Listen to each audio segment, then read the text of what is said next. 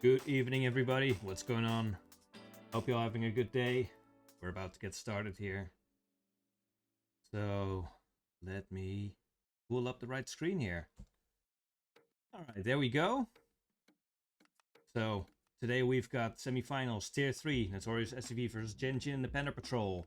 We've got 5 very nice games lined up for you today. And let's see how this goes. Today I'm being joined by Forte. I am having a bad day because Dada is talking. How's it going? Hold on a second, everybody. Like, literally, we just started and someone rang my doorbell. I'll be right back. Forte, you keep the people occupied for a moment. We'll be right back. I hope today won't be another Terran massacre. Do do do do da da da da. Waiting for Dada to come back. Do do do do do. Who goes there? Or Forte. I'm gonna try to help you while Dada is away. Oh, I'm back. Whatever you had to do, you're too late now. I'm back. It's like literally, we just went live, and literally at exactly that moment, someone rang my doorbell. It's amazing. Hey, someone joined us. Someone who wasn't here before.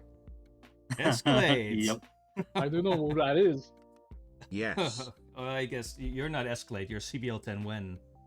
Yeah, exactly. That's the question that everybody is asking me. CPL 10-1. Yeah, so I don't when? know. It's a good question. I don't know either. Maybe you should ask White too. He always gives answers to these questions. Oh, tisk. Can't you just give us a simple answer? When? I don't know. I honestly don't know. We haven't set anything up yet. I knew I gotta go now. Yeah. Oh, okay. Okay, bye. You're still on the clock, aren't you? Oh, okay.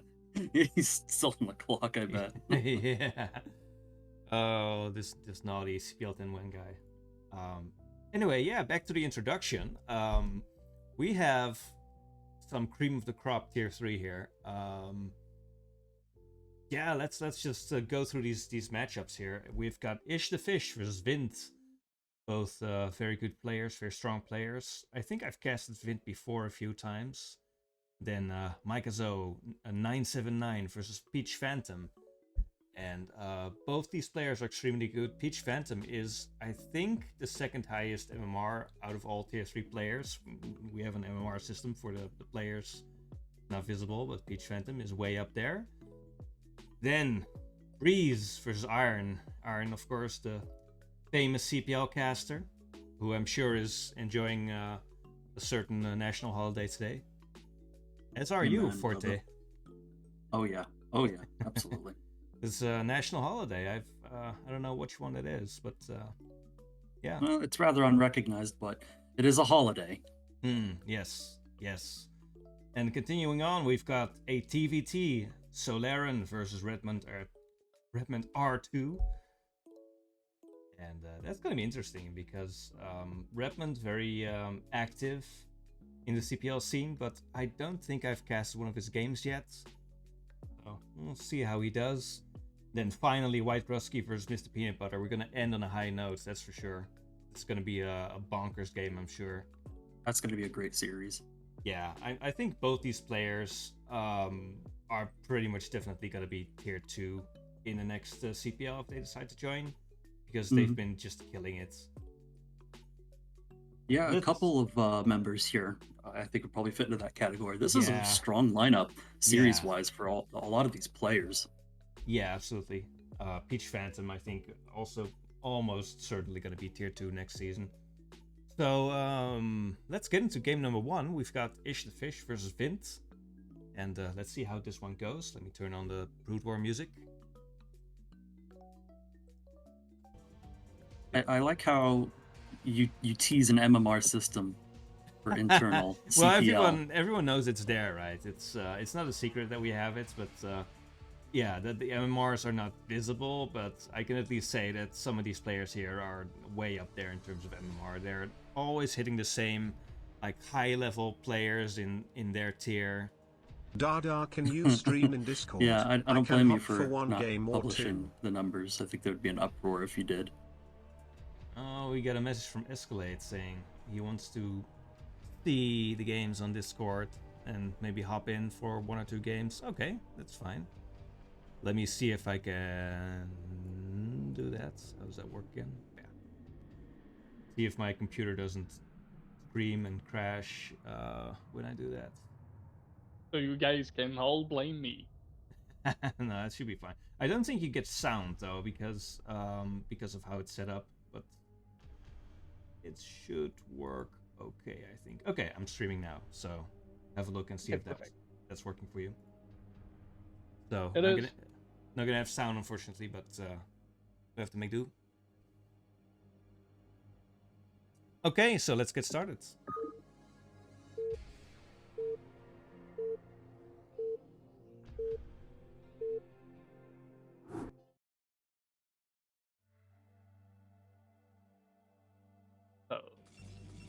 Okay. Oh, go ahead. Do the introductions. Yeah, I'm gonna introduce the Protoss. So we have Vint on the bottom left, playing as the Kill Protoss player. And in the top left, we've got Ish the Fish, our turn hero. You okay, Esk? Yeah, I'm okay. I just wanted to point out that there has been some like grudge match between those two. The CPL Discord. Oh, really? How so? Tell us more. Well, I think the grudge match began after that series. Oh, okay. So we're in for a treat here. Is that what you're saying? Is something gonna happen this game? Smooth like butter. I don't know. I have high hopes, but I cannot tell you what's going on. Is there going to be some sort of epic BM session? Is that what's going to happen? Actually, I guess if you don't know, we'll just have to wait and see. Yeah, what's the premise behind the grudging? Are these just 2 players that don't get along? I don't know. I just think that Or are they like friendly rivals? Yeah, more like rivals. The fish challenge Vint or the other way around. Front-facing baby chick. Remember. Front-facing baby some other chick. people Front-facing baby chick. Front-facing baby chick. Front-facing baby chick. Front-facing well, that's baby great. chick. That's the kind of thing we really want to see in CPL, are these nice friendly rivalries. That's kind of how you foster growth. But there was no BM in that. Not that I recall. Awesome. That's awesome to hear. Meanwhile, someone in the chat testing to see if I have a skip button. I do. Yeah, champion. As Escalate knows very well. Maybe I can spam it while I Hey, so let's get into this game. We got Nexus first. Yeah, 12 Nexus for Vint. Mm-hmm. And you know, I don't see gas being taken for Terran. I think, does that mean we're going to see a quick command center go down, a gas, this expand? Oh, maybe another barrack? Yeah, there's 400 minerals, so... Yeah, I think he's going to go for it. So both players actually being just a little bit greedy. Yeah, if you can punish it, you can be greedy and try to catch up. Yeah, 2 gateway going down for the Protoss. And yeah, if you can get away with CC first, I think that's pretty much the ultimate in terms of greedy builds, right? In this matchup. Yeah, CC first is like, that's a big gamble. Yeah. But to do like barracks first into CC, you know, that's manageable. You'll probably end up putting up a bunker to save yourself, but... Yeah. Yeah, I don't think I've seen that in CPL. Rolling. Yeah. I don't think I've ever seen that in CPL. It's less common because it's a little trickier. Like, if Protoss decides to go range first, and then they pump out Dragoons, they get a lot more time to pressure before a tank comes out to push them back, for example. It's like there's just more to deal with, but you do get an economy boost.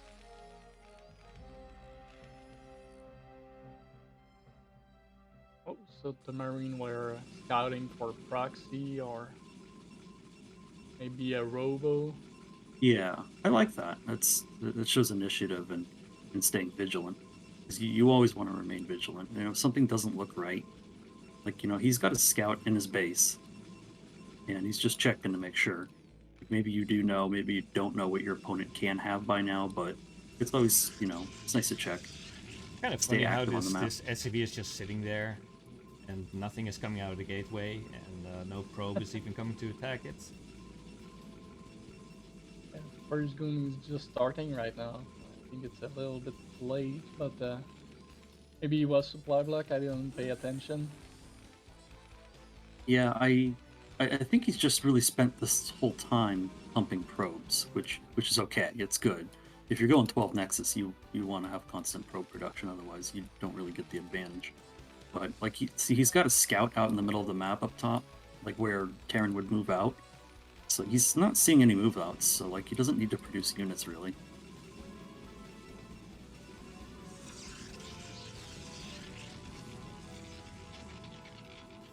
So SCV coming back. Gonna ramp with the goons. Nice Very done. good. Kill it. Perfect. Yeah, nicely done. I think at this stage, Vint should maybe extend it again. And see He no could. pressure. Yeah, he could if he wanted to. Looks like we are gonna get some Dragoon pressure. Or- Oh, walks right into the bunker. Is Oh, no. range Back it up. finished yet? Yeah, but sometimes it's tricky. Yeah. I Like, think it's easier one to fix do. help- I think it's easier to do horizontally than it is vertically. Yep. Yeah, it's kind of the same for when you're lining up your Hydras to attack the Protoss wall, and it's surprisingly Exactly. Yeah, Yeah, same exactly. thing. Pull back. Oh, fortunately, I'll lose that first goon. Very. It's okay, he's got more. Yeah, it's not the end of the world or anything, but like even one loss, He's got Make a- goons. make He's a got difference. goons coming, and a Robo's on the way as well. The dumb spider are on the way.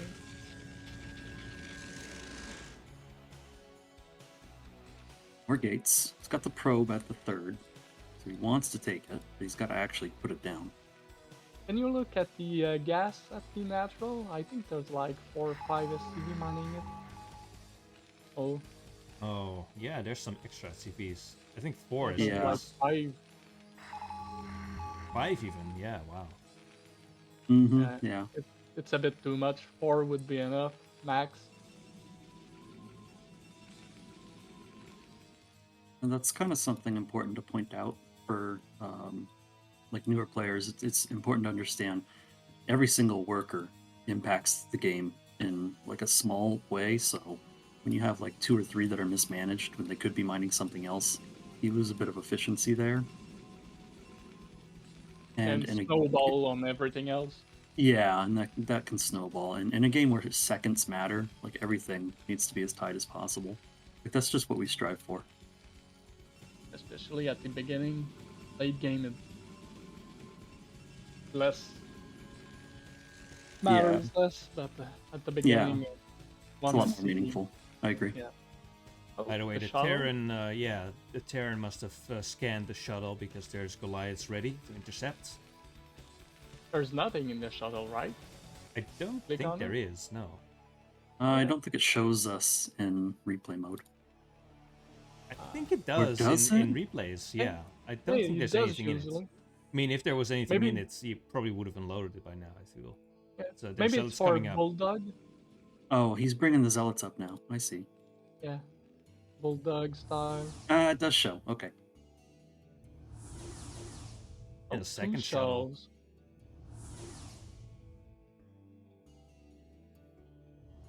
Well, this is an interesting play. You actually can't fit both these raccoons in the shuttle. He's gonna have to leave one of them behind. Or boat. I think he's just going for an elevator play here, right? Yeah, I think so. Yeah, but there's a Goliath sitting here. Just it's gonna be able to see this, I think. Yeah, Ish the Fish is in a pretty good position right now to be able to deal with this drop if it comes in. Like all of his units are positioned pretty nicely.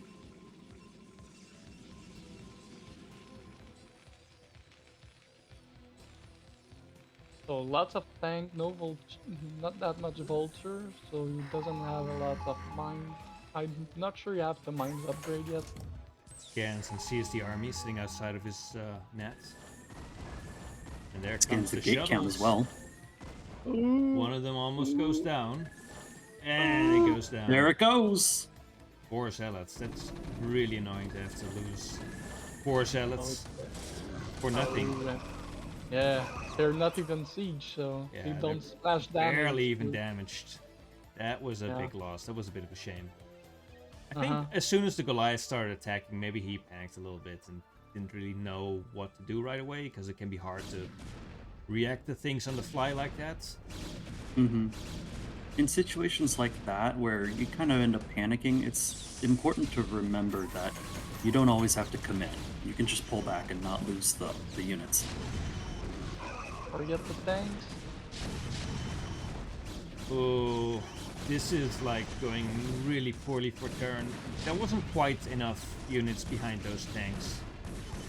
Yeah, but the tank on the high ground will save the day. Probably. Yeah, we'll prevent him from dying, but this was just a terrible trade for Terran. And just reset the tank count. Very good targeting with the Dragoons onto the tanks, so excellent job done there by Vint.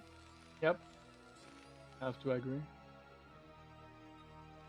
More Dragoons coming up, and this is actually really dangerous now. There's only one siege tank. I mean, it is on the high ground, and the second one just popped. So I don't know if it's advisable to go in here. I think there's too many units, even though there's just 2 tanks. But maybe with another round coming out, it might actually work. I'd like to see another machine shop in Terran's base, honestly. Now that we have 2 gases going. We could do double siege tank production from here. It's kind of what we need. So, less worker for Vint, but he starts with 12 nexus. So, the point of 12 nexus is to have the worker advantage. So, when you do that, you have to continuously produce probes. So, and the third base is not allowed with probes. Yeah, I think there's only 6 there at the moment. Not blinking, so we're not making more. We're taking a 4th, though, at the 6 o'clock, so that's good. We definitely want to be more on the map as Protoss, especially as the game gets later on. Still more shuttles coming out. So it looks like he wants to maybe try something again. This Vulture's being baited into the Dragoons. I think some losses there. Vulture are bad. Oh, looks like he's gonna go for it. Oh, I don't know about this. Vint needs to back off. He is shaving then the Vulture count quite a bit, but you don't win a game just by shaving off Vultures. Yeah, it's kind of a non-issue, especially with the bank that Ish has right now. Yeah, and there's so many mines out, you can't really go further than this anyway. Protoss' job now is his winning condition is to slow down Terran to take his third base. So I don't see any observers on the field. No, there's none. 7 Solaerran, 7 factories. Damn. Close, I was walking into mines. Ooh. Yeah, I would really like to see the speed upgrade on these zealots by now. Yeah, it's almost done. I think it's gonna be just a few seconds more.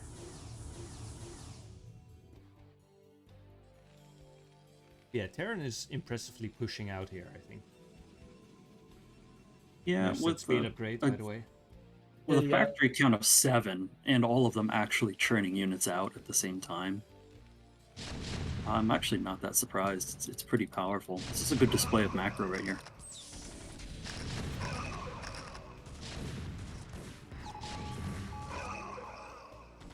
And Vint has lost quite a lot of army just by getting them baited into the siege tanks. And the dragon hold position didn't cut anything. There you go. Okay, so we're gonna run some vultures past and get them out on the map. Lay some mines down. That's good. That'll give us vision, which is really important. That's the important piece. I have to I say, don't think. Perrin is really doing well in upgrade count, by the way. Oh yeah, 2-1. That's good. He's getting some probes at the 6 o'clock. I think there is no cannon at none of its extension yet.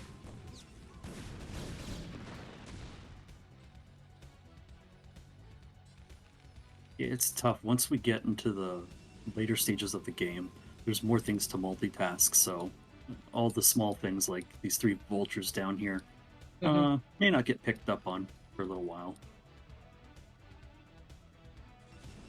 So many High Templars being sent out right now. These vultures knew about this, they'd be able to score quite a lot of points. Gosh, the shuttle count. Yeah, Yeah, that's there's a lot. 5 shuttles here. Yeah, 5 shuttles. And just non-stop rally of High Templar. That's actually pretty terrifying. Yeah, but That, he that high of a keeps speed using shuttle that. count? Keeps bleeding units with his rally. Is a little bit too forward. Yeah, it's forward just a little bit too much. And There's a this sweet is spot that you want to be in. This is, I think, a Go good ahead. example of how difficult it is to. Oh, he finds these High Templar. That's There it really is. a shame. Oh, this He's is gonna nice. get a lot of kills. I think this is a good example of how difficult it is to control a very technical army. Yeah, there's a lot of actions that need to be taken. And And it you looks only like have so much time. he did actually get the Nexus in the 6 o'clock position, by the way. Like Oh, Terran he is did, pushing wow. up to the high grounds. That's what they were doing last Very nice phase. storms going off. Yeah. But there's Oh, only I don't goons here know. now and so many siege tanks. Oh, actually, all the Oh, on zealots were in the siege. shuttles. Oh no. Oh my goodness, wow. That's what I was talking about, like 5 speed shuttles. That's scary. Yeah, but I'm not used to seeing this many units in shuttles. That was like a recall right on top of the army. not sure it was Kind of has the worth same it though. punch.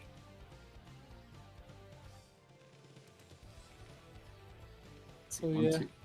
Terran is Minout is his main, and his Yeah. natural is dry as well. He still has a big bank, but I think this is gonna be what loses Terran the game, is if Terran can't get a 3rd base. I think Terran should be able to, but he's pretty low on siege tanks after that attack. Oh, getting these High Templar is very nice. Playing mines, that's exactly what you need to be doing. Yeah, this is good. Anytime you can spend your mines, if you get a chance to do so, do it. Yeah, but because technically you pay 75 minerals for 3 mines and a free delivery service. Yeah, that's the meme. So you don't care losing the vulture, you want to drop all the 3 mines. That's the way to be efficient. By the way, Protoss now taking the 3 o'clock base. I think just relying on it not being seen by the vultures. I mean, obviously he could defend the base if he wanted to, but he just wants to siege up this Terran natural now and prevent him Terran, from double getting that 3rd. expo? Yeah, you're right. Double expo right now. Yep, I like it. This is the kind of risk you need to take at this stage when you're this far behind economically. I like it. I like it. He's ahead of supply as well, so Yeah, it's kind of shocking how far up in supply Terran is. If we look, okay, he's gate count, let's see, 4, 8, 9, 10. Kind of low. Nothing being But we produced at also the need- moment. Yeah, we also need bases to support that as well, but nothing being made out of them, as you were saying. That's a big issue.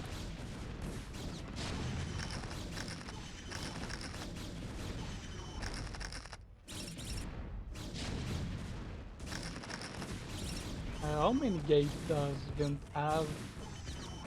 10? Yeah. Vint, how many gates does he have? Because he seems to have a bit of problem to extend his mineral. Maybe queued up some now, but Oh, this is very nice, laying all these mines here. Actually, it doesn't matter, because the gateways aren't... Oh, actually, they're producing units. Thank God. okay. Yeah, so these mines are in a really good strategic location because those units from Protost's production have to come down that ramp and into that minefield to get out on the map. Protoss did a very risky probe transfer just now to that 3 o'clock base, so that's up and running. Terran doing the same, sending SCVs to the top right, and the Observer is going to catch that, so... Protoss should now know about that top right base. Alright, these mines getting some value. And looks like They're so Terran is cheap. going to take the natural, the mineral only. And it's expanding a lot everywhere. Good, good. Yeah, he needs to do that. Kind of like when you're a Zerg and you have the army production phase and the droning phase. Right now this SCV is in this droning phase. Taking bases. But since Protoss noticed that SCV transfer, this base on the top right is going to get shut down.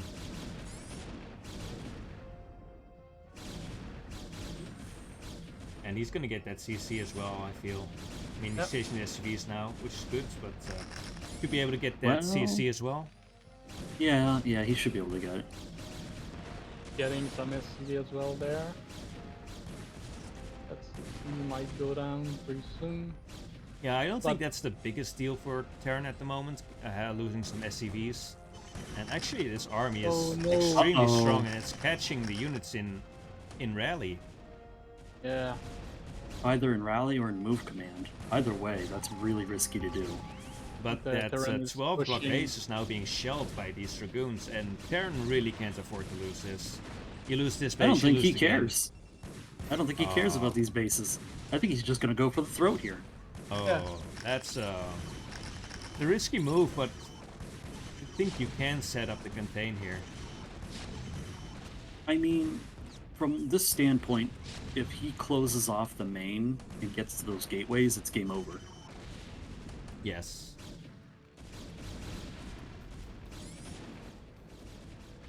So it's literally a base trade right now. Yeah, but kind of hitting opposite ends of the macroeconomic spectrum. Vint's hitting all the resources from Terran. Terran's just going straight for the production.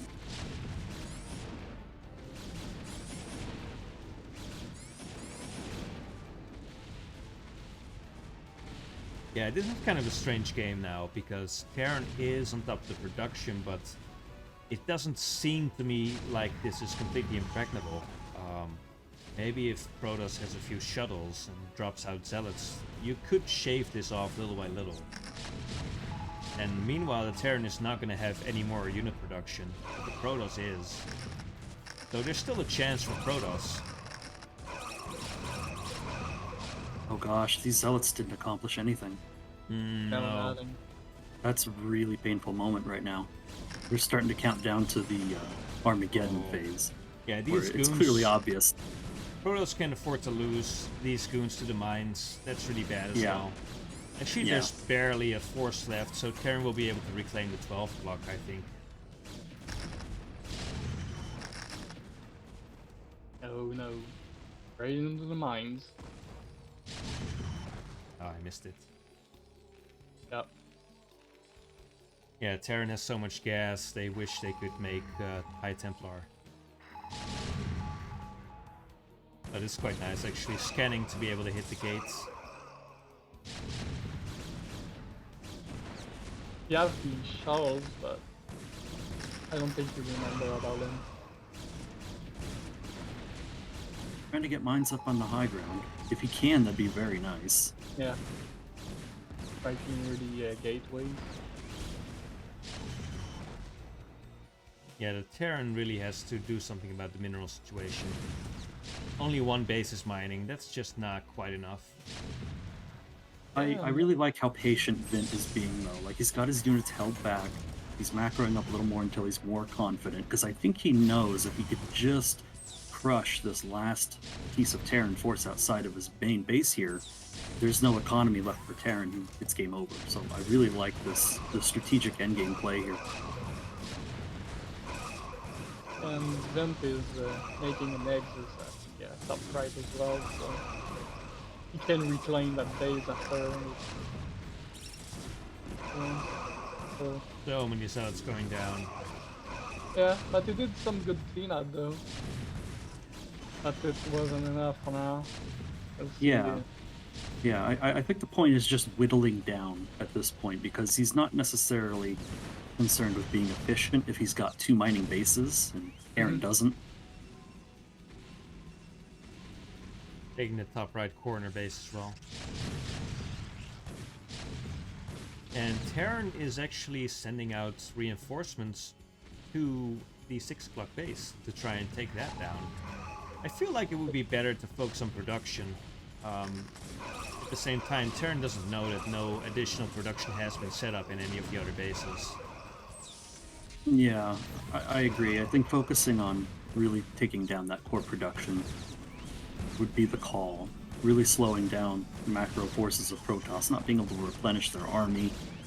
But this is still good, you know? Yeah. Like, we're clearing out an entire Protoss mining bases. We're getting a bunch of goons And almost for free. This All was these really probes. efficient as well, because this is 3-3 mech. And the Protoss just has one attack upgrade, that's all. But this contain outside the production is basically nothing now. So he needs to reinforce that ASAP. At the same time, there's quite a few vultures here now, and there's only zealots, so I think this is over, guys. Yeah, 12 probes, 13, I mean... 13 probes. All the probes are at the 6 o'clock, so now is way behind that. Yeah. He's rebuilding gates in the top right, but... it's too little too late at this point. Actually, you still have quite a few gates. It's... You could have done that when he had the 2,000 base. Yeah, you don't have that kind of money right now. Just put down 10 gates. GG's. Nicely played by Ish the Fish. GG.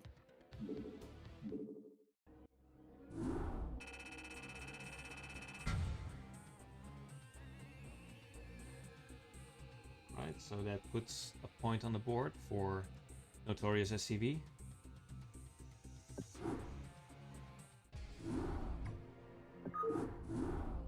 Yeah, that was a great game. It was interesting to see that siege at the natural of Protoss. And Protoss just couldn't wriggle free from that. I think it was a good call. Yeah, absolutely. I think if you're playing on a 4-player map, TVP, and Protoss doesn't have one of the other main bases with all the space for production, I think it's a good call in general to make a strategic plan to just try to cut them off at their production. Yeah, that's definitely it. Because he was stuck in space anyway, so if you cannot make any money, you cannot produce, so that was his win condition. If he knew he had another base, it's not the same issue there. Right, yeah. Okay, so that brings us to map 2, Ascension. Let's see how this one goes. Ish the Fish versus Vint, game 2.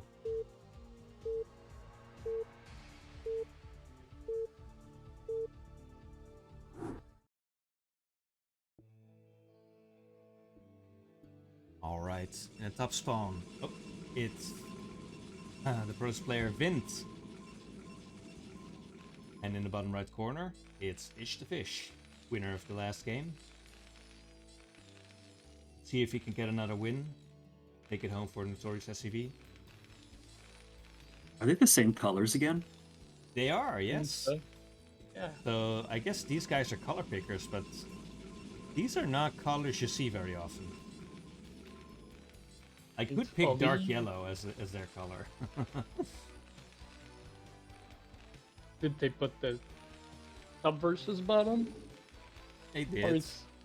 We can switch. Did they? Yeah, red versus blue. Oh, that's so much prettier. Should we do red versus blue? Okay, let's just do red versus blue then. I'm sorry, guys. You need to revise your color picks. Looks Dada like the gonna guy get is a like complaint. magenta. Dada gonna get a complaint by Ish the Fish and Vint. Yeah. Didn't stream it with the color we picked. Yeah. People are gonna stop picking top versus bottom just so we have to watch their colors. And it's really confusing when someone picks blue and red, and you alt tab and shift tab, and the colors switch. Yeah. True. Yeah, but red and blue, it's like OG classic. It's like, this is the way it should be.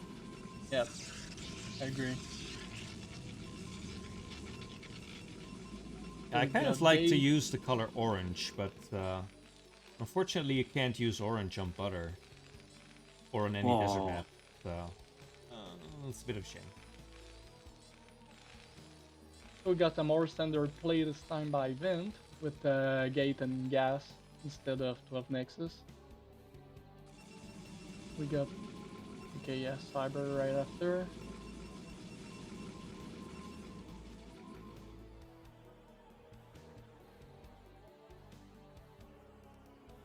Yeah, I like how they both opened differently this time around.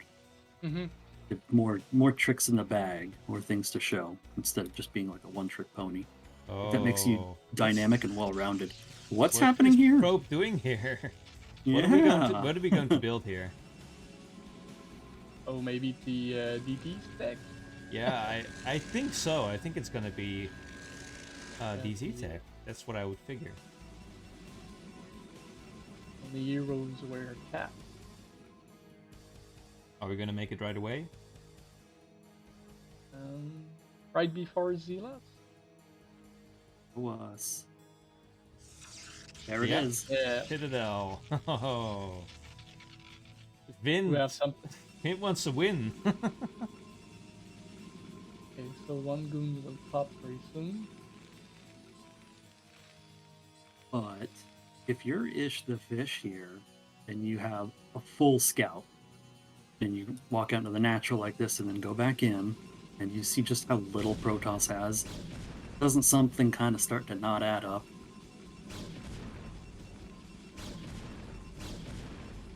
Well, maybe at this level they don't notice.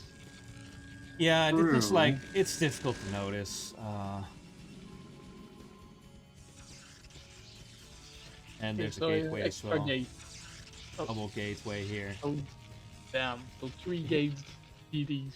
He's just building Gate all his. DT. He's just building everything here. That's my new main. Yeah, that's the new main. And Terran is doing a 2-fact. So this is not going to end well for the Terran, I feel. Is it mines or siege that is being researched? Yeah, if you have mines, you could possibly hold on. And what He's is going searching? for siege. He's going Yeah, for okay. siege, yeah. So no detection yet. I don't actually know exactly how the 2-fact works. I think you get your mines as you're pushing out, right? Yeah, mine's and speed. Or no, you want to grab... There's a couple different ways you can do it, I think. I'm not a Terran player anymore, but... By the way, this SCP just going right in. Yeah, It's- getting the full there's scout. There's Seeing nothing. everything, seeing that there's nothing, no additional tech, no additional gateways. Okay, so now... Yeah, you should ring a bell. I think you should No. have made the gates inside his main instead of there to prevent that. Could be, yeah. I mean, feel he's not like gonna. I really want to ask Ish the Fish if he suspected this at this point. Because he is researching mines, but he's... Yeah, he's Okay, making so an eBay now. engineering break. Okay. eBay is coming down. But these DTs are going to hit before then. Yeah, but it's still gonna be tight. And what does he plan to do? Uh-oh. Oh, He's just gonna- walking past, Oh. yeah. He's just No, gonna that's- walk in. I think that's the way you should be doing it. Actually, Yeah, I I mean- probably would like it if he had 2 DTs in the main here and then just made DTs to hold at home. Oh, what is DD's doing? Yeah, he's gonna Oh, get the kill on the eBay before it finishes, and that's just horrible. I think this game is gonna be over in a few moments. Yeah, there's no detection here for Terran at all.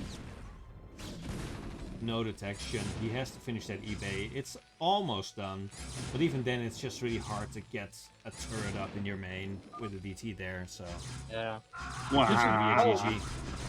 We got the series, guy. We do. That's probably why there was a grudge match after that. Oh yeah, was that? Hey, maybe. This was it. Yeah, could be. It's a 1-1. That means we are finally gonna see what the third map is this week. Because in my last cast we had only 2 O's, and the next map is gonna be Eclipse. In fact.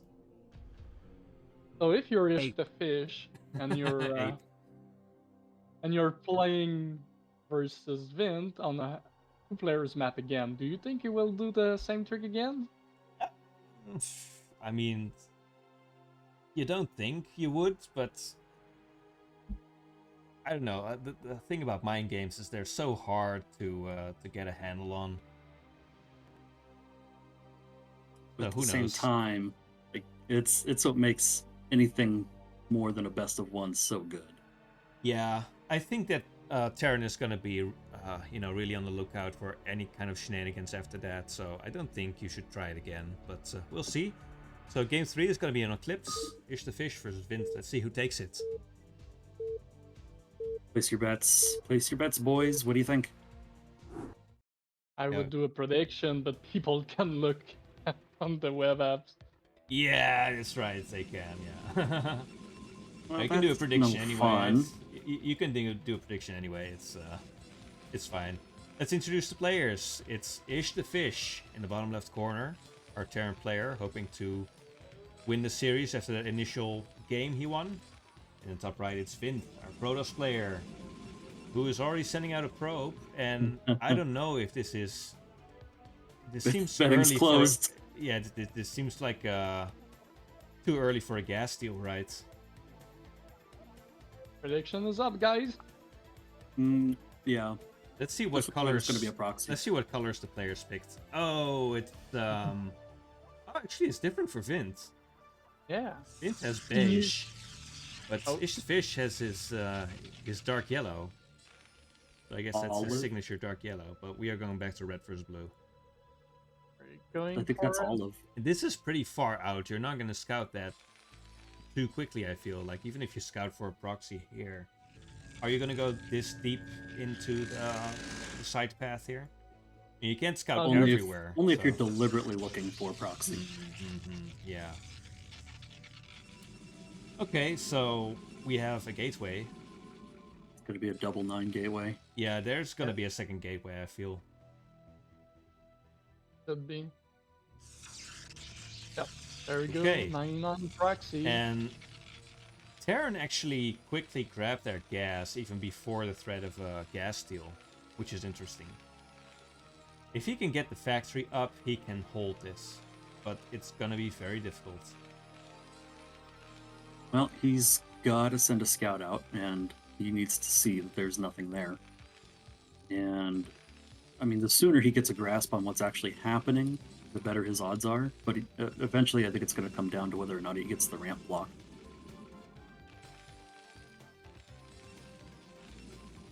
Oh, with that probe. SCV attacking that probe. It's gonna get it. Yeah. That's actually quite nice. Wow, that's SCV yeah, that's a nice moving move right out. there. Oh, and he's going the normal path. He's not scouting for proxies. Oh, he's gonna miss this. That's such a shame. Well, I'm beginning to see why there is talks about a grudge match.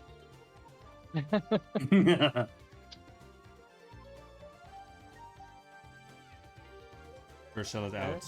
And yeah, this is gonna... The alarm bells are going off now. Yeah. Oh, They're gonna see. So let's see that micro from Ish the Fish. There you go. Move behind it. Oh. Yeah, very nice. Nice. Nicely done. Making a bunker. Okay, or but we just already a- have 2 zealots, and these zealots are going to split up, and this is going to be... Oh, that's actually very nice SimCity from Ish the Fish. Very well done. He's making a bunker. This is going to be hard hold, but I think he can do it if he finishes that bunker. Yeah, he can. He's not Yeah, but making another unfortunately, marine he's though. supply blocked. Where's the marine? Oh, Yeah, he's supply he's blocked. supply blocked. Oh no! I think that supply block is probably going to cost him the game. There's 4 zealots here now. He's never going to finish that bunker. Oh, he Unfortunately, does. I think you're Yeah, right. he finished the bunker, but he can't get a marine inside. Yeah. And All the marines these, are dead. oh my god, these zealots are just going ham on the SCVs here. He does get one single marine in, but the single marine doesn't do anything. You need to target the SCV and not the bunker. Yeah, he is targeting down the SCVs now, and more zealots are streaming in. There's 6 zealots here now. Oh my god. That's rough. With 6 zealots, I think that's the nail in the coffin here. I mean, we're down to 6 SCVs. There's not And much we can do. this just shows you how quickly this can snowball, this attack. It's very hard to defend against. You need to be perfect in everything you do. This bunker's gonna go down. There we go. Everything's gonna die. GG. GG. And the Why the grudge, pylon? Wow. You know what? At least we got a GG and not just a G. Why the pylon, though? I want to know. For the pylon? Yeah, the pylon. He Maybe. put a pylon in Terran's base. It's In the Shadow weirdest One. spot, too. it's to force a grudge probably match. to not get, yeah, maybe not get supply block, and it's easier to macro You when need, you're inside the base of the enemy. than need, doing that yeah, inside the base. you need pylons to make your units Forte. That's why you build pylons. No, look. See, to me, that's like saying, I'm planting my flag here, buddy. I think that's where the grudge is coming from. I'm calling it. I think that's where it starts. There's one thing I don't think I've ever seen in CPL, which is the offensive gateway, or like the manor gateway. Like the Hell Gate. Just the I don't know, gates in the opponent's main. Just you build the manor pylon, and then you just build a gate right after it. Horror Gate. Oh, is that what it's called? Yeah. Yeah. I Horror don't Gate. think I've seen that. Manor yet. pylon. Yeah. Manor pylon, then 1 or 2 gates inside the Yeah. main of your opponent. Yeah, that's brutal. There was actually a game in the KSL qualifiers where this happened to one of the players. It must be one of the most embarrassing ways to lose. Just everything is wrong about something like that. Okay, so that brings us to our next series, which is going to be a TVP again. And this is going to be Micah Zoe versus Peach Phantom. And this is going to be a good one, because both these players are insanely good. Peach Phantom, one of the best players in Tier 3. So let's see what kind of a game this is going to be. If this is going to be more of a macro game, or if we're going to see some more chatter. I like Swiss cheese. Swiss cheese, Gouda. Yeah, there's all in it. Cooper cheese. At least we all agree that American cheese is bad. All right, in the top right corner, it's Mike Terran, Micah Zoe for Notorious S.C.V. Hey, and it's Peach Phantom in the chat. And also down here, Peach Phantom for JJPP. Like I said, one of our best Tier 3 players, so let's see what kind of a game this is going to be. Oh, it looks like we have predictions up. That's very nice.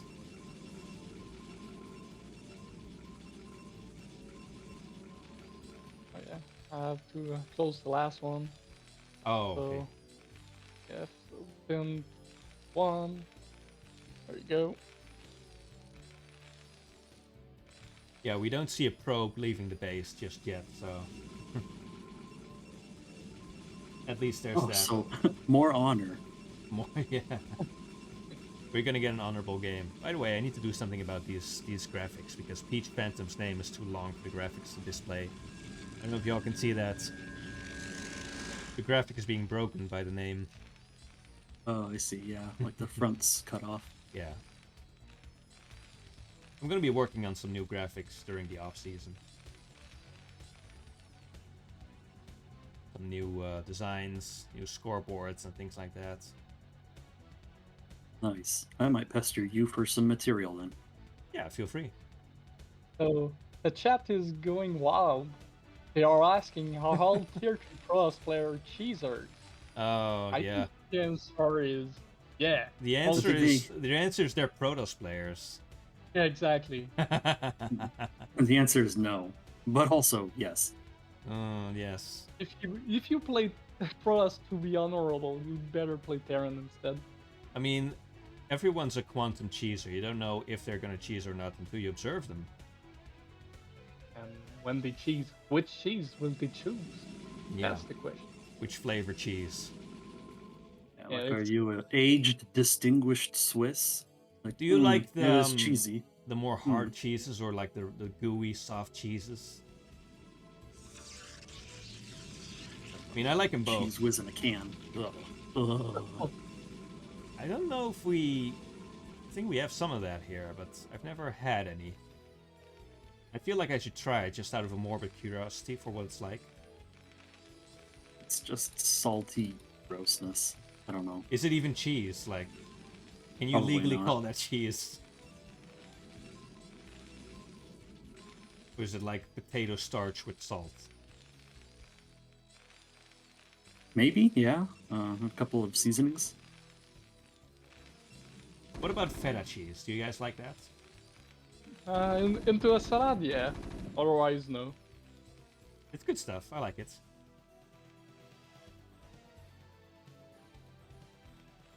Oh, that Zealot moved fast, or maybe I got some delay from your screen. And Okay, you so can tell someone is a Gosu when they attack with a probe and a zealot. Yep. No more bunker. This bunker is not going to go up. And that Marine have is bruised and will never recover, like Tiger King. We'll never recover. That's true. I mean, you don't make medics in this matchup, so that Marine's he's got a bum leg for life. Well, don't tell Fonger that. His gun is injured as well. His gun is red. Yeah. He's got a Fonger. broken gun.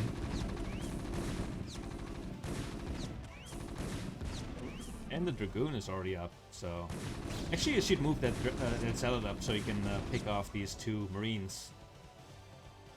Yeah, Dragon with no range, but I think if Terran micros well, they can win this fight and secure the low ground. But Yep. okay, gotta go ahead and just grab the CC on the high ground to be safe. Okay, that's a respectable move. Oh my god. Scouting S.C.V Oh, gets picked not off. yet. Yeah, gonna push him back. Yeah, he could finish him off. Yeah, there he finish off the Yeah, zone. At that's least that's nicely good. done. But this was very good from Protoss, you know, just pressing here and delaying everything, forcing out more units. And Yeah, for sure. Forcing the CC to be built on the high ground. Yeah, and like looking back at Protoss home, you know, it got the probe transfer going. Nat's already, it's good to go. Got robotics tech already. Like Protoss is right where they kind of want to be at this moment. yeah. Range is done, right? Range, is it already done? Oh, I guess probably is. Yeah, I didn't notice. Probably. I would assume so. They're finally getting Okay. that bunker down. Oh, switching into. Okay, wait, double factory now.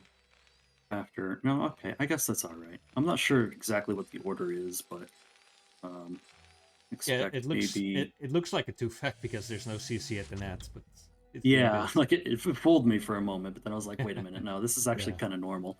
But Yeah. I expect like an academy or an eBay. Okay, there's the eBay at the top. I didn't see it, so we'll be going Oh, turrets. careful not to lose your goons here. Oh, Oh, ooh, that's a There bit is. wasteful. That's a bit of a shame.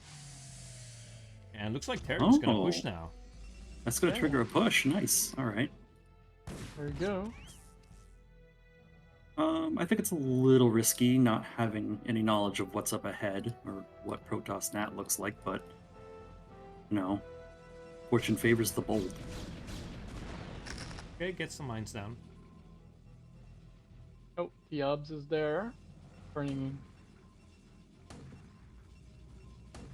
Like Be that careful not tank. to lose this tank though. Ooh. Yeah. Ooh! Bisu Look style. at Bisu over here. Oh, nice. Oh no, this tank I think it got rallied down. That's a shame. I think he's gonna lose this. No? I guess he's gonna save nope, it. Wow. Backs off. That's extremely Hey. important that he saved that. Yeah, great decision from And McTarran look, here to this back off. vulture getting this probe. Little Pep Quite is nice. The Pep is dead. Yeah, that was Lil Pep, the Lil Pep's grandson. dead. Oh, the mine's there. So annoying. Okay. Oh, Bisou. Friggin' Yeah. Bisou strikes again. Damn. You can rename yourself to Bisou Phantom. I like Peach Bisou better. Peach Bisou, yeah. Could there be like some kind of nice Korean version of kind of like Bingsu, you know? Bingsu named himself after Bisou. Except Bingsu really? is a type of ice cream. Mm-hmm. Could there be something like that with like Peach? Is that possible? Should look into this. Peach, there's got to be something. Yeah. I just had tea with arabang in it, which is like orange. It's Korean orange tea mixture. Oh, okay. Yeah. So that'd be great if you were orange, but you're peach. I'm sure there's something out there like that. Yeah, this actually reminds me I have some Korean ginger tea. I should have some. It's probably very good. Another ginger ale? It's I guess it's similar to that. It's pickled ginger in sweet ginger, like in sugar. Oh, no, I don't think it tastes the same then. It's not really the same as ginger ale, but it's, you know, it's got that gingery flavor and sweet ginger sweet flavor. Okay, so question. What is that +1 air weapons at the cybernetics core spinning for? Woo! It's spinning. There's a Corsair in production. Oh my god, are we gonna Corsair? see D-Web? Web? Yeah, like the D-Web build. My curiosity is piqued right now. Yeah, probably we'll see. And if there's the others Fleet will Beacon see being made. Fleet beacon.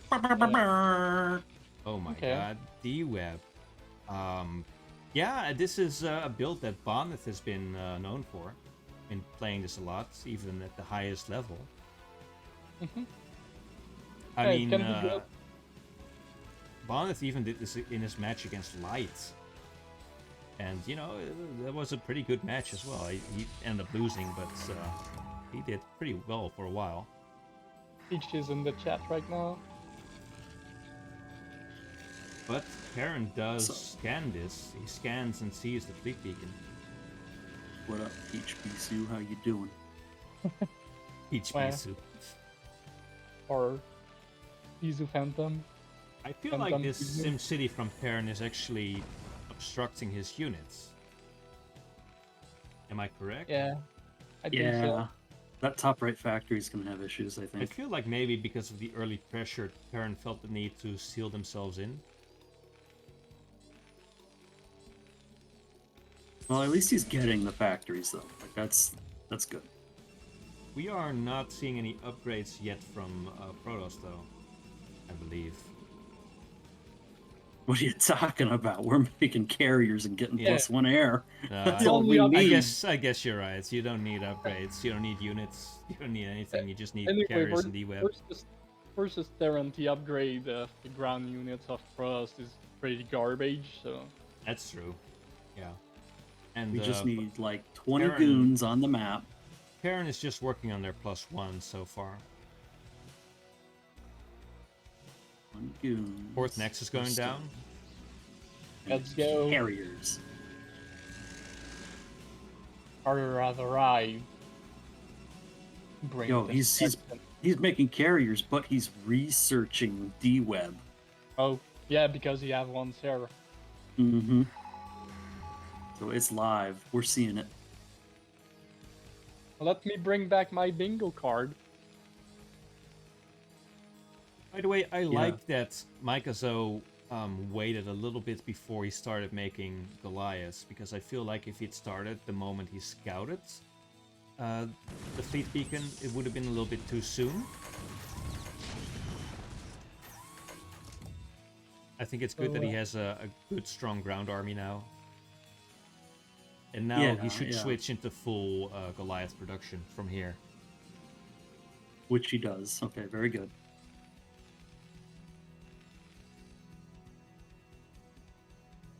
And I guess the question is, can Terran push and kill this mineral-only base? You could. Technically, yes. That's a rough call to make. But, It all comes down to a lot of variables, including execution. so I think he's moving forward. Corsairs are on their way. I think there's just too much Protoss here. Yeah, I think so There- too. And there's not too enough much support. Yeah, there's not enough support for these tanks, I feel. And this ooh, yeah. Protoss seeing the move out.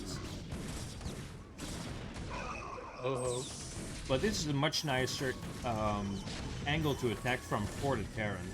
D-Web going down. Oh, my wow. God. Oh, that one's good. nice. And the other one, perfect. Yeah, we have only 2 Corsairs, but they are worth their weight in gold here. Mm-hmm. And now And look- nothing can fire. Oh, D-Web wears up. I forgot how short it is. Damn. Yeah, that was just an absolutely overwhelming victory for Protoss. That was beautiful. It was such a smackdown. That was crazy. Oh my god, there's a GG right away. Yeah, Yeah. that's gonna be GG. What else can you say after that?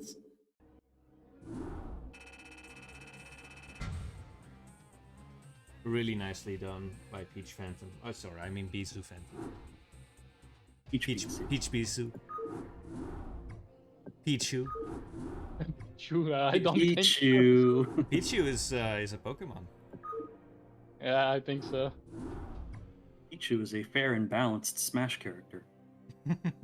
Isn't Pichu considered the worst character in Smash? Yeah, like by a lot. I think he's awful. Poor Pichu. Okay, I guess that brings us to game 2 on Ascension. And if Peach brings this same style, then I think Microsoft is going to have to ask some questions, like how am I going to fight against this crazy unit combination that probably hasn't seen a lot. How to counter the web? Yeah. I honestly don't know. I don't know how you counter that. I don't know if Probably there is a... Science Vessel and UEMP. But I don't know. Are you really going to make science vessels for, like... They're yeah, so hard to catch, though. And you need those science vessels so quickly. You don't really want to make science vessels off 2 base. You know, you just don't really have the gas for it, I feel. well, you have to get some Science Vessel versus Protoss that goes Arbiter, usually, and usually yeah, there's from 2 definitely, base. yeah. So eventually it comes into the build order, but Yeah, we need to get, like, one of our coaches to... maybe Boneth. Boneth is a CPL coach, technically, so we need to ask Boneth, like, what are you doing he against will- this? he will Yeah, never get him in tell here right now. Yeah, Someone I mean, call Bonnet. he uses Boneth- the D-Web a lot, so he must know all the ins and outs. I don't think he will want to tell how to counter his build. Hey. I think he'll be happy to. I think he's a cool guy. He is not gonna have a problem with that. Yeah, he seems pretty chill. All right, let's see if Pichu can repeat that success from game 1. What are we gonna call Peach Phantom, guys? We're gonna call Ghostbuster. I think we just call him Double P or PP. Double PP. PP, PP up. Another Pokemon term. PP into the MIT. All right, in the 12 o'clock position is Peach Phantom. And here in the 7 o'clock position, it's Mikazo. Karen, who likes to pick blue, I guess. Because these are the same colors as before. Blue's an alright Terran color. Blue is a great Terran color. I think great lots of everything colors color. lots of colors are good on Terran, I think. I think Yeah. Zerg is the hardest race to pick a color for. Yeah, Zerg is hard to find a good color. Pick the It's- not bright colors, like more earthy colors, like the pale stuff and the dimmer yellow and pale green, pale blue. Those look really good. Brown, I think. Yeah, Jadong always picks brown. Brown is Jadong's color. It looks good. He always shift tabs though, so he doesn't actually see it. Well, I think he probably does it for the same reason our CPL player Lana does. It's just to obfuscate your stuff on the map, because brown's it's hard to look at on the mini map. But then yeah, you just shift tab and get teal and red. I honestly don't understand how people can play without shift tab at least once. I mean, I can understand playing against the units being in a different color, but not the mini map. Oh, I think Mikazo may have put that depot a little bit too far. The barracks actually doesn't make a completely sealed wall here. Yeah, that is a gap, unfortunately. Can you save this by putting another supply depot to the left? Maybe to the bottom left? Oh, maybe. But yes. a supply depot and a CC, maybe that doesn't quite wall. I guess it probably walls zealots though. No, actually. I think if a supply depot is to the left of a barracks, it really doesn't stop much. Where is the Zealots can fit. Where is Niblime with his rhymes? And we need him. Yeah, need to get him in there. Wake him up. Oh, it's pretty easy. It's depot on top, units will stop. Depot below, units will flow. Depot to the right is zealot tight. Is he gonna get this probe? Just barely doesn't. Sorry to interrupt you there. No, it's all good. I mean, probe's getting out. It's going to be recycled for another scout, is my guess, because it's just kind of hanging out there. Look at this. The Marines looking for it, too. Yeah, with the hull being so low, it's not going to get anything done.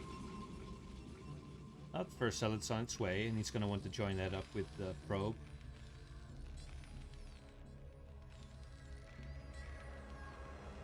Bunker going down. Looks like it is going to finish on time this time. Yeah, looks like it. Goon in range. This is a pretty normal looking game. Yes. Very much so. When everything's at stake.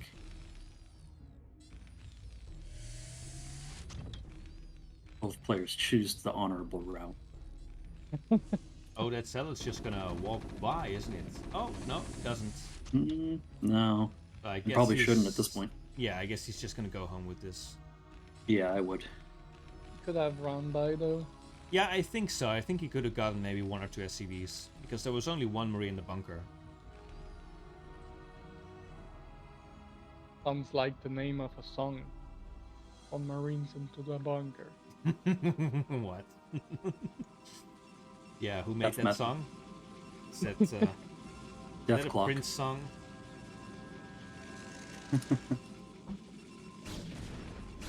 Escalade, can I ask you a question? Go for it. Escalade, what is your ASL song gonna be? My ASL? That's such a good question. I don't know. Yeah, Aaron asking in the chat, how high are you? That's not a good question. That is a good question. I don't smoke, so I'm never high. What are you doing here then? Get out! Yeah, this is our special 420 cast. Someone have to hold the wheels while the other are flying away. Dude, I'm holding the right side of the wheel and Dada is holding the left side. You're just in the back seat. Yeah. And I can't even drive, so... You need a joint, brother. I can roll. I think we didn't answer the question though. What's your ASL song gonna be? I'm Yeah, sure you've thought about this, right? I mean, everyone thinks about this, right? I'm not weird for doing that. I never thought about it because I'll never reach ASL. I've totally thought about it, but I am so incredibly egotistical. You would expect from me. What would your song be? Just as an aside, Peach Phantom just walking the Dragoon in to confirm that the CC is there. Oh, that's a nice little move there. 3 damage on the bunker. Yeah, making sure there's no 2-fact. Tank is out, so this goon is going to be driven back. And siege mode is already there, except. Yeah, I've thought about an ASL song, but I can't quite come up with which one I would pick. Because there's so many good ones. Yeah, I'd probably go with the classic High of the Tiger. Oh, yeah, that's good. That's good. It's not super original, but that's a good song for that. I I thought it don't might remember what. be. I thought it might be funny to pick "Bat Out of Hell" because the lyrics go like a bat out of hell, I'll be gone. So it's sort of implying that I'm gonna be the first out. Where's your sense of fighting spirit? Yeah. Yeah, There's too it's many just good on the map options. tool.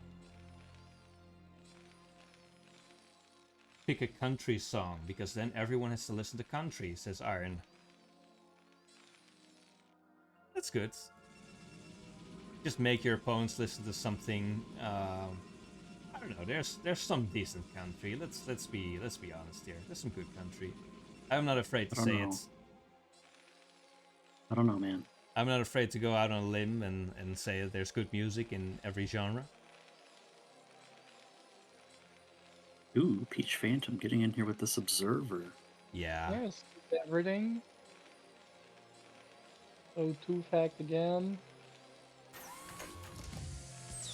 Oh no, are we gearing up for a move out? Yeah, it looks like it. I don't actually know how well this is gonna work on this map specifically. You do have these very tight chokes here, which would mean that siege tanks are stronger, but I don't think you can really get much done here, even though you've got absolutely a smattering of marines and oh, and Peach Phantom sees this coming. So Oh, the Observer, yeah. Spots it as it's moving seeing out. this coming is everything, but Protoss is all set up on the high ground here. Yeah, I'm really worried for Terran here. Oh And god. Terran just runs into the goons on the high grounds, but actually manages to siege up. That's quite nice. Gonna force the Protoss back to the low ground. Yeah. Look at this tank control. Yeah, very well done by Mike. Now this is leapfrogging. Very good. He's already up the top. This is pod racing. This is pod racing. Iron is gonna appreciate that comment in the chat. Yeah, all the goons are gone except for one, and that last one's just gonna fall now. Wow, beautifully played. What is happening? Oh, I see. Peach Phantom's trying to do the same thing. Dumped all of his money into the Air Force. Stargate again? And, Yeah. Oh. And GG. he calls GG. Wow. Even Bizu have to fall sometimes. I was like so worried for Terran there, and then he's just like, yeah, no, I'm just gonna casually leapfrog these tanks uphill and then downhill, right into your face. I guess that's the counter to D-Web. You just make them not get to D-Web. Yeah, exactly. Yep. That's the counter to many things. So that means we're gonna go to Eclipse. And yeah, what are we gonna see here? You know, one thing I don't see much in CPL Tier 3 is the gas steal, which is quite common on this map at the higher level. Mm-hmm. It's so good. Yeah, I feel like it's such a unique situation though, and I guess at Tier 3, you probably just want to learn a standard build and not learn a special build for a specific map, and that's why we don't see it as much.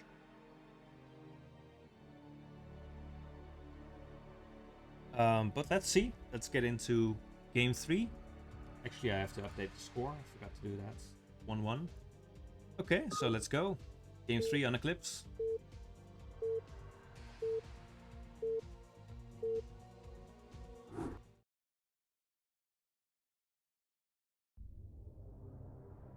Alright, in the top right corner, it's Mikazo, the blue Terran.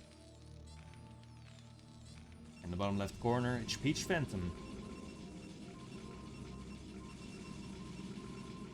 So we are 1-1 again. Well, honorable Protoss or not? I think Peach Phantom is an honorable Protoss. So far. I guess it depends on whether you consider D-Web to be honorable or not. Well, I think it's honorable because it requires some skills, not like just regular cheesing. It's the top cream of the cheese, you know? Yeah. I think it's fine. It's maybe like just a slight dusting of parmesan atop of the sauce. A light dusting of powdery cheese, maybe. You really want to call it cheese, don't you? Nah, I don't actually think it's cheese. I'm Same getting colors. Same colors again. Yeah. I'm getting hungry casting with you guys. Yeah. We should have come up with a different name for cheese.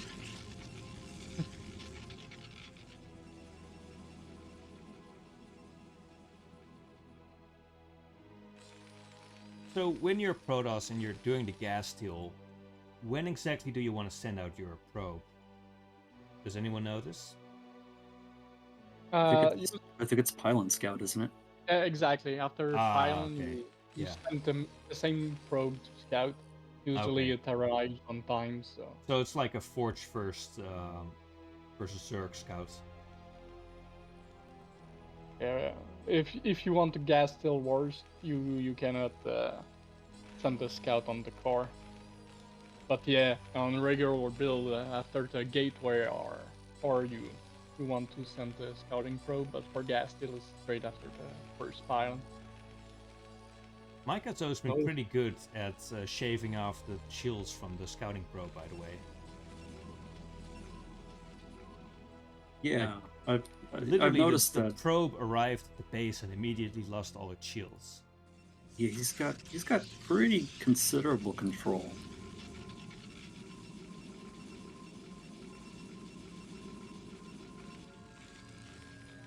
Okay, so nothing fancy from Peach Phantom yet. No, but I think he's gonna get range. It's probably gonna get range, right?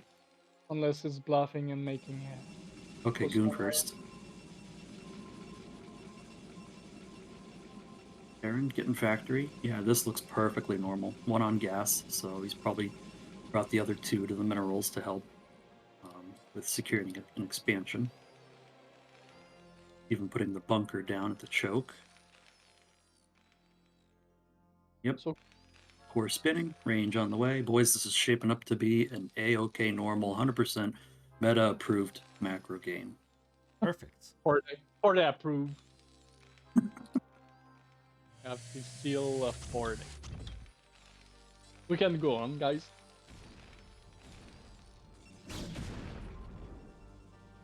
SCV getting back into the base. Gonna see the core spinning. So, Dom Goons stuffing his pursuit. He's checking for a fleet beacon. It's gonna find one. 4 minutes. Fleet beacon! Oh no, it's just a pylon. Yeah. One base carrier. Also One base known carrier, as yeah. the Mudman. Mudman, yeah. That's what they call it if it's versus Protoss, right? Or is it also called Mudman versus Terran? Well, it's always also called versus Mudman. Terran, but versus Terran it's pretty hard to pull off. Versus Protoss is easier. Oh, yeah, okay. I can't imagine pulling off a one base carrier versus Terran. Yeah, maybe on the F rank, maybe, but otherwise, no.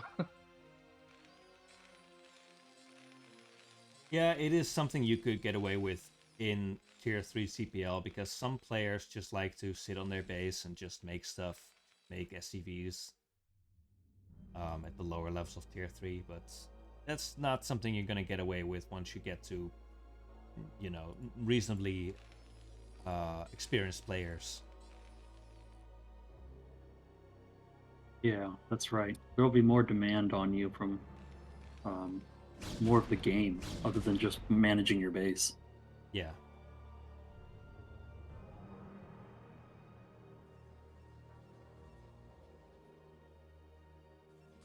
Like, have you ever tried to keep your build tight while also microing mutas? Like, Yeah, woohoo! that's the difficult part, I think, about It is micro-mutas. so hard.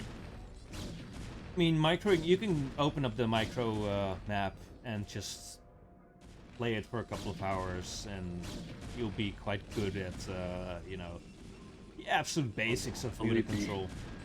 I And have. Every good Zerg has.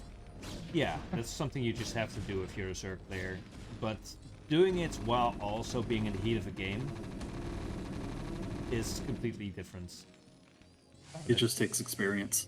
That Dragoon taking a ton of damage, but he does confirm that there is a CC. And he's gonna run into a mine, I think. Unless he walks all the way around.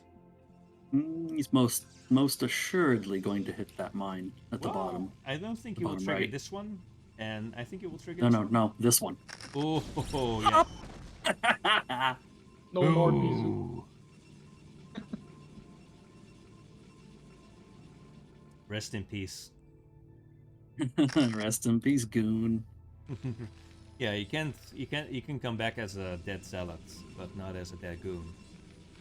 Okay, so that's how it works. You start as a probe, you die, you revive as a zealot, and then a dragon. No, probe is That- just a robot, right?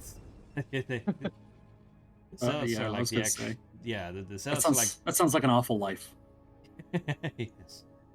Wait, does that mean Lil Pep is gonna haunt me as like a zealot and then as a goon?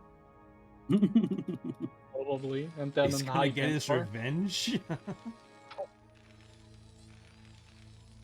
So, I like these mines on the map that McTarn put down. And good gives good vision there. And that base gonna get delayed. At 9 Ooh. o'clock. Actually, that mine is just a little bit to the left, but Yeah. it does get vision of it. I did Yeah, that's before. when you drop a vulture or something there, and then you just hope that they run a goon in too close, pick it off. Yeah, and it triggers and kills all the probes there. Nice booby trap. Yeah, this happened in an ESL game, Best versus Mind. I think it was ASL Season 7. Bowler. Are you like an ASL encyclopedia walking around? I just Among Us? remember this because it was kind of interesting to see how this server is going to go down. But Best's goon actually glitched out and got stuck, and he couldn't unstuck it in time, so the goon just kind of danced into range of the mine. It was just tragic, and he lost like 12 probes or something to that. Yeah. Well, I know you can do like a mind trick, get the Walters glitch and Yeah, pass the pylon wall. Yeah. I Not feel sure like how it works, but it's tricky to do, right? I think so. Tries to get up there, Yeah. but doesn't get there. You have to put the mine down, I think, in just the right spot. Or something. I'm not exactly sure how to do it. Let's see what the scan finds. Not gonna find any Stargate tech this time around. At least not yet. So he sees the probe transfer. It's time to activate the booby trap. If only you could remote detonate mines. Imagine that. Imagine.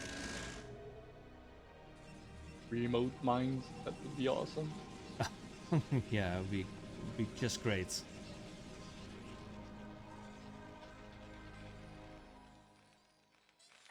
So where are we at? Alright, Terrence checking top left. Nothing there. Terrence main base. 4 Kind of factories amazing going to up see to this 6. vision of the mine. Is actually kind of amazing. Yeah, it captures a nice snapshot of the saturation. Yep. The economy there.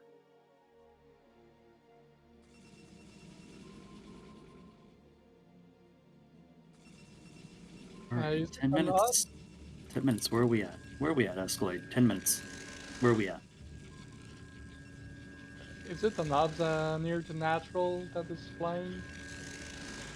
I'm looking at Dada screen, so I can't point out. Sorry, was the question? what exactly are you looking at?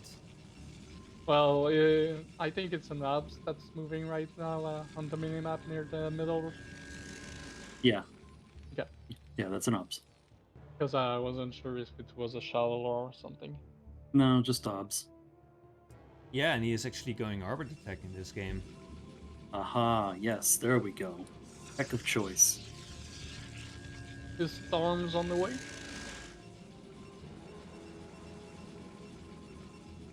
Storm, I'm not sure. I don't see it researching right now.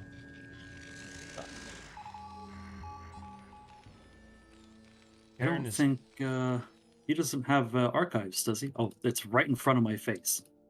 Yeah. Yeah, it's like right there. Okay, Well, I don't see. if you want to go ARBs, you need the archives. So it's part of the tech.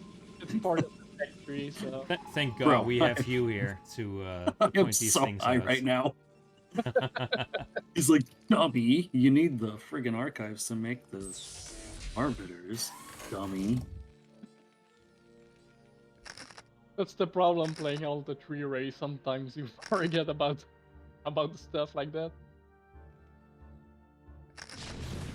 Why can I make a warlord to not get supply block with my Protoss army?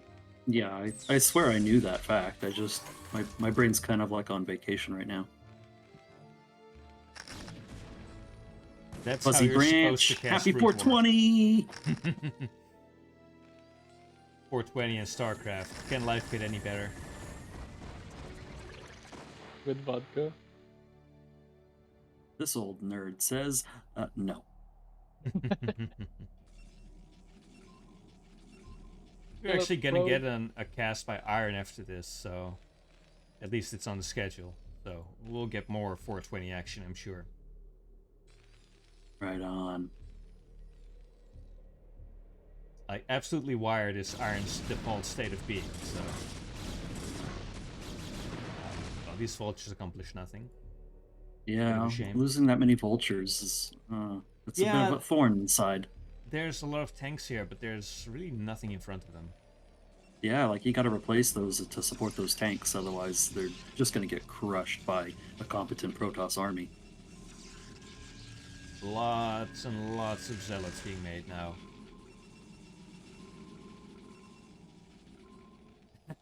Iron says rude, but you're not wrong. No, that's true. It's well, it's nothing wrong with being absolutely blazed out of your mind during a cast. That's how you're supposed to cast Brood War. I learned that from you. Is it just me, or is this CC a little bit off-center? It's way off-center. Yeah, that's not... I'm not wrong. Am I? I don't think that's one hex off. I think that's two. Two hex off, yeah. It's perfectly fit. I think that's the thing you're smoking that gives you vision. Yeah. Escalade, you can take your leave now. The good thing with Terran though, if when they make a mistake like that, they can just fly and move all their buildings. Oh yeah, my God, surely he'll notice. There's so many zealots. So many zealots. Such a big army. Yeah, I like that this Dragoon heavy army was supplemented with all these zealots. I think that's really going to make a big impact when he goes to engage here. Yeah, there's not even one control group of vultures right now. Are we actually gearing up for a recall, by the way? We're gearing up for something. It's going to hinge on this Arbiter here. It doesn't have enough energy for whatever it is Peachy Phantom guy is going to do. But it's probably just going to wait for that. Maybe get a second Arbiter and then engage. So we're researching energy. So probably have either the recall or the stasis already upgraded. Yeah, I think this is a nice time to go. Because the army is maxed out and we've got a pretty big bank. Got good probes. I think we should just be going here because there's not that much... Not enough Terran here, I feel. Yeah, he's maxed, so you might as well. Maybe get one or two good stasis. Could you recall on top of this? Or would that not be a good idea? Lana do that sometimes. Sometimes it's works, sometimes it doesn't. So It all comes down to mines, Yeah. where they're at, if there are many, etc. And this Arbiter is moving off to the side, so oh, no, it's pulling back. Maybe Peach Phantom was thinking about doing a recall. Yeah, that's kind of what his posture suggests.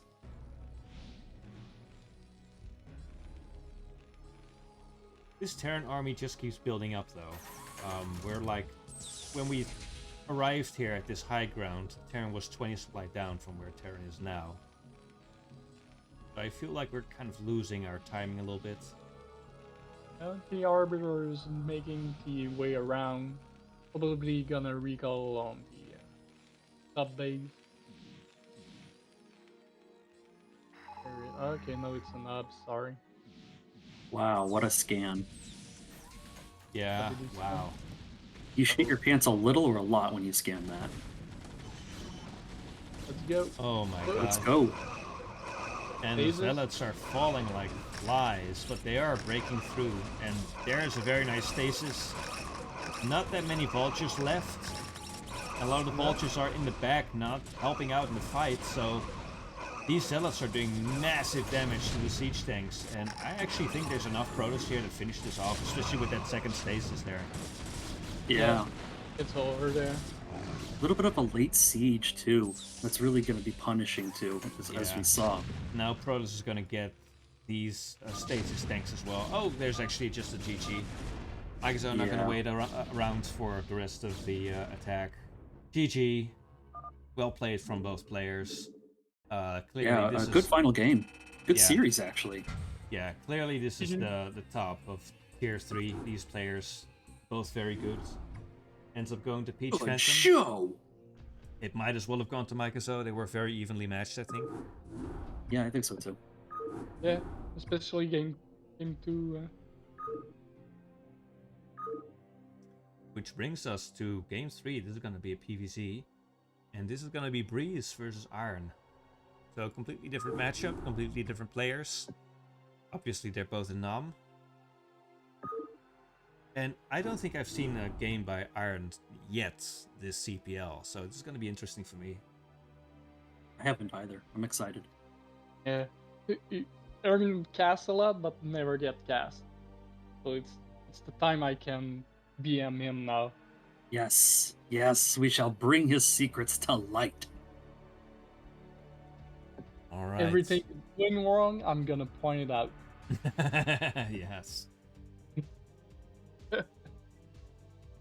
Oh, Iron is talking about grudge matches.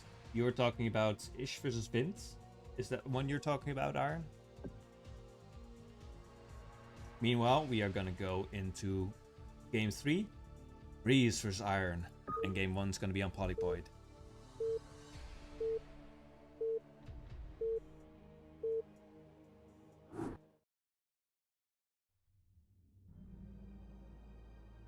Alright, we've got Breeze in the top right corner.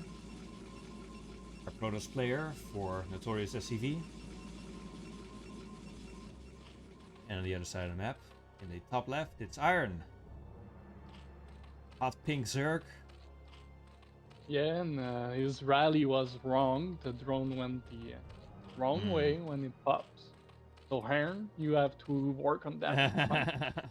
You wasted no time getting on his case. Yeah. Wow. He's not even moving his larva to the left side. You know, your drone could be at the minerals like 1/10 of a second faster. That's gonna cost you the game, man. Look at how long it took this drone to get over to this mineral patch. Awful.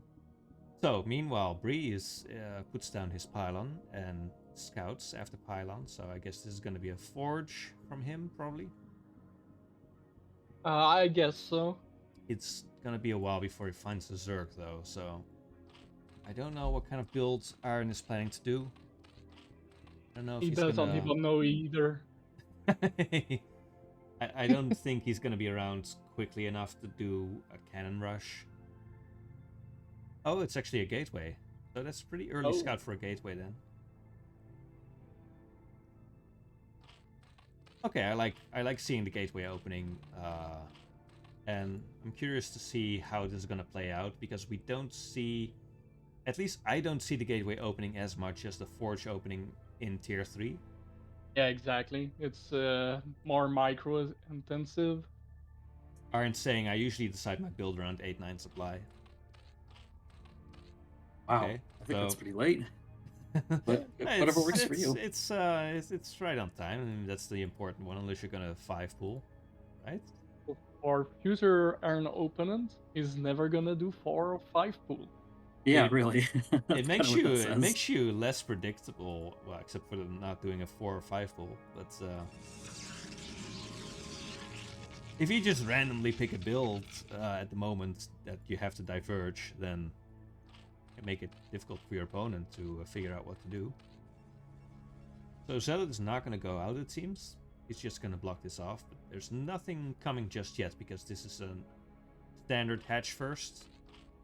Usually you want to pressure with the Force Zealot when you're going gateway opening. Yeah, if there's unless it's like a 9 pool or something, you want to just get this Zealot out there and see what you can get done. Pressure, force links to be built. I'm not even sure if we're gonna see that many lings from Airn just yet. I think he's probably just gonna make 2 lings. Maybe he's even just gonna skip lings, because there's nothing approaching his base. You probably should get the lings anyway, because you know Zealot is out, but... Steal the gas! Steal the gas! Kill the gas. Well, I don't know. It's kind of tricky. If I come in and I see 2 gateways, Yeah.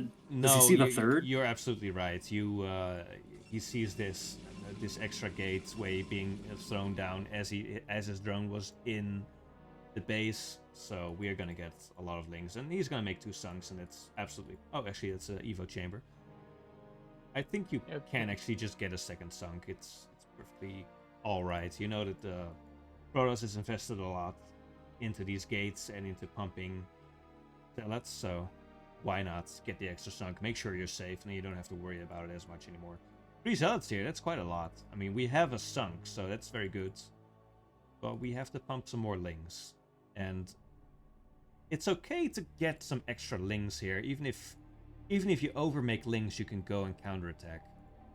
He has his drone over into the Protoss natural, so he knows there's no forge coming down just yet. Yeah, second creep's coming up, so as soon as this morphs into a sunken, he's gonna be completely safe.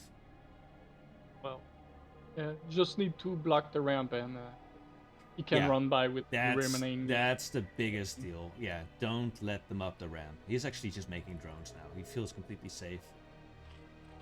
I think it's okay to keep making lings. I mean, especially since you just went back into the main base, you see more zealots on the way. Just keep making lings. Even if you don't use them, you can still counterattack with them. But more drones are popping. I guess he just feels completely safe with these 2 sunks, but you know, there's not that many lings here. If he attacks these lings, then he can just walk by and run into the main. Yeah, I think this is enough zealots to make a big enough impact here, because Aaron opted not to make more lings. I think when you scout the gateway count, there's a certain level of respect you kind of have to yield. I'm not sure that we're seeing that here. Yeah, these zealots can take down 2 sunks, no problem. Like, I love the Sim City, and I love the response, but yeah, I think it was just a little too greedy. Yeah. And Aaron's in the chat, greedy Zerg. Greedy Zerg. Greedy Zergs get punished. That's how it works. Maybe if we, instead of having the hatchery at the 9 o'clock, we could have put the hatchery at this natural to make a better SimCity. So Yeah, that's an option. Would have just have to go one after the other, so Zargling would have been enough. Okay, so you are getting this hatch, that's great, but Airn is making sunks in the main, so I don't know if you can very easily breach this. Actually, he hasn't made enough lings in the main, so he is going to have to make lings at his 3rd base.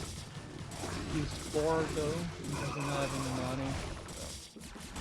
I don't think this is going to be a problem for Protoss. Well, there's 2 sunks left and you've got drones, and And the dream. Zealots That's don't the right trade move. effectively when you're drone drilling. Well, he pulled back, No, he which can- is good, yeah, except for these two zealots here. Yes, he can hold this still, though, Iron can. And that third Yeah. base has to be put to use. That's the big deal. Meanwhile, Breeze has sort of built kind of a strange wall here, so if there is a counterattack, Zerg can just run right up into the main. Yeah, typically our walls are... Nope. They look like pylon on bottom, and then forge, and then the gateway. Yeah, now building a pylon in the Zerg main. I don't know if there's a forge out for Breeze yet.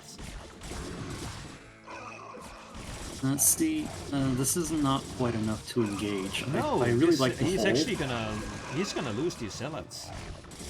Yeah, this And the is pylon. quite the donation. Yeah, this was... I mean, you've got quite a lot of zealots here. But at this point, Zerg is confined to just 2 bases. I feel like as Protoss you still have to be careful of the counterattack, because Zerg still has the ability to make a lot of Zerglings at this stage of the game. You know that there's probably a 3rd base out, because it's standard to go 3 bases in CVP. So I think it would have been good for Breeze to try and scout for that other base. You know it's gonna be one of the natural thirds, either the mineral only or the one that Iron actually end up taking.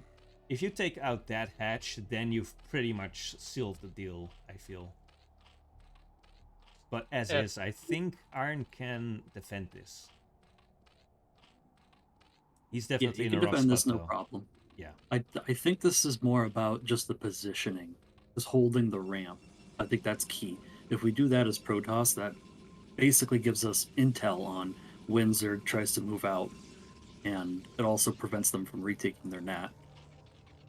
And Hydra Den's down, so like Iron is planning to go into Hydra from here. Iron could have just make a few links at the 9 o'clock and run by. I think it could have done a lot of damage there. Yeah, I Because- agree. Plus But he's probably- unaware and no cannons, nothing, so... Yeah, it was probably a good opportunity, but we're past that now. Baiting these zealots into Yeah. the line of the colonies, that's a good move. That's really great. Oh, Nalair going up at the 3rd. It's really a shame Well- that Breeze wasn't scouting for a 3rd here. I think he just assumed that there couldn't be a 3rd. You know, Zergs usually don't want to expand when they see 2 gates or, you know, especially 3 gates, but it happens. Sometimes they even make the choice before they scout. Overlord coming in here. There is a forge, and there is in fact a citadel on the way. So how do you play from here? Well, I think... do mutas. Not all at the same time, boys. Let us all give you our highly educated and well-experienced opinions. What a strange game. I'd go mutas, because Orton didn't see any goons or any anti-air right now. So. Yeah, that would be my first thought as well. I mean, the Hydra Den is good as well. Oh god. Will he take the base at You know, the you can- natural affair? That would be brutal. Yeah, he's making cannons now, so this is going to be well sealed in, and the cannons basically sure that you can't do something with like a lurker push out, because there's no observers, there's only zealots here. But with cannons, that's going to be prevented. By the way, this Overlord's just hanging out in the main.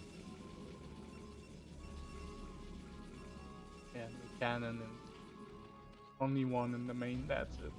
Nothing at natural.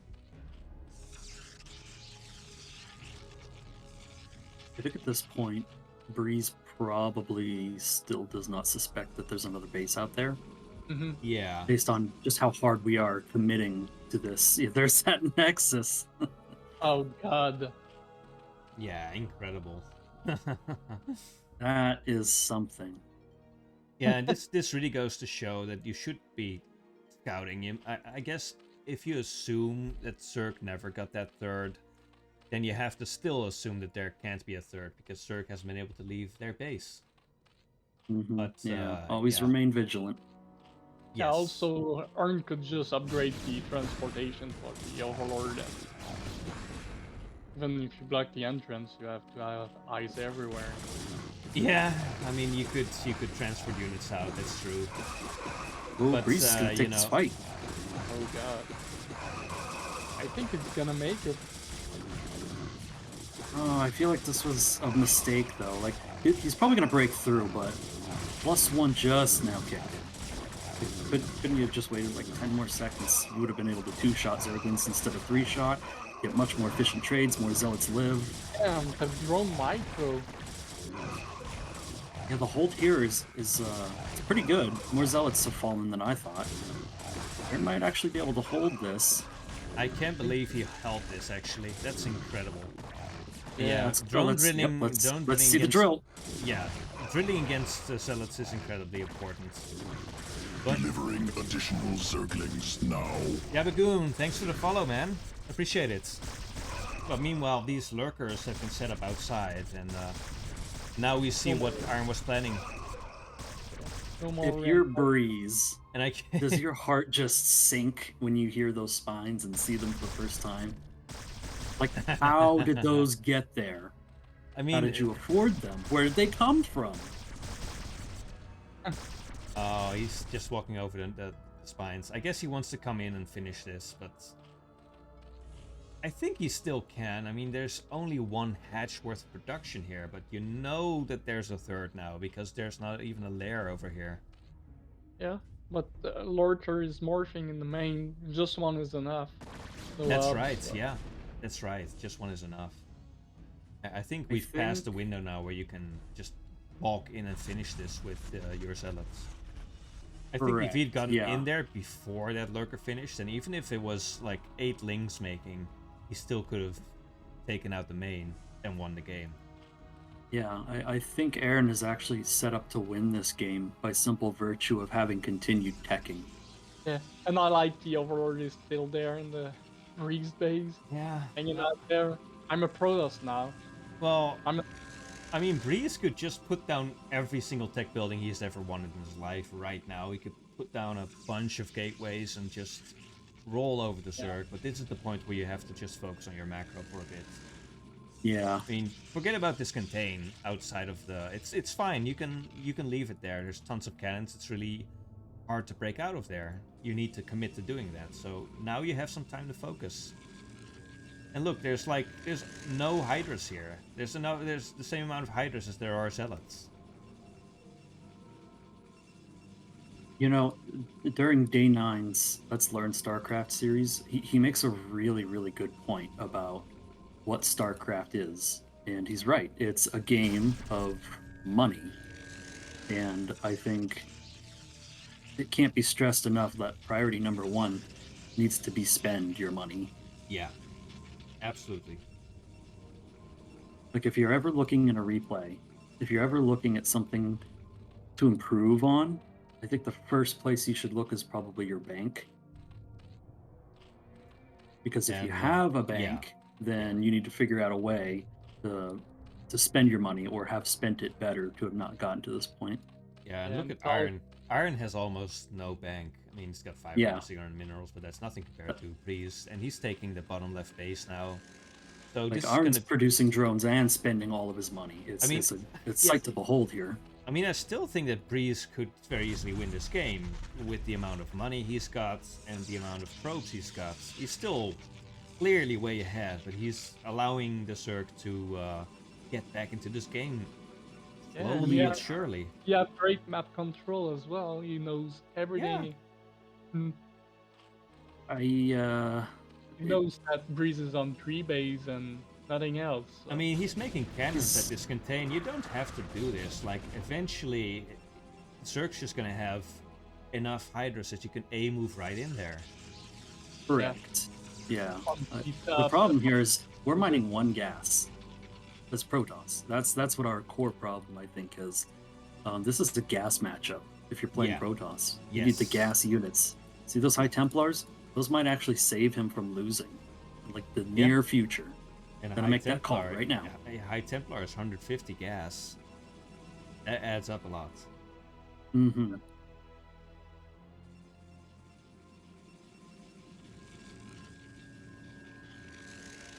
Middle of the map, more lurkers morphing. Ooh, that's a scary moment. It's a lot of lurkers. Oh, getting the zealots there is pretty good.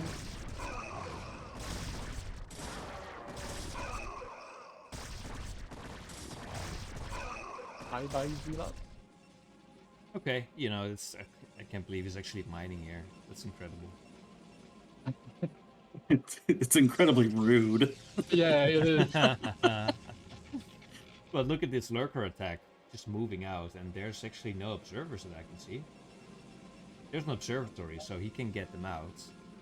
Oh, look at Aaron spreading the lurkers.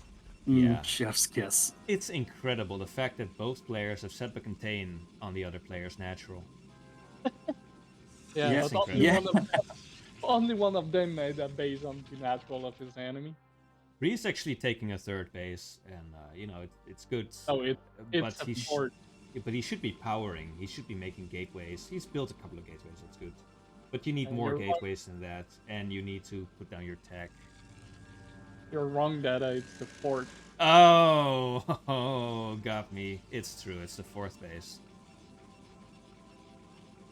This game is too difficult to cast. I'm not even high. You're telling me? Dude, I'm trying to follow everything that's going on. And it's like, whoa, There's a lot of stuff going.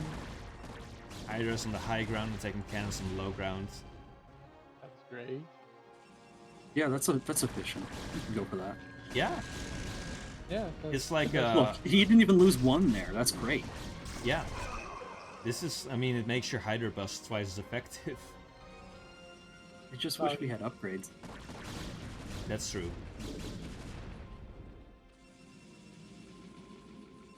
Observers out now. And there's not really that much backing these lurkers, but there's only zealots and a couple of goons.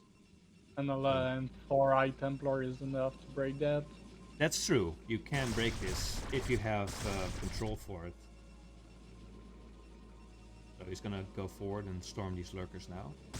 Oh, but he was late with the observers, so he actually did not have vision. Oh god! Oh god! Oh, you have to be careful.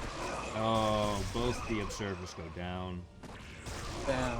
I think the issue is he didn't have his observers quite out far enough, so he couldn't see Does up the Breeze high have ground, maybe? Storm? Does he have Storm restart? Maybe he tried to cast and realized it didn't do the research. No, he must. It's almost 20 minutes in. Give him the benefit of the doubt. Okay, here comes a bigger engage. He's going to use the whole army, so he should clean this up, but those spines are going to do quite a lot of damage. Yeah, not a single storm going off. Yeah, I still see no Storm, so I... Where's the observer? I think one observer lived. One observer's there. Yeah. Pretty It's sure. an extremely strange... it's a strange number of units fighting on the map. But more Hydras are joining in, and this is mostly a goon-based army. Only one High Templar, it's got 4 storms. Or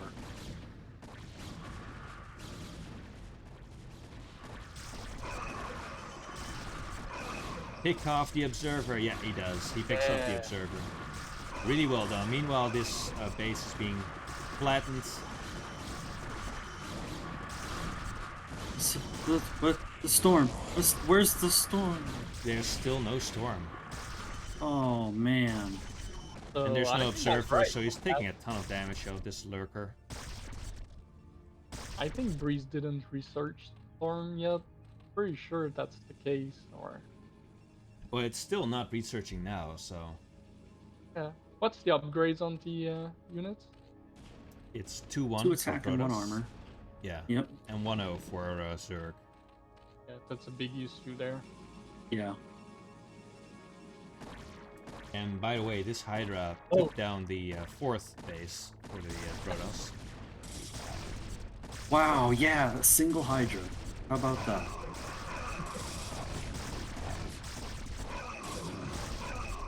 Yeah, you can't come up here. It's just... I mean, you can tell there's only one lurker here, and it's kind of incredible to see this. Just one zealot trying to attack this Heatherden. Yeah. You just can't break bases like this. You just can't do it. Until you have like infinite number of units. By the way, there's still a lurker here on the high ground. Just chilling. Yeah, and where's the observer? I don't see an observer anywhere. Oh, there's the observers. He's like the grumpy old man that yells at the kids to get off his lawn. Yes. Exactly. Do you think it looks like a dog, the grass pattern there? Oh, you've been enjoying the 420 today, haven't you? All right, so I guess that means Protoss is back to just having one mining base, and there's only 20 minerals left. 20 minerals. Oh, we got the gas. Hey, there's that gas. That's what I wanted. Oh, the little pep are there. All the little peps. We've got, yeah, the main is getting close to being mined out, but we still have 2 fully mining bases with lots of minerals. So it's time to take a third for Breeze. He's just going to take it in the lower left. He's got that drone already there set up for it. Lurkers are morphing right there. It's a safe spot. That's field cannon's being taken care of now. He could take it as nat right now if he wanted to, now that this is all cleared. Yeah, exactly. You just take your natural and it's not even mined out yet, so that's nice. New strats, just let your net get taken and you have a fresh base, guaranteed. Breeds need to transfer right now. He's going to transfer his probes over, so he is going to go back to mining. The Overlord is still in Breeze base. He bring a friend with him. He called him, "Hey, I found a place to chill. Come and join me." He's flying just low enough to give each zealot a high five on the way down the ramp. Like, hey man, good luck, have fun out there.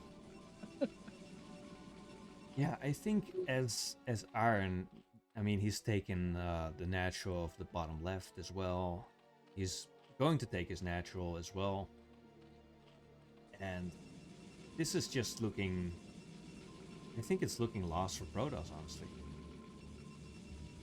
And he's got a scary army, I'll give you that. But Airn is going to be able to pump so many units in such a small time. He's only got 1 mineral only, and there's 6 patches here, so it's not mining as efficiently as the others. He is super saturated, so he's going to be getting his minerals quite quickly. But yeah, I'd be scared as Protoss. I agree with your analysis. I just think that there still might be a little bit of a fighting chance for Protoss. Like, yeah, it's there. Yes. It's slim, but like it's still there. You're right. Yes, I think Airn now is to just grab all his units, put them all together. You know that this Protoss is quite passive at this point. You know, there's no big army roaming the map. Just get all your units together and try to see what you can get done here, because the Protoss is vulnerable now. I think this is the wrong move to make. Okay, Aaron realizes that and backs out. You're right, this is the wrong move, but this is not a very technical army, so if you just get enough units, you can absolutely just A-move this. More lurkers on the way. God. He's making so many lurkers, I love it. Yeah, oh my god. That's the way to play this matchup. Yeah. Yeah. More lurker, it slowed down the Protoss army quite a bit. So... Damn. Look at Aaron's vision. By the way, is Soon in the chat? What's up? Soon in the chat. You want to co-cast soon? We have a spot available if you want. Yeah, we'll kick Escalade out. You'll fit nicely. Yeah.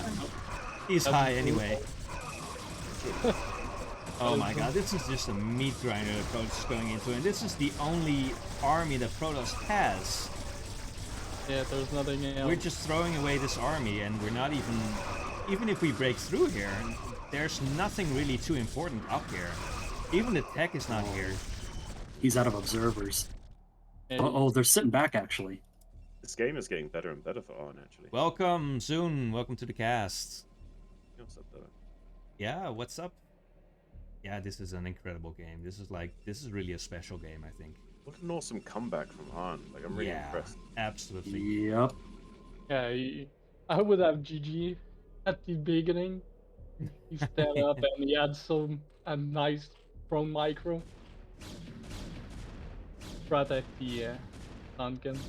The only thing I didn't like from Arn is he had like Hydras chilling outside the cannons. He could have used those Hydras to reinforce the high ground more, to like force Breeze to trade more effectively to get the high ground position back from him. Other than that, I was really impressed by his comeback. Oh, Breeze is gonna try to go up here again. Looks like he's gonna turn around. The right And choice. what? That high ground is secured very nicely. Yeah.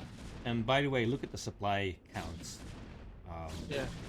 In the beginning of this game, Breeze had, I think, 45 probes or something to Iron's 12 probes or something. But Iron has just surpassed him in every metric now, including, importantly, in tech. Because Breeze is still just... okay, he actually has High Templars now, so... He finally has Storm, and now that there's Storm, you can't just easily A-move this army, but... still... Yeah, it just feels really bad for Protoss. I don't know what Protoss can really do, except just sit back and power and make a good teched out army. I mean, he can play Turtle Toss from this position. He can just try and take the map vertically and make a robo at each expansion and put Templars and Reavers at each of his bases and just try and turtle him out of the game and split the map.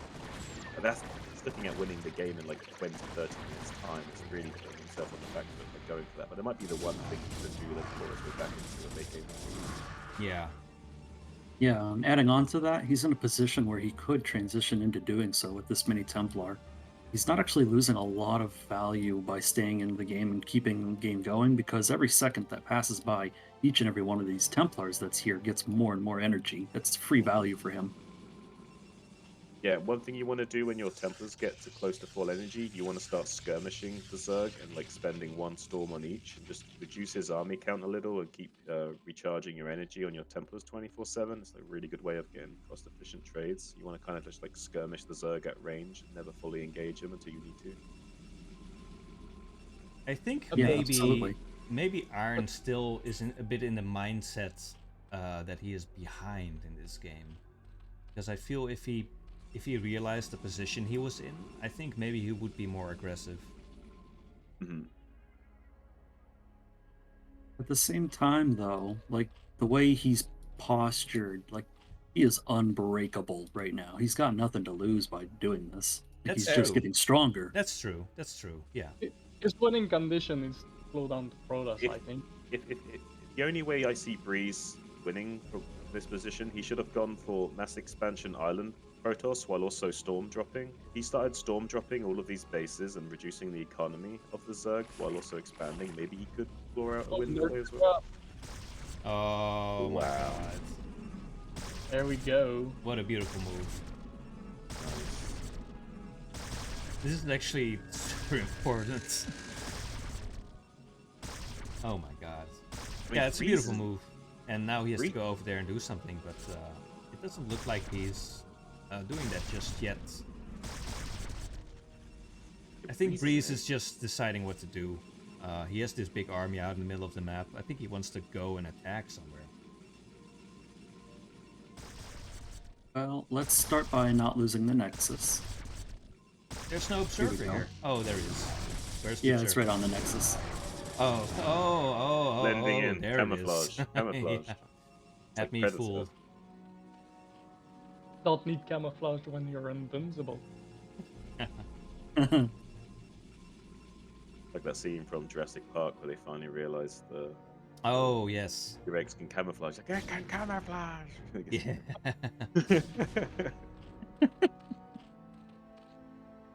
I mean, this is basically Jurassic Park whenever the Zerg's playing.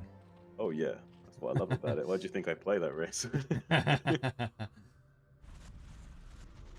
Life finds a way. It's the motto of the Zerg. Yeah. Unfortunately, they can't consume the biomass of the Protoss, though, is the one drawback of the Zerg. Yes. Oh gosh, I really wish Breeze was still upgrading. Yeah, I also wish he went for second armor before second weapons. I feel like that would have given him the tankiness he needed to have one map presence out there earlier. Yeah. It looks like Breeze has decided that this is the angle he wants to attack into. I guess he's gonna try to attack this lower base. He's gonna need his storms, that's for sure. These beautiful storms, he can still do it. There are like, Oh, he's gonna move up here. I I don't really, It's all I'm not gonna really come feeling down. this, yeah. he needs to storm like crazy right now. Yeah, it's all gonna be execution. And I don't see the storms executing. No, his Templars were trailing into the Hydras. I think he was trying to get the Templars up onto the high ground at 9 o'clock, but instead a lot of the Templars were still trailing blindly into the Hydras, so most of them getting picked off. before We they haven't get seen up a onto the single storm.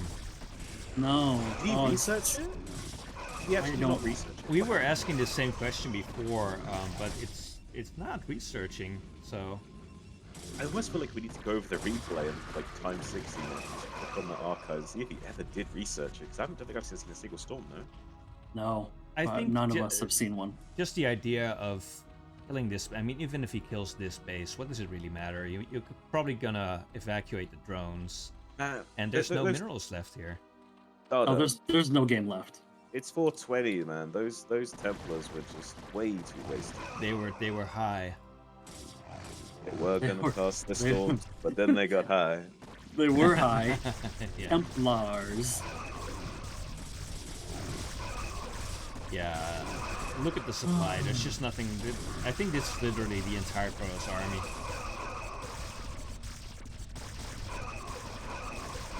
Wow. I mean, what is there to say? I think at this point, Zerg Say can just GG. Protoss is gonna lose all their bases. I mean, Zerg can just split off the army into a couple of chunks and literally attack, move every single location on the map. Yeah, you're essentially in Sauron Zerg mode, which is, I don't know if you've seen Lord of the Rings, but like Yeah. the intro sequence where there's like the huge like army of like orcs and stuff descending upon you. It's basically what the Zerg's doing right now, just like sending units across the map from all directions. There's not much you can really do about it. Eventually, you'll be Yeah. whittled down to a number. GG. Wow. Wow. That's it. GG. Epic 30. comeback from nOm.Airn. 4-minute masterpiece. Yes, absolutely, absolutely. Wow. That was call one it- of a kind. This is. Well, the Zero Storm masterpiece. That's what I call it. I mean, this really highlights the importance of Storm. Like, you Yes. can tell in that big fight we saw near the end that if you don't have Storm, Zerg just A-moves you. Mhm. Yeah. Even Definitely. if there's no lurkers, you can I mean- A-move them. Dada, it's safe to say this matchup is imbalanced without Storm. Storm is the Yes. only thing that stops this matchup from being completely one-sided. Yes. Mhm. I've often regarded Storm as the holy grail for Protoss in this matchup. By the way, Oh, it's the one thing they've got. Raiders of no storm. Raiders of No Storm. By the way, soon, do you want to join in the game itself, or are you okay with observing my I stream? prefer from your perspective, so Okay. I can be more relevant to what the audience is saying. Okay, so let's have a look at game number 2. It's gonna be on Ascension, and let's see what kind of game this is gonna look like. Aaron talking about he was trying to micro, and we're just talking about how he's A-moving. Poor Aaron. No, I can tell you we're microing, but I just mean like in concept. If there's no storm, then you can just A-move. Spawning in the 12 o'clock position. Genta Zerg, none other than your boy, nOm.Airn. Great comeback in game number 1.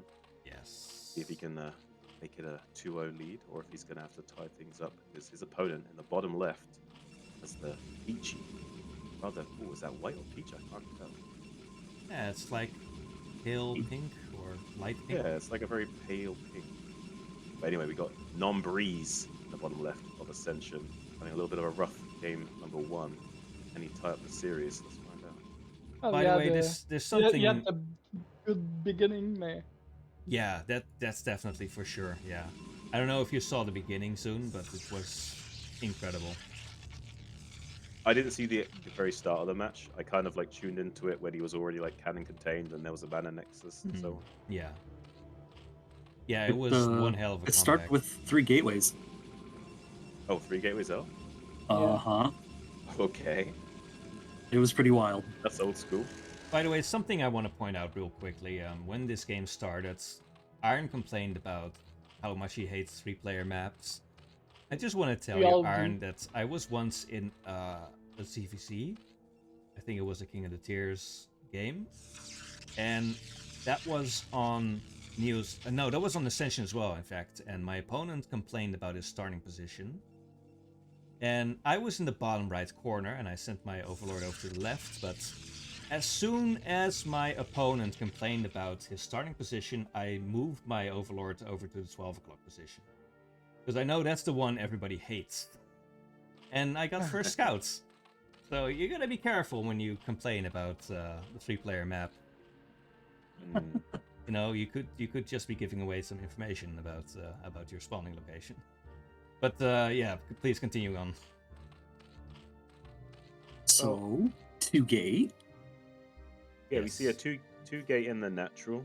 Both an aggressive build, but also has a lot of room to transition into a very standard game, going straight into tech and an expansion as a follow-up. So doesn't necessarily have to be an all-in here for Breeze, but we'll be putting on the pressure. We did see overpull into expansion with early gas for Arn, so maybe wanting to go into that early link speed to help have some control in dealing with any potential pressure. So it might be lined up nicely to help deal with this.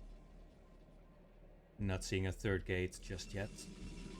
Now I can use TTS to bother Dada You're before looking I for go that third take gate. the little Let me check. ziggling back home. Specifically that 3rd gate. He was making a case for this too in one of the CPL channels the other day, wasn't he? Yes, that's right. There was a big discussion about 2 gate, 3 gate, which is interesting. It's worth reading back in the Protoss Help channel. Now we should have Breeze moving out with the 3 Zealot timing, maybe with a probe as well. You always want to send a probe with those Zealots because probe kind of gives you like a pseudo +1 weapons boost, because with 1 shot from the particle beam of the probe and 2 hits from the side blades of the Zealot, you can 2-shot Ling like with +1. So really valuable having this probe with these And extra there's the Zealots. 3rd gate, by the way. And there's those lings that were going to be fought with the extra probe, and you're about to see the difference it's going to make. By the With way, just a little bit of micro can be a yeah, big deal. thanks Esk for joining us on the cast. Escalade had to go, but yeah, we appreciate you being here. It was fun casting with you. Here we go. Okay, so Breeze going to try and poke in the probe in the front, going to also act as like a bit of AI body blocking, because the Lings do have to manually target the probe. They will not automatically attack it with an attack move, so really good to get that probe out there to help glitch out the Lings and defend the surface area. One Zealot trickling in though, a bit of a mistake from Breeze. If he loses this Zealot, it could be huge. Nice surround from Arn to make sure that seals the deal and does put the nail in that coffin of that Zealot. His life for Aya, well, no life anymore. Well, So, as a goon, I guess the goons are not truly alive. I'm not sure. 3 gates. I really Got like what you wished for. Yeah, we got the 3 gates. I really like the Sunkens. You definitely need at least 1 with the 3 gates that he scouts with these 2 links. Great probe pick off, and it gets another one. Ooh, 3 probes. That's 3 probes. Huge for Beautiful. Arn right now. That's really Chef's beautiful. kiss. Most valuable lings. With these 2 Sunkens, he might be pretty safe against the Zealot timing that he's about to face. He's Yeah. got plenty of Lings, and with 2 Sunkers, that should be just the magic number to make sure he doesn't take too much damage here. Yeah. There's fewer zealots here than in the first game, I believe. So I think he's not going to wait for the additional reinforcements. Alright, so we've taken a couple of extra hits, so a little bit indecisive. Well, he's not really got much transitional play here. Right. If he'd gone 2 gates, he would have been able to make a Nexus behind this, a Gas, a Core, a Forge, a Corsair eventually. Could have been a lot more different options for him to choose from, but committing to the 3 gate like this really limits your play going into the later phases of the game. Mm-hmm. There's no tech yet from Airn. No, they're going down. That's okay. I think at this point you just focus on your 2-base play because we have the Overlord in position at Protoss's nest. So we see when he takes his Nexus or not, but he's not taking, he's just pumping out more Zealots. I'm gonna try and Yeah. He actually is clearing up a lot of the lings, and if he clears the Yeah. lings, he can just run into the main base. But he is choosing to kill the Sunkens first. That's also great. He has plenty of zealots here, so he's getting good surface area on Yes. this right-hand Sunk. Picks that It's- up quickly. I There is like a link the counterattack. I like the idea of splitting up some links to do a counterattack, but there weren't enough links to help defend at home. Unfortunately, Yeah. these There's zealots Counterattack. yeah, ooh, yeah, they're gonna get quite a few probes here. I feel these links fight quite well on their own. Meanwhile, Speed as well, so he traded for that. this is just gonna be the same thing as last time, isn't it? Well, there's now 8 probes. Oh to my 7 god, probes, 7 8 probes! There's more drones in this game than there are probes. Is he making a Sunken in his main? It looks He's like it. making 3. Yes, Okay, well, perfectly fine. this he can putting on counter pressure and getting some Ling run bys, limit the probe count even more while defending in the main. I think this puts Arn in a great position. Yeah, I think I think that Breeze could have done well to just go into the main instead of working on this hatchery. Can we get another glance of the exact sim city of those Sunkens in the main? Oh yes, Okay, so he can actually, if he wanted to, he could get his zealots into the back of the mineral line and start hitting drones without taking too many shots from the Sunkens. So there was some options to harass there, but he decided to leave the base, I guess, to not have to multitask the controlling of the zealots behind them. True. yeah, and CX pointing out in the chat that Evo bought some time. Would have liked it Yeah, more if for it was sure. a third Sunk, though. Especially since he decided to split off some of his links to do a counterattack. Probably, yeah. But again, So, we have we see the Nexus going down now, so we're seeing the attempted transition out of this. Yeah. And sooner than in game 1, so that's good. Aaron gets in with just his 1 Ling. We see everything. And I again, mean, there's an Overlord there we too, have the but- same situation as in game 1 in that there's a third base for Iron, which is gone completely unscouted. Right. Yeah, Breeze might kind of misunderstand his position in this game if he's not aware of this third base. He thinks that Arn's just on this main right now. And we'll see if Iron wants to go back up to Hydras like last time, or if he's gonna switch it up, maybe try to go Spire Tech, maybe make Mutas, because this is just Zealots. Yeah, he has plenty of gas, so there's no reason why he couldn't have gone for a fast Slayer with a Spire. The Protoss player could have made cannons, but he's already very limited in economy. He has only 10 probes, so he has to make cannons to defend against Mutas. It's actually good for us as the Zerg, because he's already really restricted in his economy and his minerals right now, so forcing him to do anything reactionary would be good for us. And Protoss player should we're, easily scout with this third. we're I feel almost like. 10 minutes in, and we don't have a gas yet for the Protoss. By the way, do I have is there a mod who can ban that bot, by the way? Sorry for breaking, don't even have, breaking the fourth wall. Not even so much as a cybernetics core, no gas, nothing. We're just on Gateway Zealot tech. And it's a good thing that he's kind of starting to prioritize the making of probes. And of course, as I said, that he stops making probes and starts up back again. Okay. But it's good that he's trying to prioritize that now. If he wants to continue with a macro game, it's just doesn't understand. See, like he's sending out scouts now, which is great. Sorry The about zealots that. that are on the map. I had to, sorry about that, I had to ban that bot for a moment, and I didn't look very good. I need to mod a few more people on my stream so that I don't have to do that myself. Fine. Yeah, for sure. I think he might find the space. I think he's going to end up finding out. And as I say that, the first Hydra pops out. Lurker aspect is about halfway done. There's no reason why he couldn't have sent out a Zealot a lot earlier to try and find any possible bases on the map. It's a bit of a missed opportunity because he could have easily dealt with that base with the Zealots he had. Mm-hmm. Bit unfortunate, and I understand why he's delayed taking his gas so far because of how mineral starved he was. But it's not a really great position for him to be in. Like even on workers, only just now taking a small lead in workers. I feel like this Zerg is taking a long time in taking another expansion though. Yeah, Maybe that's if right. maybe if the mutas are ineffective or the hydras, like I kind of, yeah, I feel like he should maybe just go for straight up lurkers here and just try and do a really strong lurker bust. And he should understand that the Protoss player is going to be limited to a mostly mineral based composition. So Dragoons and Templars are going to be very delayed. So I feel like really fast lurker play might be the way to go here. Yeah, adding on to that, if I could take a shot in the dark here with this Overlord speed research just now completing, I think he's gearing up for drop play with lurkers. That would be good. I feel like he should have gotten drop tech before speed and then 3 centimeter dropped the lurkers into the main base, if that was his intention, because he should know that there's probably not going to be many Corsairs or anything to worry about for a while. All right, there's that.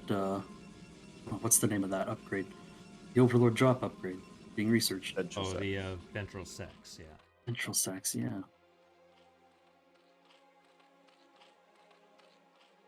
So I think that's going to be the execution from Arn here.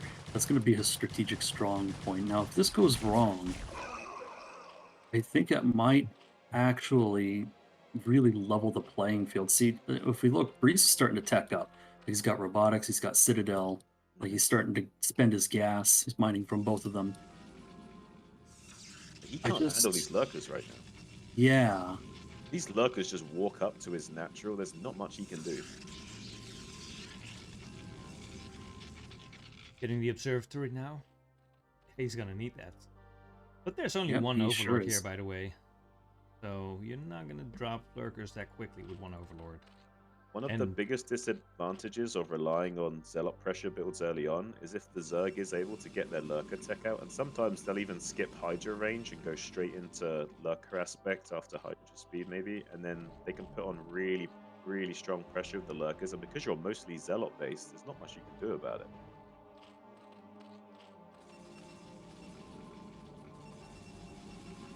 Yeah, I think Iron is also macroing quite well in this game. Spending his money quite well. Breeze is doing a much better job than last game. Last game he ended up having 3,000 or 4,000 minerals in the bank. This time it's much better.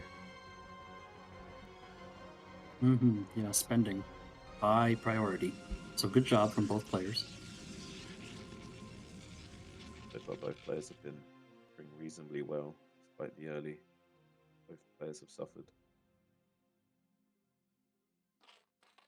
We check out the right side of the map. Those two Overlords, those are loaded up. Ooh, Lurker drop. But this is not the right angle of attack, I feel. By the way, No, it's kind of incredible that Breeze just letting these Overlords just... A breeze is coming out of my Fartcraft Well, but war. what's he gonna do? I don't know, make a Dragoon? Make one Dragoon for them? I suppose he could. Just yeah. to poke those Overlords out. I feel like a better build variation would be to instead go for 2 gateways in the natural, then go into deck so we can get Corsairs scouting and map control early. But you've got this nice line of attack right here from the top of the main. You could even elevator the lurkers in, I feel, without the Protoss being able to see it. Well, 100% Dada, that's exactly what you should do. It's a bit of a strange course of action that he's taking here, but it might still pay off. I guess he's gonna go. I guess you can technically go through here, except that the Protoss can scout this and prepare for it. Oh, there's one lurker. There's 2. I love this spot. Unfortunately, it does get caught up with the observer there. But yeah. Huge streak of probes going down to those lurker shots. Beautiful manual targeting from Arn there to make sure those probes did go down while the Zealots were trying to distract them. And now in the main base, another 2 lurkers. And they're out of cannon range. Another great spot for him to take up in. I get a huge chunk of probes. Ooh, he's gonna get more. Ooh, That was good. That was still good. yeah, that was great. He's ahead by a lot of workers right now. This is a great move for Arn. And another lurker drop walking into the 3rd base, still even more. Actually, I don't know if that was a drop. I think they just walked over there. It's not a very long That's what I mean. distance. Yeah, they walked in.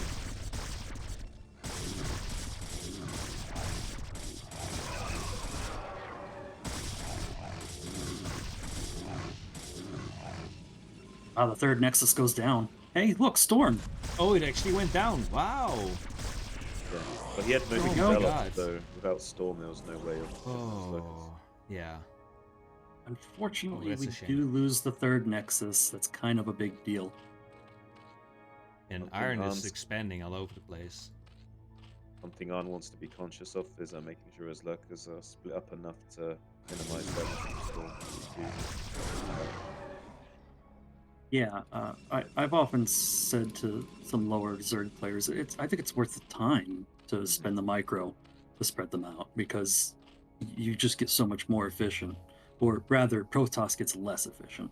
Well, it's the exact same thinking in, like, say, TVT or TVP. A lot of your, in quotations, micro is setting up before the fight's actually started. Because that's how you're going Yeah. to get the most value out of your units a lot of the time, unless you're being really aggressive. Yeah, that makes a lot of sense. We'll drop in the main base of some 8 speedlings, maybe to pick off that cannon in the main base, so that you can then do another lurker drop follow up. Maybe just to chill out. You can actually see these lings, by the way. Yeah, this is kind of crazy. Yeah, but they're just They're They're just chilling. Oh, there you go. it's 420. Happy 420 pool party in the main base. Oh no, they're glitching out. 20-minute mid rush. A little bit of like Starcraft 2-esque micro there, trying to almost like hold position the lings in the mineral line. To No, it's not enough things ignore to kill the cannon. Well, he could have killed the cannon, then the probes. Yeah, that's true. Well, there are about 6,000 zealots here, so... You still got a good number of probes killed, though. The Archon, he's the keeping Archon the probe comes into the count. main thing and like, oh, I heard there was lings in here. Where are they? Let me at them. This base is up now and drones are popping.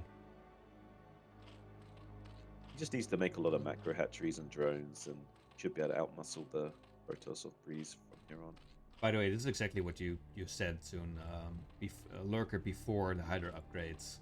Yeah, that can be a really great counter to these early Zealot pressure builds. You can just completely bypass your Hydra upgrades, get straight into Lurker, and hit them with a surprise timing way before observers are out.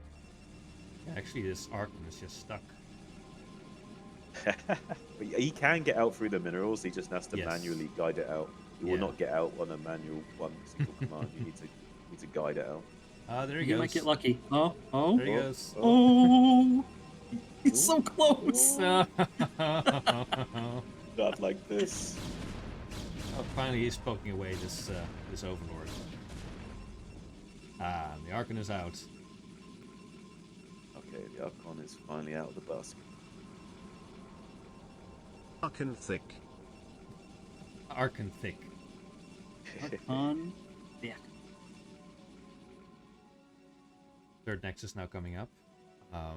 But Iron is just taking over the map at this point. And actually, there's no reason why you can't get, 2 or 3 more bases, really. Yeah, he doesn't need to expand like too heavily. Mainly macro hatcheries is the main thing. As long as you've got like 4 bases worth of mining, that's fine. Anything else is a little bit on the unnecessary side. As long as you're producing out of 9 to 10 hatcheries worth of production, you're more or less happy as Zerg at that point. I'm gonna hand it to Arn. I really like the spread overlords due to the lack of Corsair play. I think that's wonderful. Yeah, there's no overlords on the map. There's no reason why there's no Corsairs out on the map. There's no reason why you can't just have overlords everywhere. Right, and then you could see everything, and it's Oh. wonderful. He It's actually like map cancels hack the at that hatch. Yeah, I guess they cancel one. Something. And he can evacuate with these zealots as well. He can run to the left and then down with a conservative zealot count. Instead, he's opting to trade with the Hydras. There's no further support here at the moment. So, as a result, most of those zealots are going to be cleaned up in short order. So, did lose his infantry as a result. I feel like pulling out there after the cancel maybe would have been a slightly better play. Yeah, I feel like if you're peeled back on 2 bases, that's not the kind of trade you're looking for.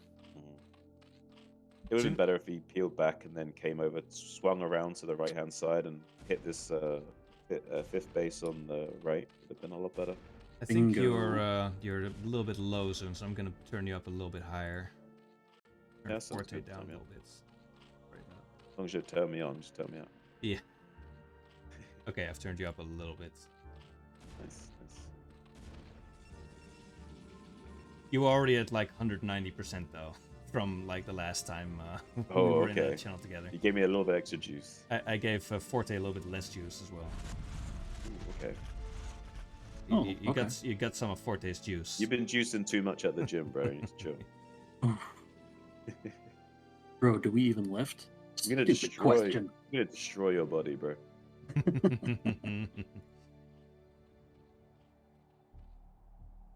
So yeah, it looks like we're going to be going into the later phases of the game where the Zerg is just able to outmuscle the Protoss with a kind of Sauron-esque situation again. To be able to stream units across the map and eventually overpower Breeze if he doesn't do something soon. Just taking this third base, but is struggling to spend his money and is getting pylon stuff a lot. I feel like if he was... this drone was here like, hey, I was going to take this spot. And the probe's like, well, I'm superior to you. Unless you get 2 shots on me for free, I can beat you in a 1v1. So the probe's going to have a field day with this drone. This drone actually thinks it can get the Nexus before it can die. Which is, hey, he's a dreamer. He's a dreamer. It's brave. He shaved some shield off, you know, going to help the Yeah. Hydras pick it off quicker next time. He didn't lose in fighting spirits. Just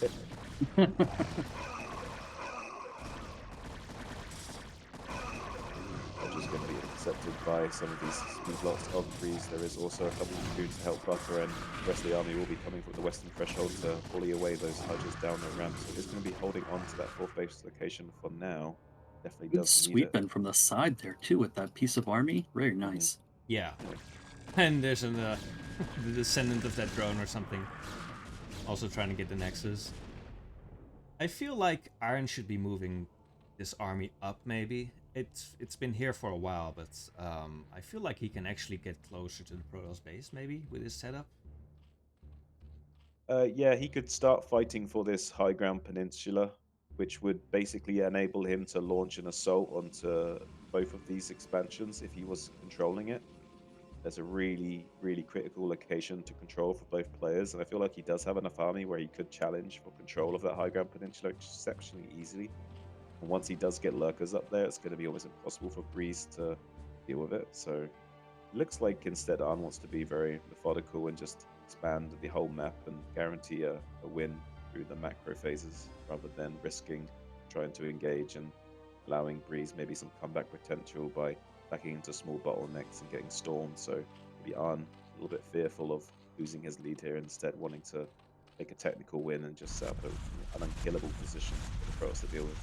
Yeah, this is what happens when you have 2 extreme turtle players going at it.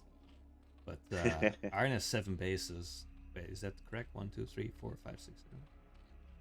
And then we have just 4 base from Breeze. Yeah, he's really setting the pace here, and the pace he's chosen is slow like a snail. But as Zune was saying, you know, this is a great way to clean out a very technical win, just be safe with it. And there's really nothing wrong with it as long as these bases down here get established and controlled, because he's basically got the majority of the map.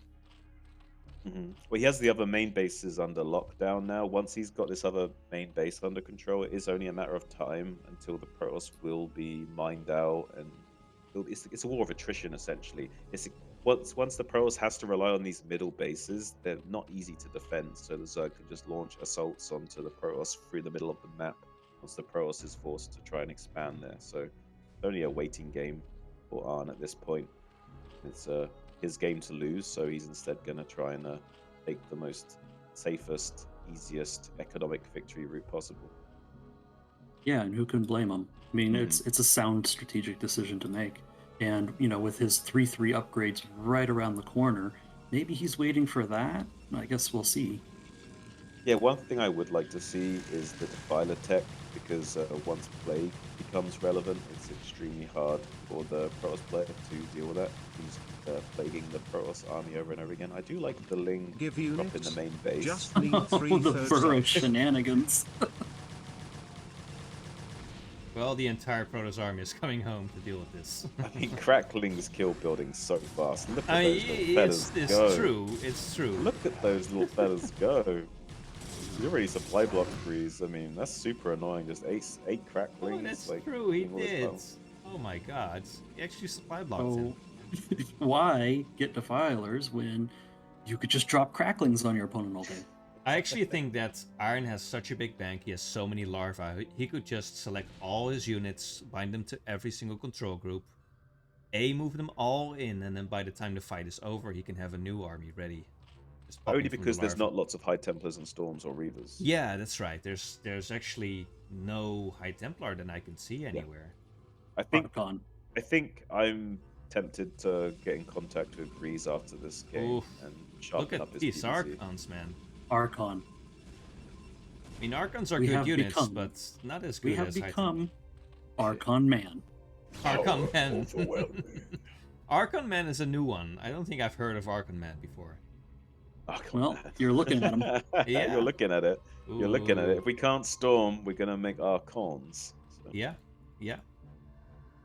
3/3 grades for the Protoss, only +3 attack for Breeze, so going to be struggling to trade cost efficiently. Although if he's making Archons, doesn't need to worry about having that armor upgrade since they are mostly shield units. So I guess that's one thing going for him. +1 armor did just finish for Breeze, so is going to be trickling in those grades to potentially catch up. But he's not expanding aggressively enough, and there's not much he can really do from this position without mean, Storms yeah. and Reavers. I mean, there's nowhere he can Mhm. expand to. Do you know There's what? Do you no know what? bases left. There is one thing Breeze could do. If you really don't like using Storms, there's no harm in just throwing down like 3-4 Robos and going mass Reavers with Scarab attack upgrades and Yeah. capacity. That's actually pretty good. Just having a Yeah. huge fleet of shuttles and Reavers, that's really good still. Yeah, it is surprisingly strong. Like, Zerg needs to have like a decent air presence because if they're just Hydra Oh. Lurker, Reavers can just tear through it all. Mm-hmm. And No, Aaron he's with gonna Born, get this these lurker pylon, and drops. then the cannon will be unpowered. I'm Oh liking my these- god, this is a 9,000 IQ play. I'm loving the analytical, tactical mind of Arn in this series. He's definitely showing that he can be a bit of a thinker. No, Yeah. no. What Iron is doing here is he's just being annoying. Like, he knows I got this game in the bag. You know, I got 7 bases. I'm just gonna be He's just annoying. playing with his food. Yes. Oh He's no, I'm definitely gonna playing drop with his 2 food, but- lurkers. He's gonna have to move his army to intercept the 2 lurkers. Yes. If he was relying heavily on cracklings and there wasn't as many Hydras out on the map, then maybe these Archons would be absolutely magical for him. But since there are so many Hydras and Lurkers, that the Archons won't get enough value. If it was a mostly crackling focused army, these Archons would be clutch. But as it stands, we're going to have another little Doom mini drop in the main base of Breeze shortly, and most of his army is out of position. So this one might do even more damage than the others. Yeah, that's 4 Overlords loaded up and ready to go. All he has to do is just give the send signal, and there they go. Here we go. 4 overlords being positioned. There are both Hydras and Cracklings in here, I believe. Quite a lot Yes. of Hydras, only a few Cracklings to put on a lot more DPS. So pretty strong strike force from the Zerg, especially with their upgrades. So these things now going to go to work and pick up some of the probes. Yeah, and these drops do much better when you don't have Storm to fight it. Definitely true. Just so you know, one of the best ways to deal with Zerg drops is just to have like 1 or 2 High Templars chilling at each base, and as soon as they drop, you just storm the drop and it clears up pretty much everything. Very easy. That's hold. great. Like 1 cannon, maybe 2 High Templar or 2, even some Reavers if you can afford it. Fantastic. You can shut down pretty much anything drop-wise with Zerg at that point. It just takes Yeah. too long for units to get out the overlords. Like, this was great. This was a really good value play from Arn. He didn't really have to commit a whole lot, and he got so much damage out of it and forced even more in position out of Protoss. Yeah, and with just Archons for splash damage, he's going to have a hard time of it, I feel. Yeah, like here he's chosen to move out. These Zealots are still going to have to play catch-up, so... Well, there is one thing that could happen here. If Breeze is really quick and keeps fighting this army piecemeal and keeps his foot on the gas, so to speak, and kills all of this off before Arn can reinforce from the east and then secure the high ground position to defend from, that's actually pretty good for Breeze. He can make this work. Just like Arn was considering cutting off the reinforcements and maybe going for a counter-attack, but instead might have to try and pincer this army from all sides before Breeze can macro up the reinforcement. but when you're in this position as Protoss, you need to continue reinforce your army. Oh, that's a beautiful storm. That's how you do it. Finally a good storm from Breeze. Oh, yeah, there it is. Look at how There it is. effective that was. Proof of concept right there, boys. But now we're seeing the real true picture starting to show. If you look at the population counts, I mean, if Aaron just pops off each of one of these hatcheries, which it looks like he's going through and cycling, the gap's going to close, and boy, does that gap look wide. Yeah, he's behind in army and work account, which is never a position you want to be as pros. So usually means the writings on the wall, unless you have some kind of huge positional lead or you're on top of the Zerg production and can stop him from gathering his army together. There's not really much you can do as pros when you get to these huge deficits. Yeah, he never actually got as many gateways as he should have either. I mean, he's Both remaxing, but Yeah, both players not really able to spend their money well enough, though. Yeah. I feel like I seriously wonder if this is the most money we've seen in a CPL game so far. We're up they're to definitely going for the economic 17,000. win, aren't they? Yeah. Yeah, so for that's the one points. storm per game on I mean, average now. I think they're saving up for Starcraft 3 or something. Oh my god, it's rising so quickly as well. Yeah, I mean, he's got so much economy. Please finish your upgrades, please, every game. If it gets this long, if you have a bank, please finish your upgrades. Yeah, upgrades are so crucial in making sure your units can still trade cost effectively as the game In my progresses. defense, I was maxed. True, Iron. True.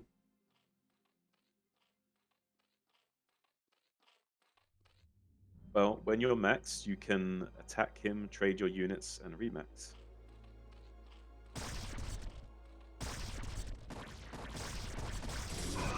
Or keep skirmishing with small packs of units to whittle them down while remaxing out what you're skirmishing with. Oh no, not my drones. Now I can't mine minerals.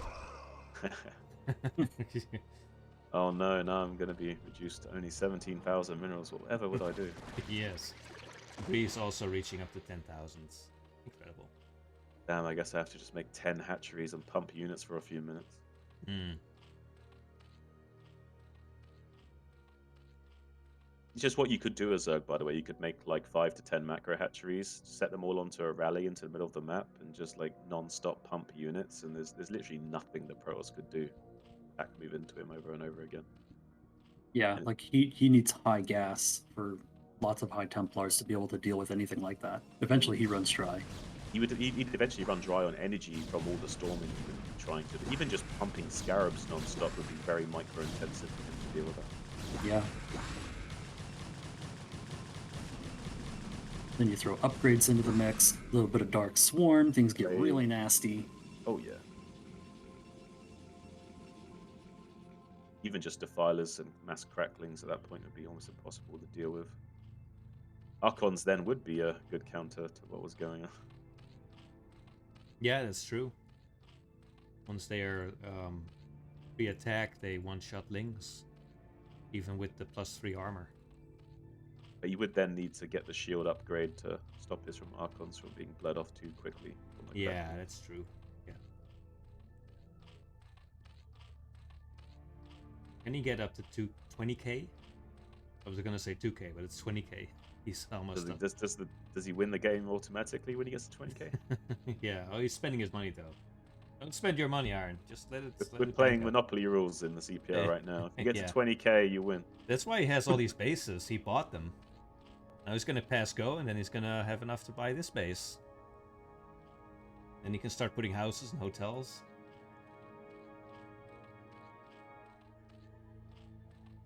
Well, maybe Okay. Breeze can land on free parking. You never know. I mean, he's sitting on a safe square right now. He needs a couple of things for free to turn this game around. He needs more than just training stations. Yes. Oh, looks like Breeze is hitting Iron's houses and hotels. Now he has to pay the price. Well, Yeah. I don't know if he can. I don't know if he can pay this hotel bill though. I think he's like landing on Mayfair right now, and it's like realizing, Yeah. oh, I don't think I can afford this. I'm gonna have to start mortgaging off these properties. This is a big bill.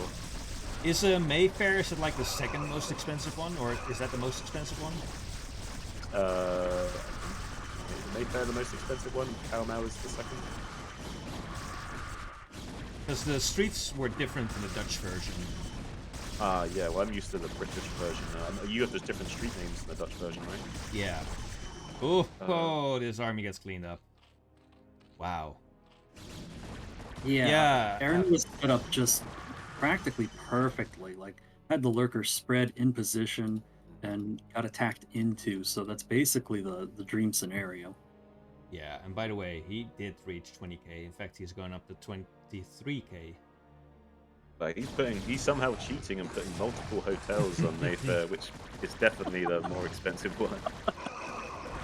By the way, this is the perfect way to trade as Hydras. I can sell it in a line like this. Oh, he's boxing them in. Well, Breeze isn't willing to trade his train stations off, but he's being Incorporating forced to mortgage them. adaptation into Swarm. Dosmayan cheer. Okay. Times I'm on here. 300. Woo. Dustman, thanks for the cheer, man. Thanks a lot. I appreciate it. Hope you're having fun. I feel like Breeze is trying to roll a lot of doubles to win the game, but instead is just landing in jail every time. Oh, yeah. Oh my god, what a game. GG. That was absolutely crazy. Ow. So that's gonna go to Iron. What a... I think this is the first time I've at least casted a game like this. It went on absolutely forever, and I think the important thing is that it reveals things to work on for both players. And I'm not saying that like to be cheeky or anything like that, but just I mean, that's what CPL is about. You play your games and then you figure out things you have to improve. Yeah, it's honestly we kind of have a responsibility as casters to be, as informative as possible, but first and foremost as accurate as possible as well. Like, always defer to what coaches say, but if you know something, maybe help us out. Absolutely. Okay, the next game is up. All right.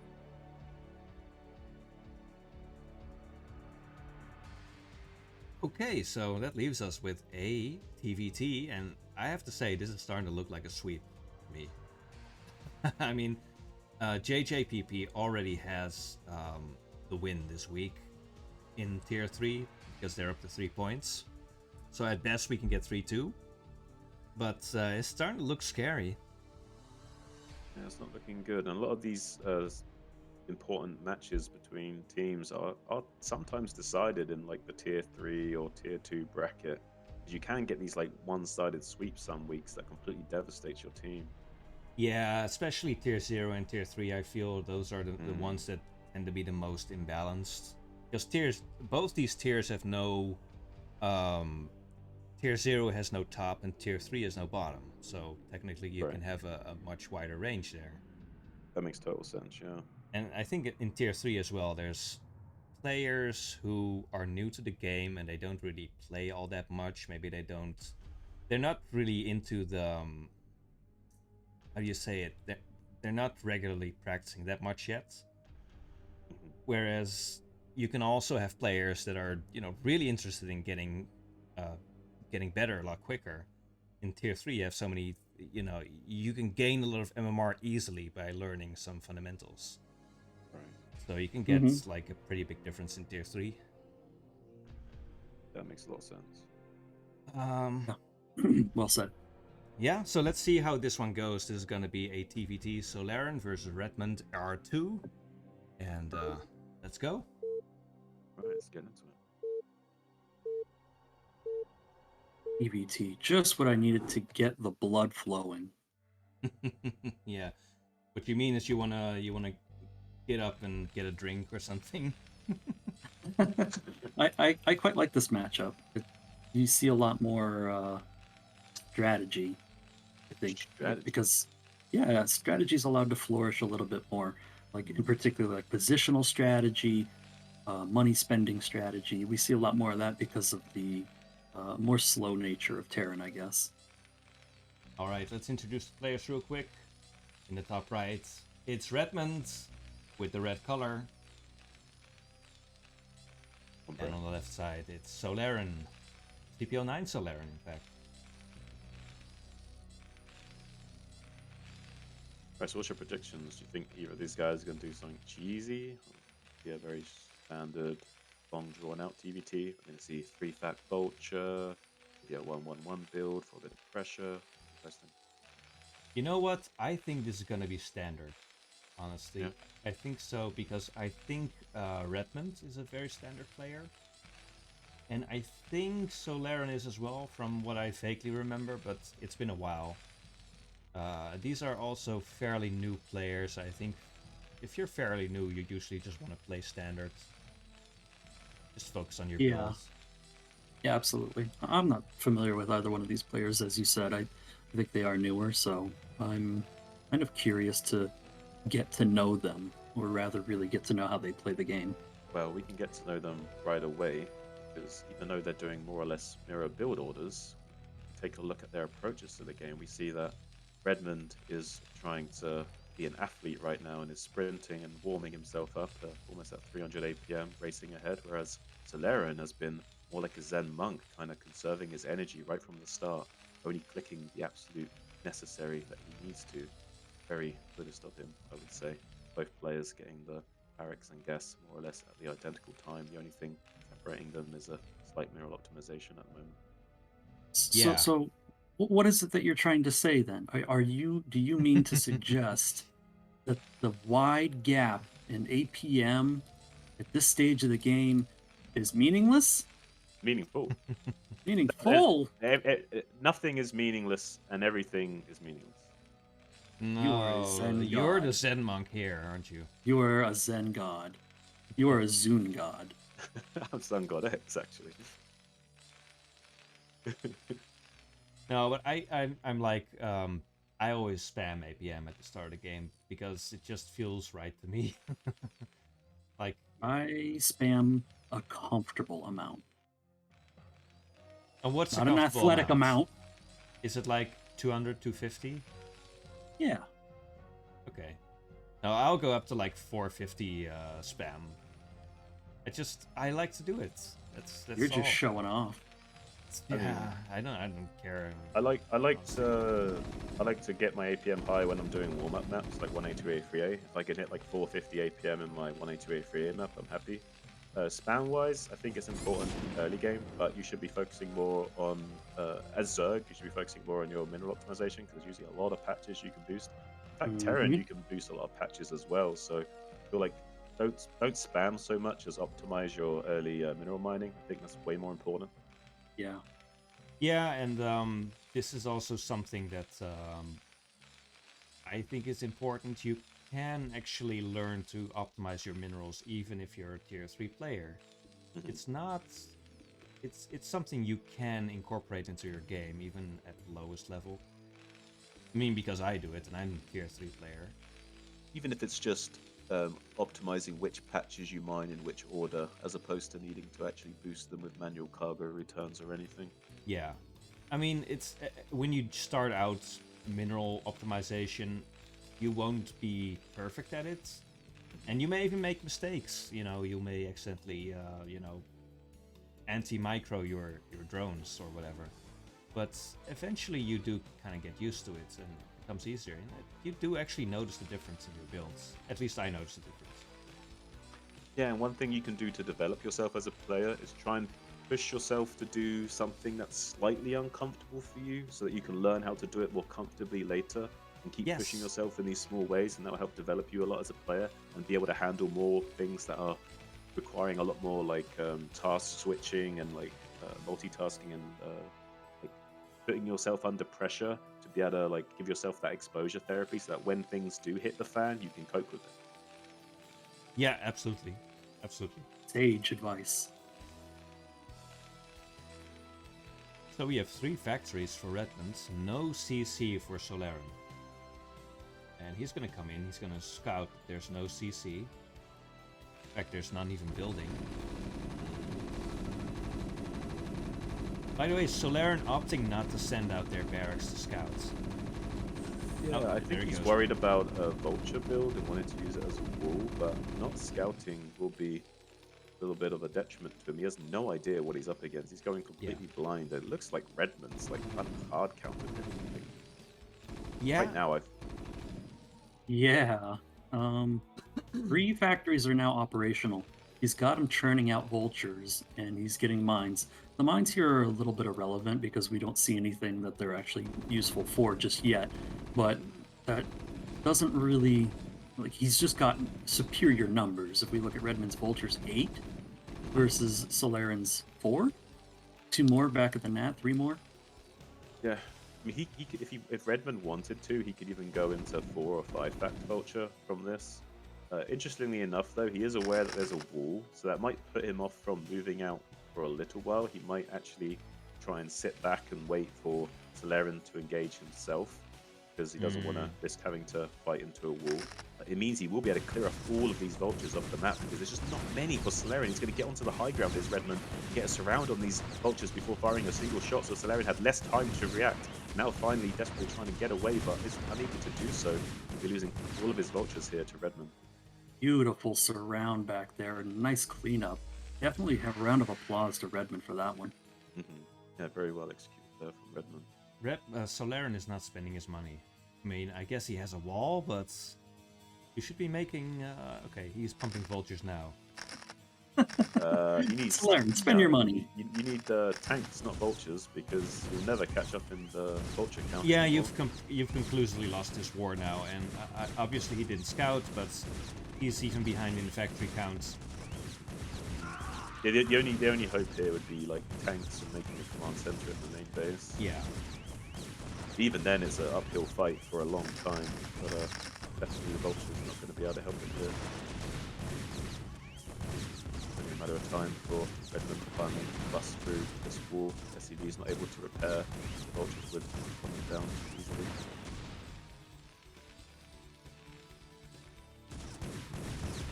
Yeah, this looks pretty hopeless now with this many mines and this much control of the map. And he's still just making vultures. Yeah, it'd be a challenge for Redmond to lose from this position, I think. Oh, the wall goes down. Yeah, I mean, I guess if Love Snow was playing, we could have some hope for a throw, but I think as it stands right now. Are you gonna cast with Love Snow later? If he's around, he wants to cast. Actually, I think KCM with staying just before this. I think he's actually scheduled to cast on Saturday, I think, or Friday maybe. Oh, okay. There's a game going on, but I think the game is about to end. Yeah, there's not much that Solaerran can do here. Even if there were like nothing but tanks coming out right now, we could still just lay mines, so it's a really untenable position for Solaerran to hold on here. Yeah, he's got the mines in position. He's just frying up all these SCVs for dinner. This looks like a game closeout to me. I think Redmond looked really good in this game. This 8 PM is actually kind of insane. It's looking better than Tier 3, if you ask me. Huh, yeah, interesting thing to point out. A showcase for Redmond. Good game.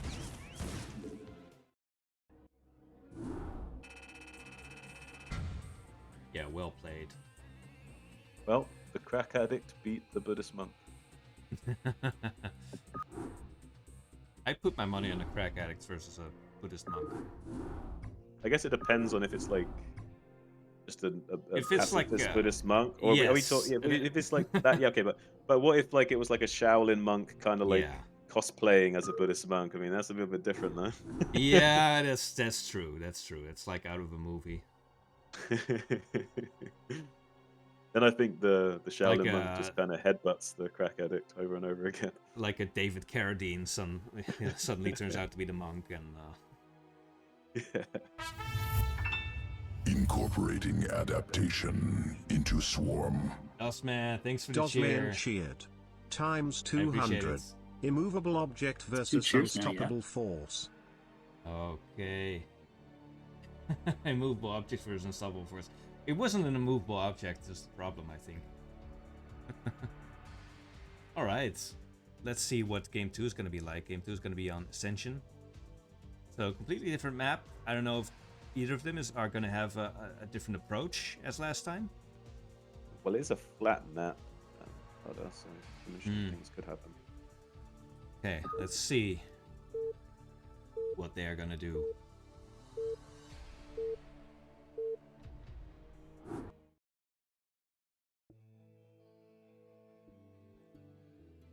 Alright, spawning in the 12 o'clock position, it's Solaerran. Oh, he's having a bit of a tilting split. That's unfortunate. Yeah, a little rattled maybe. And in the 4 o'clock position, it's Redmond. Again, sporting the cool red. Yeah, looking good in that red, I would say, and definitely on brand with his name. Yes. And orange again. Orange is a nice color too. Then everything looks good on Terran. Pretty much. That's pretty true, actually. That's why Terran's overpowered. Yeah, the most aesthetically pleasing race. And that's really all that matters. I think Solaerran's having... he either rallied his CC to the mineral, or he right-clicked to the mineral and misclicked. You see, this SCV's not mining right now. It's idle. Yeah. Yeah, That's so unfortunate. It happens. It happens. It's embarrassing, but you know, it happens. It happens. It happens. You know, what more can you say? The one thing I recommend to all of you players out there, new players and veterans alike, you know, every few seconds, especially in the early game, just like be very cognitively aware of what's happening. Make sure, like right now, we can see there's 3 SCVs mining 2 patches, so we can be like, okay, I want to move 1 SCV over here. Make sure there's 1 SCV on each patch. Like, just, you know, kind of like feel like you're a king surveying your kingdom, and like try and like look for stuff that's not quite going right, and you know, set it right. Yeah, you almost have to treat it kind of like a mini game for like the first few seconds of the game. By the way, if he was mineral boosting, he wouldn't have this issue because this is the SCV you wanna have hotkeyed. Yeah, that's the mineral boosting spot Yeah. for return cargo. Oh, and by the way, Terran players need to mineral boost with the return cargo differently from Zerg and Protoss. Yes. With Zerg and Protoss, you want to just tap the return cargo when they have the mineral in the mouth. However, with Terran, you want to spam the return cargo button until the mineral appears, then you stop spamming the return cargo button. Yeah, I think as soon as the mineral appears in your hands, you have to do it twice, right? I think Yeah, it's the- because it's just after it's got the mineral in its mouth, Yeah. so you kind of like tap it like one more time as the Yeah. mineral appears, kind of thing. I thought it was always it's you not- just spam return cargo until they turn around with the mineral. Yeah, yes, kind it's, of. yeah. That's kind of the case. But the split second after the mineral appears in its mouth, they will start to turn it around. Yeah, Yeah, you don't want to no, hit it okay. 3 times though. You want to hit it one more time after you want to hit it twice, I think, and then the 3rd time will actually delay it, I believe. Yes. At least from when I tried it, it was. Yes, it would delay it. Yeah. Yeah, mineral boosting is like the basics. Of course, there's very advanced mineral boosting, and the advanced mineral boosting is very difficult to do. But the basic mineral boosting of that specific patch, this specific patch in most map setups, is not that hard to do. Oh, by the way, the SCV is still not mining. It's really a shame. It's really actually. Solaerran's still mining gas. Yeah. Yeah. Here we go. All right, 2 factories.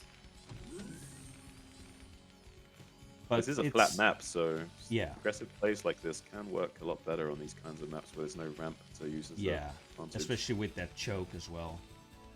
Mhm.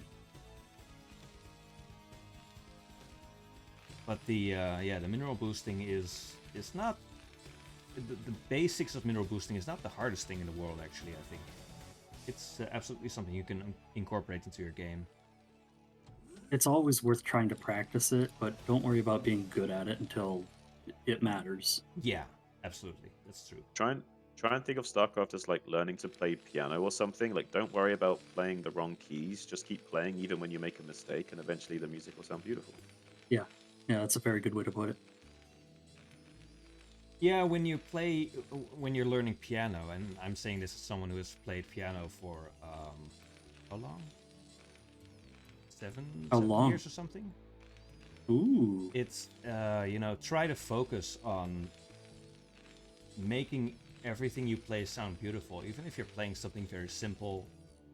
because you're always trying to make sure that you're doing it right, you know, that you're not, you don't want to learn to play ugly music, you want to learn to play nice music. And it's kind of the same with Starcraft. I feel everything you do, you have to, you know, do a good, try to learn to do a good job at it instead of a half-assed job, you know. But also, don't be discouraged if you sound like cats screaming for a while. Eventually, Yeah. eventually you might sound like Beethoven. But for now, you Which might is, sound a bit bad. which is kind of, it's difficult to sound like that when you're playing piano. You have to be doing something really wrong.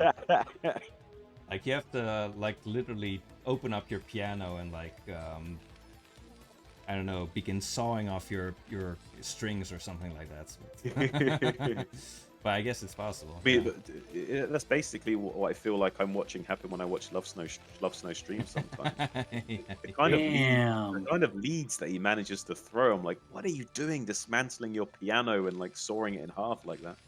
It's 2 swipes at Love Snow on an official CPL stream, sir. What are you setting I'm up? fishing for a show match. Shh, you heard it here first. Yeah, I would be fine with that because at the beginning of the season I made those graphics for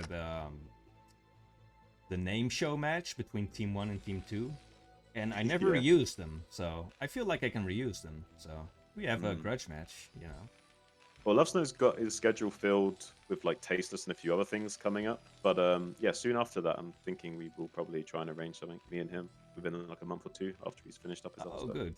I love TVZ, so I don't want to miss that. Yeah. And by the way, to anyone watching, that's a good series to check out. Love Snow vs. Tasteless. That was actually pretty good.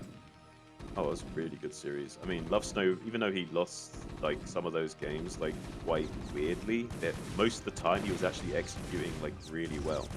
Even the games he lost, he played really phenomenally well. In fact, I think game number 1, you could argue that he was playing as good as a semi-pro for a large majority of that match. Yeah. Oh my god. It's like Redmond's just going to bowl over the Vulture count for Solaerran regardless of the positional advantage of that tiny choke, and now going to break all the way through to the natural. Solaerran trying to desperately hold on with that choke, unable to land his barracks to complete the wall though, so now Redmond going to be able to get into the main base. I guess he could land now and try and cut off any reinforcements, but there's damage is going to be done. There's nothing in the main. All these SCVs are going to die. I think both of these games are just a great example of winning by macro. And Redmond needing to be promoted. Yeah, these sort of Vulture Man, Vulture War TVT games, they can be very decisive very quickly.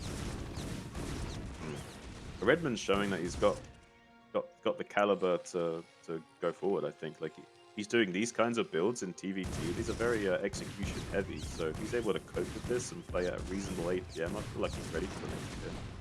Yeah, definitely looking back at what he's got going on here. I think he's tickling tier 2 right now for sure.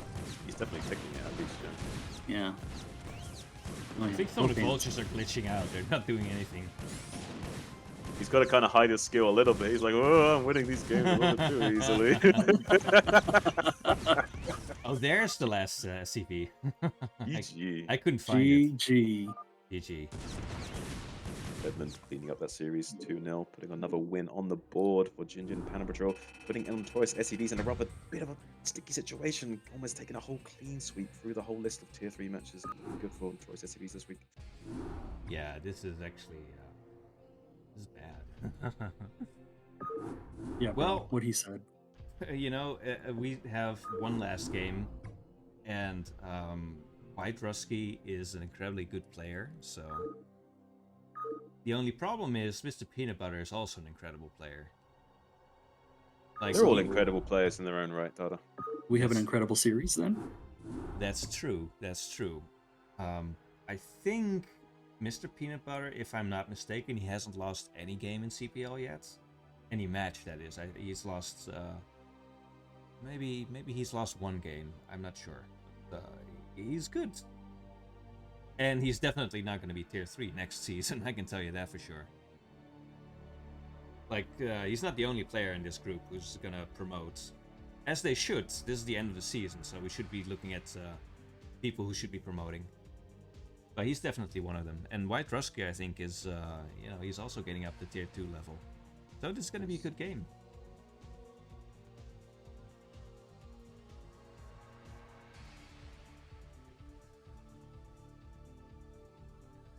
Why is PeanutButter not promoted? Yeah, that's a good question.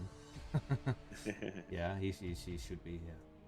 It's also like a bit difficult. Like sometimes we actually can't promote someone if their team can't make a lineup anymore. You know, this we really want to prioritize having a full lineup above everything else. I mean, obviously it's debatable, but that might have been the case. I'm not entirely sure about Mr. PeanutButter specifically. But yeah, let's see what happens. This is gonna be our final series of the evening. Notorious S.C.V versus JJPP, and this might be a sweep. It's gonna be a PVZ, Mr. WhiteRuski versus Mr. PeanutButter. Here we go.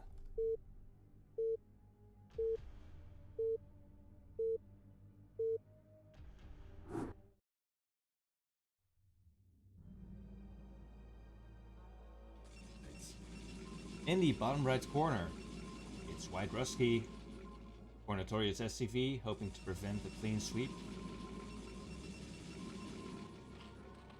And in the top left corner, cross spawns, it's PeanutButter99.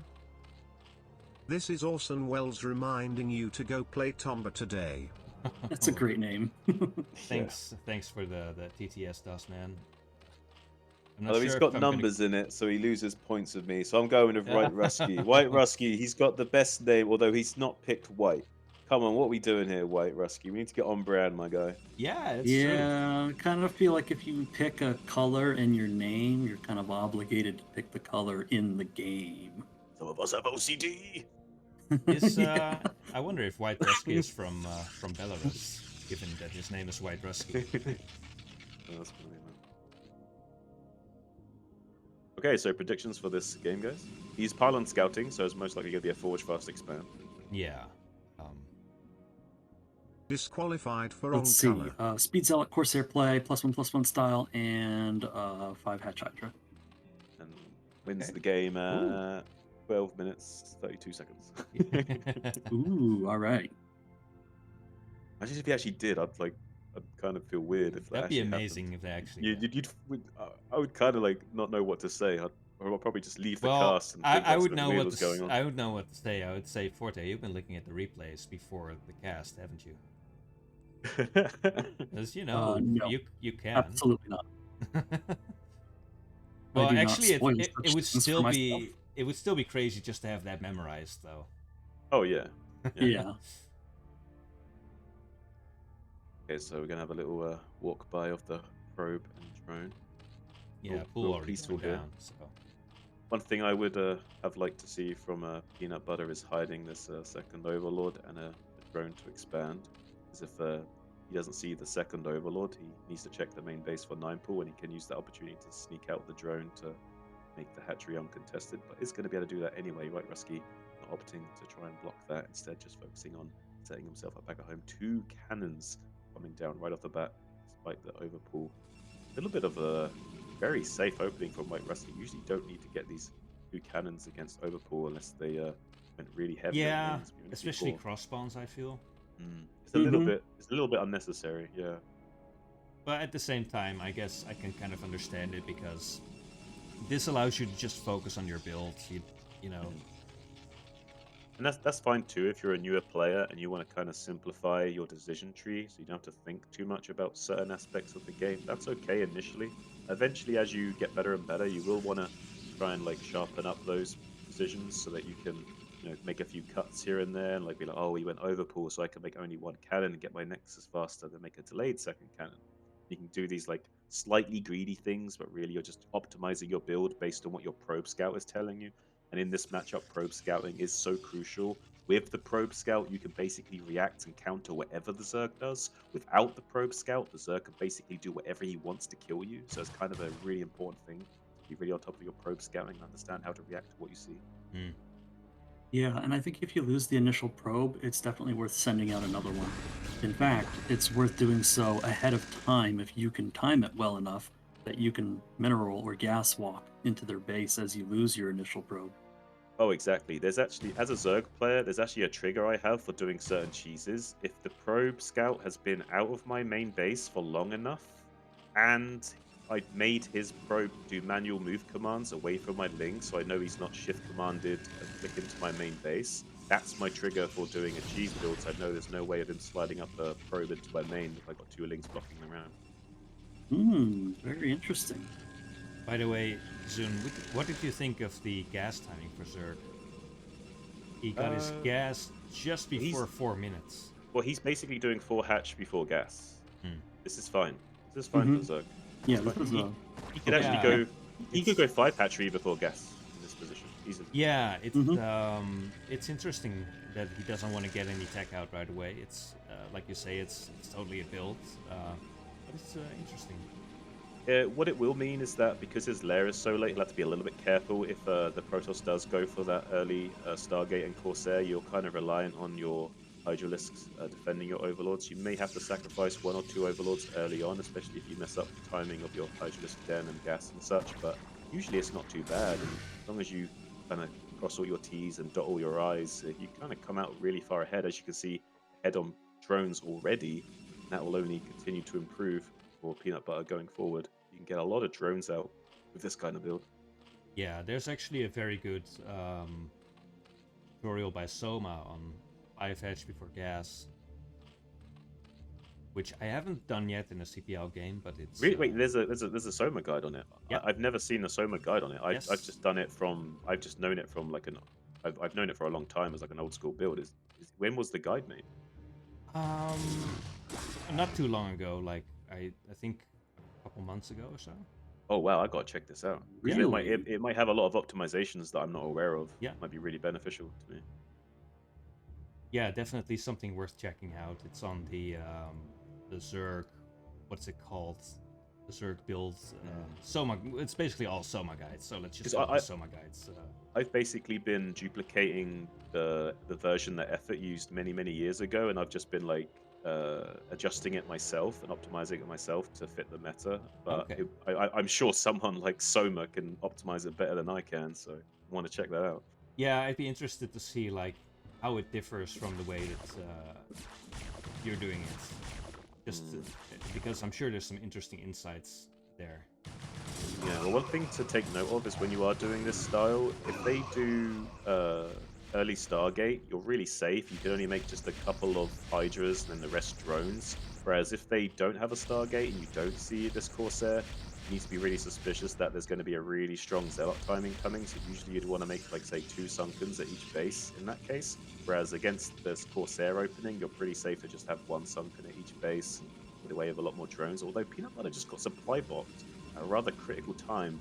Whenever your overlords are being hunted by Corsairs, you want to be replacing them with backup overlords in advance so you don't get into situations like this. Right now he's got a lot of lava banked, a lot of money banked, and he's unable to spend anything. Yeah, it it's a kind of bit hurts surprising. being supply blocked. Yeah, it is a little surprising. We see Lurker aspect is on the way here, so and +1 missiles also on the way. So are we suspecting that he's going to do something with these Lurkers defensively? Like, is he going to play Turtle Zerg, do you think? No, he's probably going to try and contain. Okay, all right. He might initially turtle, but he wants to contain because I don't know if he's conscious of it, but if he knows how many cannons were made, then he definitely wants to contain because every cannon that was made is a gateway that was slowed down, which basically puts the timer for Protoss moving out back.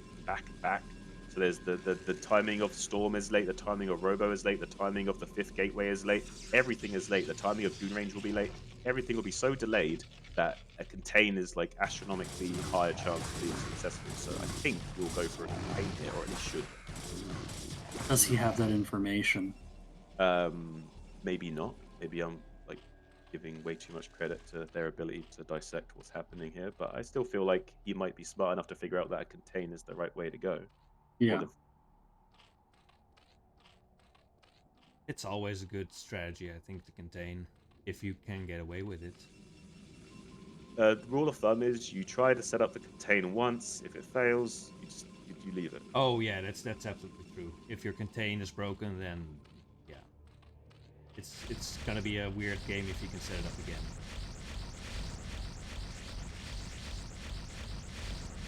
Losing a lot of overlords. Oh!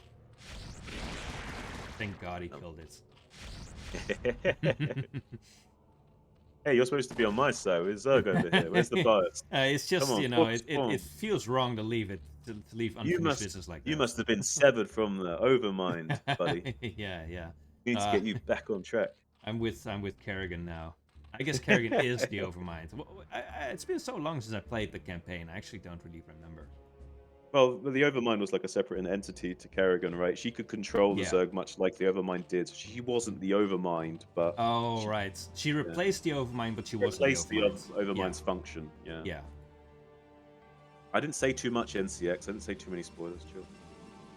It's like the game's like 25 years old at this point. How dare you spoil this game for me? That's like making Harry Potter spoilers at this point. I'm sure everyone knows. So, yeah, I'm seeing a lot of colonies, a lot of this turtley action, and this is kind of what I was alluding to earlier. It just looked like he was telegraphing this kind of play, so a little bit concerning, I think. Well, it is because if the Protoss player was greedy, he can start to expand quite easily. Yeah. He can take ninja expansions as well, is the best thing. He could even take like bottom left or something. He's checking out 6 o'clock, right? So maybe he's thinking about it. Well, 6 o'clock is the most base he's probably naturally thinking about right now, but he could probably double expand and take 6 and bottom left and try and get away with it. He's killing his own gateway well. There's a DT in production. Yeah, it's kind of funny. That's a little bit of a issue, I think. Yeah, there's no Overlord there's here no yet. Overlord though, yeah. Come. There it is. There's actually not much here. I think he will be able to set up this contain, actually. He does have to... Yeah. He's not railing anything down. Unless WhiteRuski moved out right now. If WhiteRuski moved out right now, he could actually just double storm those lurker eggs and kill them all. Yes. Yeah, he saw them, right? Because not all of them are up on the high part. He could do that. There's not that many Hydras. He could do that. He could just run out with the Zealots to tank the shots and just double storm all those clump of eggs. He could have done that, but... Yeah, I feel like he should be rallying down more units to this contain if he wants to set up a contain. Well, actually, as long as he splits up these units, he's actually fine, Dada, because there's no Dragoon support yet. One thing he wants to do, though, is set up his lurkers on the left-hand side, because if you don't, the Zealots can just run by, and there's not enough lurker spines to soften them up. One thing you want to be wary of when you're setting up containers, you make sure you cover these flanks, they can't just run past. Oh my god. Oh, Forge. You make it in the main base, you crazy man. Why did you make it there? Just so the guys in the chat know, when you're losing your forge at the natural, you want to make 2 forges in your main base to keep going in your upgrades. Like, Okay, more units being sent down, and... Careful with these lurker positioning though, he's getting his lurkers whittled down a little bit too early. Yeah, this is actually quite well played by WhiteRuski. Good control from him. I think he's going to break through. Yeah, another really important tip for you newer players, it's 1 storm and 1 dragoon shot to finish off a lurker. So when you're skirmishing, you can storm the lurkers, then finish it off with your ranged dragoon. Yeah, a little bit of a shame there that those Dragoons didn't have that Hydralisk support that's here now. And they're committing very heavily here. I'm starting to get concerned for Mr. PeanutButter here, trying to hold this front line. It's a really weird position because he's actually ahead in supply and ahead in workers. He's picking up a lot of army. It's really good, but if he can set up this contain and just maintain this position, he's so far ahead. All he's got to do is just keep rallying units down to this base, but he's a little bit starved for gas. Yeah, is he mining 2 on gas at his natural, or is that 3? That's okay, that's 3, yeah. He needs a 4th on gas. You see how inefficiently those gases mine? Yeah, there's a little bit of dead space there when the drone goes. I'd put a 4th drone on with the mineral only. Yeah, he's also keeping quite a few units at home, which is interesting. I think he should just put everything here. I mean, I could make the argument that he's worried about drop play or counter play or something, but I don't think he needs to worry about that right now. He needs to worry about making this contain as strong as possible, because then he basically wins the game.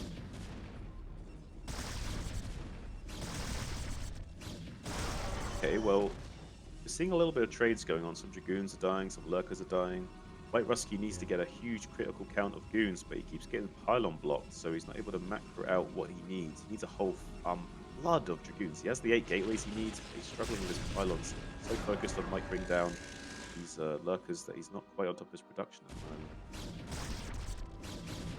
Meanwhile, top right being taken by Mr. PeanutButter.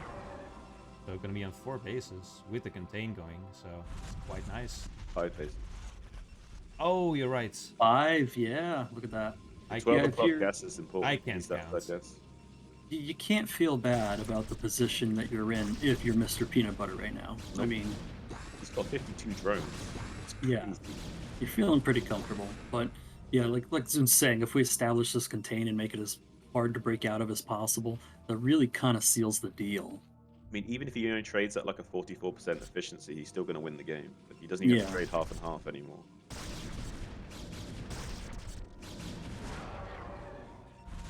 I do like how WhiteRuski is kind of skirmishing with his dragoons. Like, he's being quite methodical with sniping off the lurkers. This will give him the best odds of breaking out, but he needs to be careful that he doesn't just get his goons swallowed up by these lings that are trying to get on top of him right now, and they are going to start to fall in short order. A few of the goons going down. WhiteRuski trying to storm to help, but the storm was not very well placed. So most of those dragoons did go down, thinning out the count of dragoons from that critical mass low. PeanutButter, storm judging forward, going to snipe off another high templar, forcing out more storms. And pulling most of the tech units of WhiteRuski, making that move out all the more difficult as more and more dragoons and Templar are getting sniped. WhiteRuski in a slight moment of desperation now, realizing he's only got a couple of minutes to move out. Beautiful storms. Storms are good. From the top flank though, he can push up off this high ground now. This could be huge. Yeah, he can break out of this now. Wow. This is a big moment. This was really well played. Okay, now we just need to put pressure on the Zerg and double expand, and we're actually not looking too bad if we can keep the pedal down right now and keep the pressure on. We need to keep whittling down the Zerg army before we give him much chance to reinforce. Right now we have a pretty sizable Dragoon count. We just need to prevent him from getting too many Hydras out on the field. When you're doing a contain like this, do you reset your rally points? Yeah. Yeah, definitely. I always do as well. You're basically everything. All your eggs are in that basket. You're not even making drones. Like you might have like 3 macro hatcheries at a base, but nothing mining there because you know all you need to do is make units and trade 50-50 and you win. Yeah, it just feels so nice as well when you have a contain and you can reinforce it just with hotkeys. It looks like Mr. PeanutButter is going to get a flank on this army here. Beautiful surround on these. Beautiful surround. This is how you play Zerg right here. I really like the patience of just waiting until he had all his Hydras ready to do it as well. Like he didn't try and engage too early there. He just bought as much time as possible. He let like his buildings soak up some shots first. Exactly how you want to play Zerg. Wait till the exact last moment possible and then go in. Look at this. This guy's tier 3? You kidding me?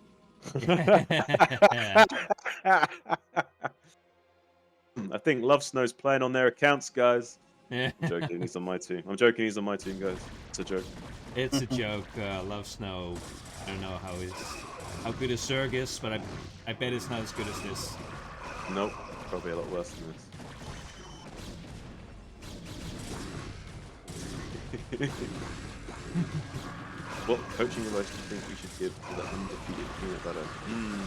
Be more aggressive, set up your contains faster. Don't be afraid to secure your gas as your third. You're not so restricted to Hydras. If you go for mineral only, you're kind of forcing yourself into a pure Hydra mid-game, which means you don't have the option to reinforce with many lurkers, giving him good counterplay options. That's one thing.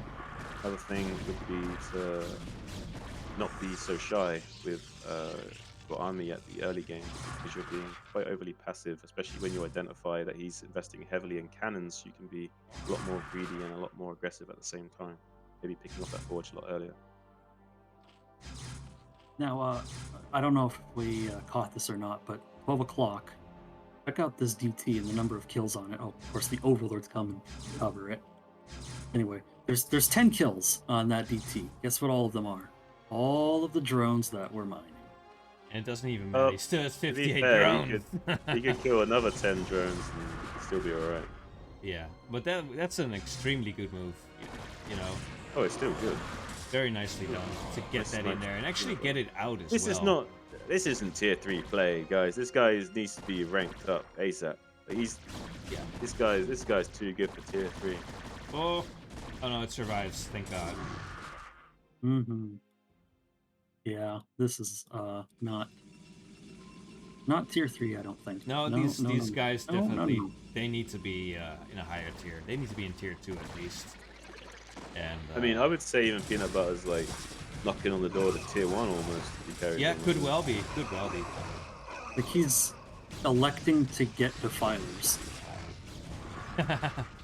That in itself, like, defilers Yeah, are no joke. They're hard to control. yeah. Having the confidence and the knowledge to understand the value of defilers at this state of the game in ZVP is definitely a sign that he's either had really good coaching or definitely knows and is capable of more than his current tier suggests.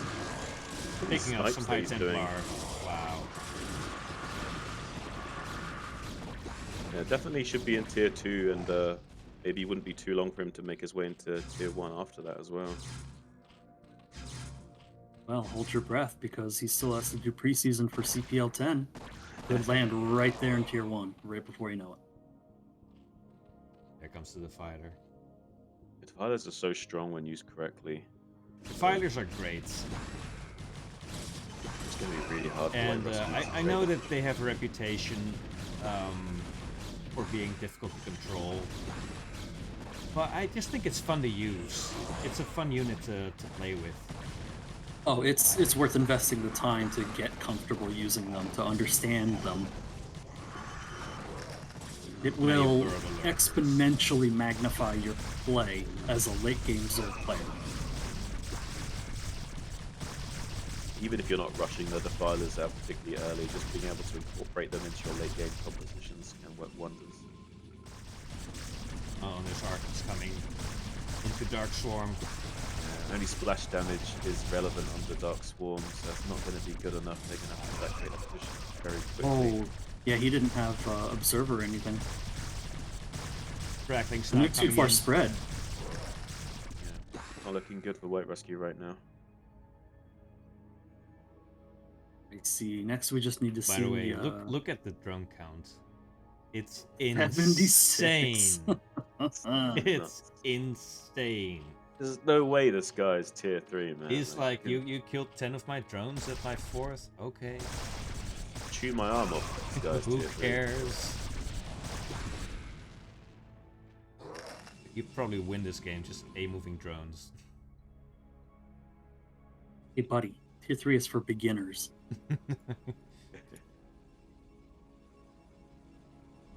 Ooh, nice play. There's the plague. Gonna be revealing those Dark Templars without overall support. Handy then, first Thor.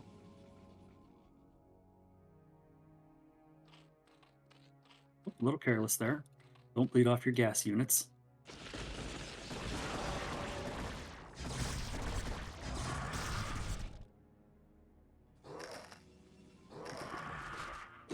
So if you're WhiteRuski here, what do you do? Yeah, like that's a good GG. question. Oh, the plagues just don't stop. I guess can't- no. I guess in this position, you try and take bottom left quadrant, and you go into shuttle play, and you just try and storm drop, DZ drop, anything, and just try and turtle, build robos at expansions, try and take the bottom left quadrant. Like I said, it's the only thing you really can do when the Zerg gets this far ahead. The only thing we can really say to Mr. PeanutButter here is that he could spend a bit more of his money. That's the only criticism I can offer, you know, but this is clearly like, it's a really good play for tier 3.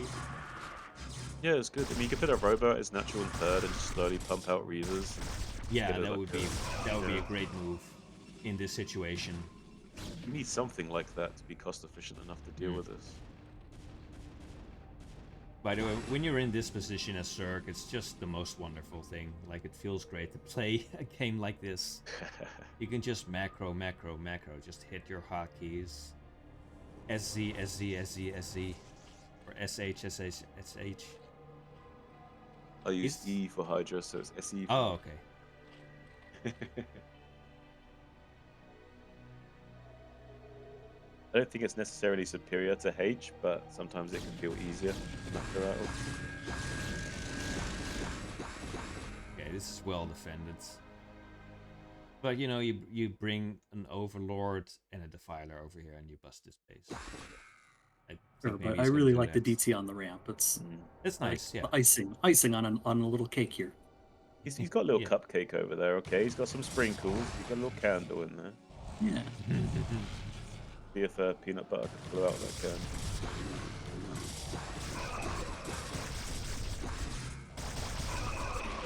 Like WhiteRuski gonna be trying to move out onto the map with what little Protoss special forces he's got here. Like a UMS map, trying to deal with a huge swarm of Zerg with a little handful of units. Swear, get this work. Yeah, I think Yeah. Mr. Peanut Butter has identified at this point that he doesn't even really need to kill the bottom left base. He can just move into the main and kill the production. It's just such little forces remaining for the Protoss that you can just keep engaging over and over again. Yeah.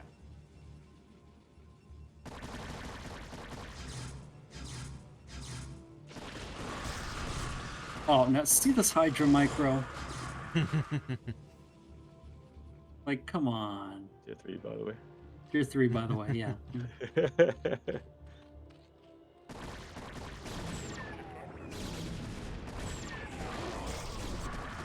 I think both of these players are closer to tier 2 standard, but I think Peanut Butter in particular is like high tier 2, low tier 1. Yeah, like Yeah, it this could isn't well to be, talk yeah. down White-Rusky at all. Like he's doing. No. given Yeah, the position he's in, WhiteRuski he's is doing it's actually a considerably very good player. I mean, let's not make it seem as though WhiteRuski is, you know, a bad player here. He's being No, no. outplayed by Mr. Peanut Butter. No, it's just Peanut Butter is just like so exceptionally gifted for his tier right now. He hasn't yet progressed through his tiers. well. Yeah, what's his record currently right now? Is it like 8-0, 10-0? What's his It's record? 10-0 or something, yeah. Oh, well, there you go. Think someone's due a promotion. But that's just a testament to how well WhiteRuski's playing in this game, able to hold on for so long Yeah. against a player that's Yeah, not playing in I like do Drain think as that well. the finisher could have been a bit nicer for Mr. Peanut Butter, but you know, it's literally the only complaint you could possibly make here. Well, it does take a while to kind of develop that killer instinct as well. That it really just comes through experience. That's not really something that can be taught very easily. No, it's not. It's Yeah, something GG. you have. GG. It's something you definitely have to develop, and you usually develop it from aggressive plays. So if you're more of a macro passive player, it'll take you a long time to develop that. Mm-hmm. So there's gonna be a 1 for Mr. Peanut Butter.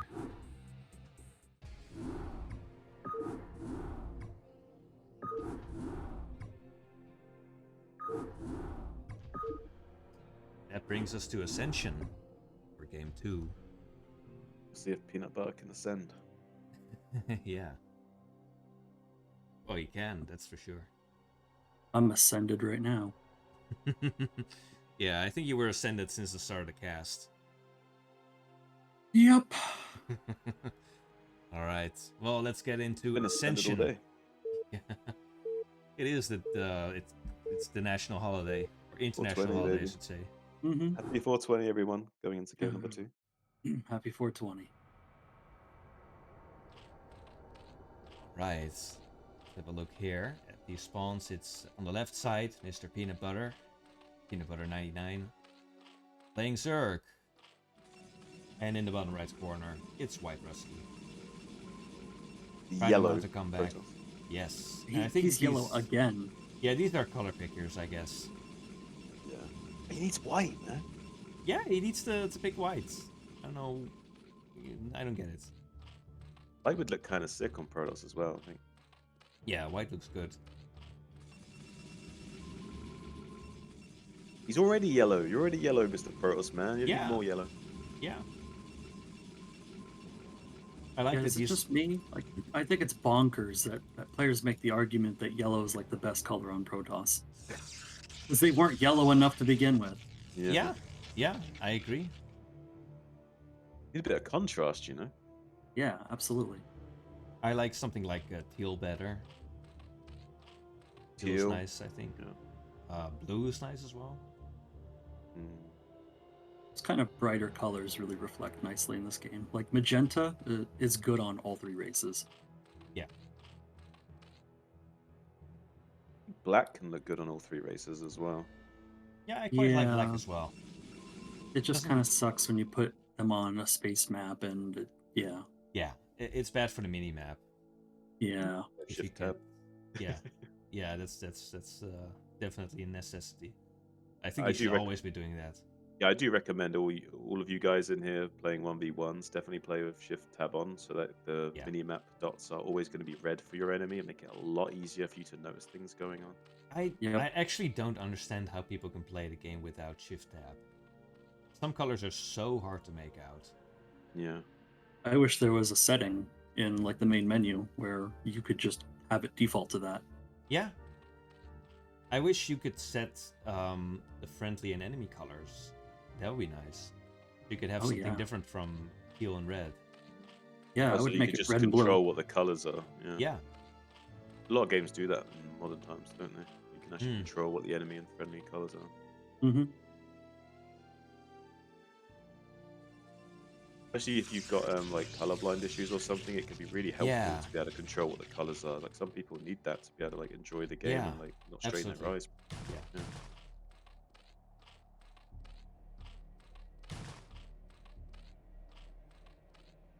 Yeah, imagine playing a mirror matchup and not being able to tell the difference between the colors.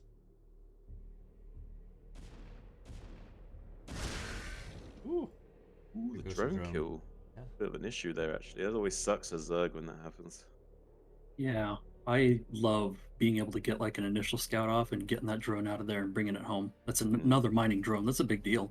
Oh, it's a It big actually deal. is a big deal, yeah. It's we're only 12 drones at the moment.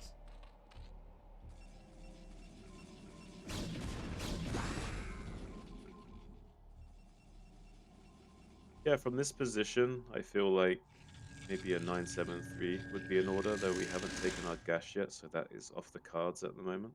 Hmm. What do you think Yeah. triggers a 973 in this There's a lot situation? of things. Forge Fast Expand is one of them. Horizontal expansion is another one because horizontal expansions are way easier to bust. In this case, it's a vertical expansion, but look at the cannon positioning. Like, this is so easy to exploit. Yeah. We take off the Forge for free, and then we got easy cannons to take out one at a time. Mm-hmm. Yeah.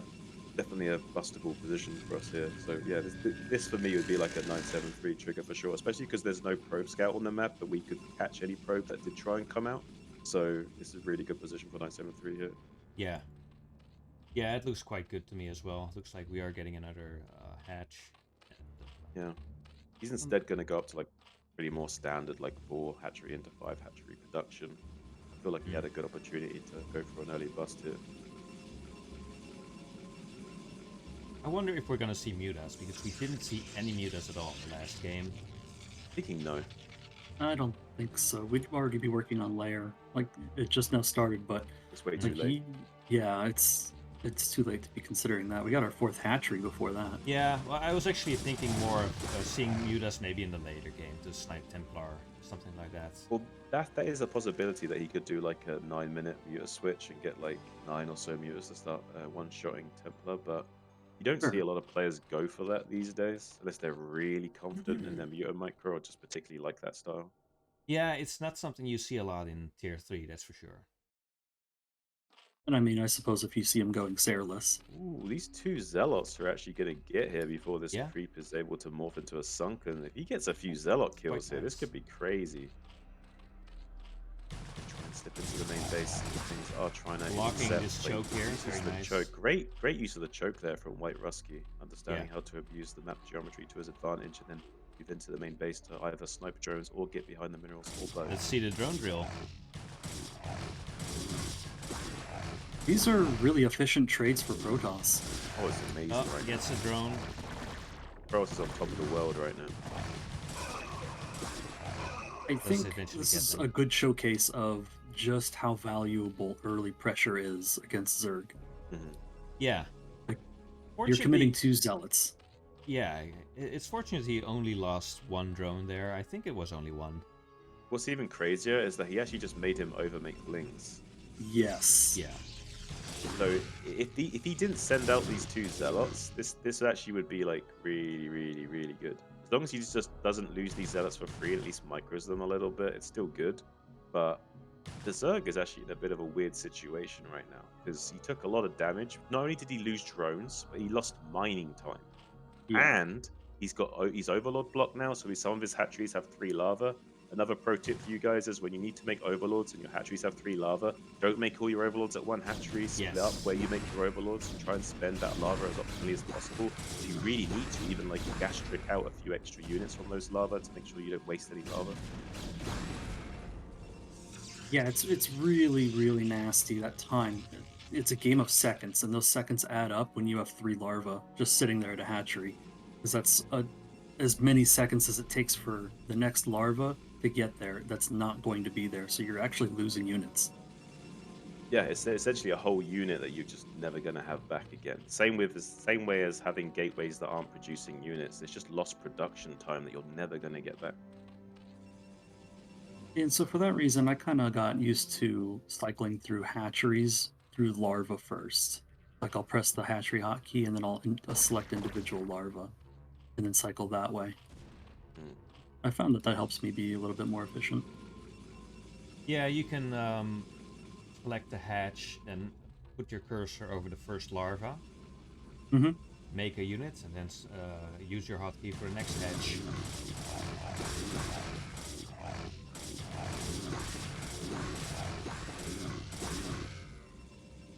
You know what I would have really liked to seen from WhiteRuski this game?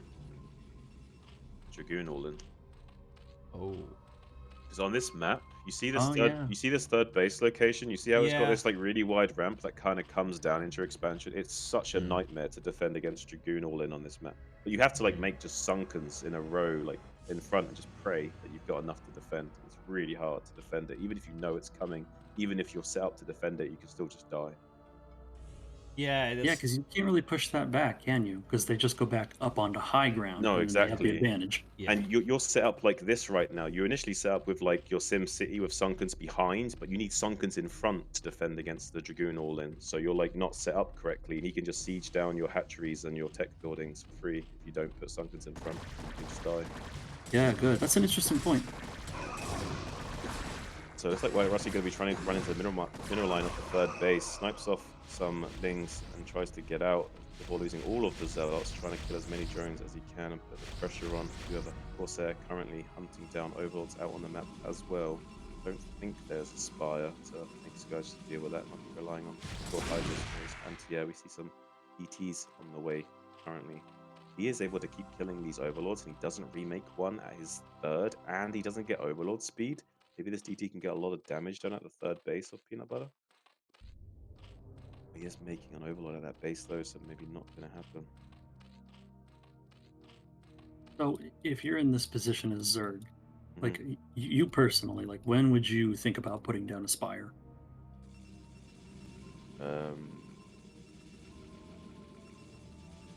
If I was doing like the style that he's doing, or I suppose, yeah. you probably need it like a minute ago or 2 minutes ago, because it's also possible the Protoss would go for drop play in this map. But if we're past that point, would you still get it? It depends on if I was aiming to win the game or not. If I was aiming to win the game by like really heavy Hydra aggression and taking this high ground and attacking into his third, I might not. So I might just want to like have a little bit more money for units. If I was going for a more passive style, wanting to take my fourth base, I'd probably definitely take the Spire. Very nice Storms unfortunately does lose the High Templar. Yeah, these are really good snipes from PeanutButter. This guy needs to be by a tier, I'm telling you. Yeah, man, I'm just saying his Hydraless control. Yeah, no, you're not saying SC. Don't try and imposter him. Oh, very nice. I was casting with him in KCM earlier. You sound nothing alike.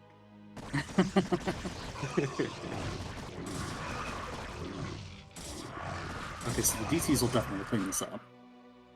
Or at least force him to back out. I mean, the DTs will buy you time, especially if you have air superiority with the Corsairs and there's nothing to snipe them, but it's got Overlord speed just now. Overlord speed just finished, so that will now change.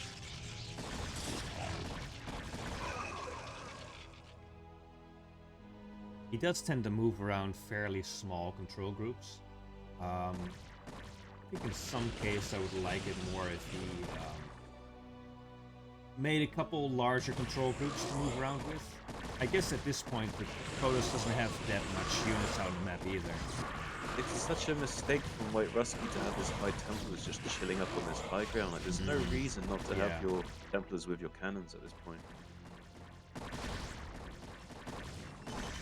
You had a whole army up there with your Templars. By the way, you can't rely on Zealots to escort your High Templars, guys. You can only escort High Templars with Dragoons. If you have Zealots in your army, do not count on them surviving. They can just ignore your Zealots and still snipe the High Templars. The body blocking of the Zealots is not sufficient to protect your High Templars.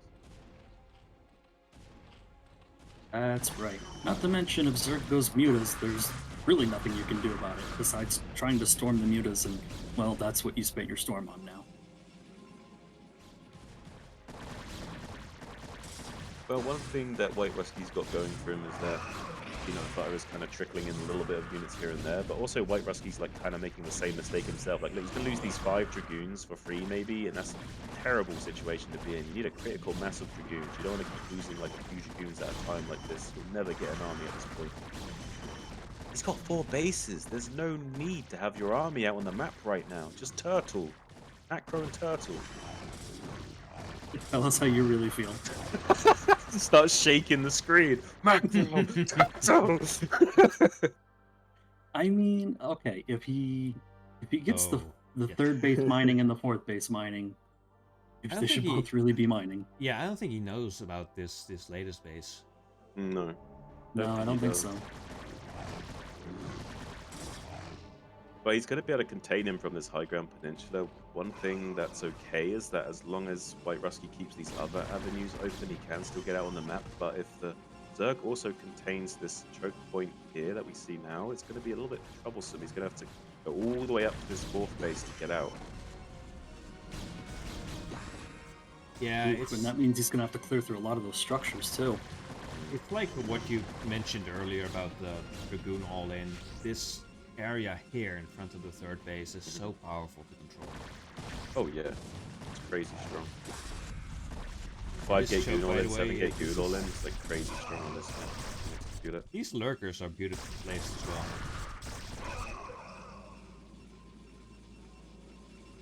Yeah, ideally he'd probably want to just storm and try and like pick them off with some goon shots, but I'm not sure if he's even got an observer there to spot for them right now. He definitely should have a spire by this point because of the geometry of the map, it's actually quite hard to snipe observers on some situations. So actually, in this case, you do want spire for Scourge, so you can just keep trading Scourge into his observers over and over again. Yeah, he's got it. He just needs to make them. He's got so much gas. There's no reason why he can't make Scourge and shit tons of lurkers at this point. Oh yeah. Only popping out 1 observer at a time, so you just keep killing that observer over and over again. He just never gets out.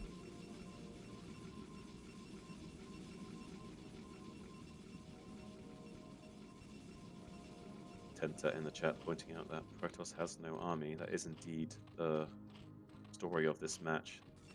Both players kind of beating off their army a little bit unnecessary at some portions, and that actually favored PeanutButter since he was already in a good position, simplifying the game state by trading off units. With him just fine, able to set up the contain and Protoss on these 4 bases. However, if the Protoss can just chill for a while on these 4 bases and build up a huge maxed out army, there's no reason why he can't just cripple this Zerg force with one really convincing fight and a lot of storms. So it's actually not a terrible position for WhiteRuski to get this 4th gas online. Yeah, that's kind of what I was trying to say earlier, That's too. a mistake, I think. It's got to be a mistake. Yeah, we're just bleeding off units little by little here as Protoss. Yeah, it's kind of the story of this series, is that we're bleeding off way too many units.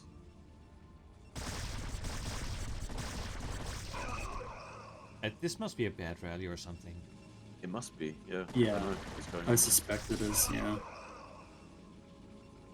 And It's kind of interesting that he's content to just contain this fourth base. I feel like he can absolutely kill this. I mean, there's only cannons here. If he has like... Dada, he can kill it, but he shouldn't. If he kills it, okay. he risks being counter-attacked by the Protoss and losing. It's actually really important that he doesn't attack into that position without Darkspawn. Okay. What would have been better, Dada, is if he got Lurker drop tech and then did Lurker drops at the base up there instead. That would have been a lot better. It's a lot less investment for a lot less risk for a lot higher reward chance. Yeah, that would be nice for sure. Not to mention, there's really nothing wrong with what he's doing right now because he's in control of the map. Yeah, he kind of wants to get defilers out so he can start plaguing these armies that are just chilling at the bottom of the ground and stuff. Like, that would be really good though. But Ideal. as long as he doesn't trade too inefficiently, he's in a pretty good spot. He's on 4 bases of his own. Probably take a 5th though. It's 82 probes to 51 drones, so those economies end up being kind of even. It's about even in this matchup. It's actually favoring Zerg a little bit because it means Protoss can't get out a huge army. They're kind of limited to like 117 army supplies, so it does slightly favor the Zerg, but no, the economic positions are similar. Yeah, and I agree. I would like to see a 5th base for Zerg with a couple more macro hatches. Then I think the production would probably be right where it needs to be. Yeah, it's actually too many probes he's got right now. He just will not be able to field a large enough army. It's actually nice he has High Templar there now. I think that wasn't there before. I think he sent that up. Still not mining this gas. Or the 3rd. Or the 3rd, yeah. Wow, that's a big mistake. Yeah. Oh yeah, there's one probe standing there, but it's not mining actually. Just take a note of your resources in the game, guys. Even early on in the game, you'll sometimes notice you have too much gas or too much minerals, and you can make small adjustments to your builds early on to optimize, compensate, and when you're in late stages of the game, you can figure out what's going wrong. So you can like be like, oh, I haven't got enough gas. You go around all your bases, check all your gases, make sure.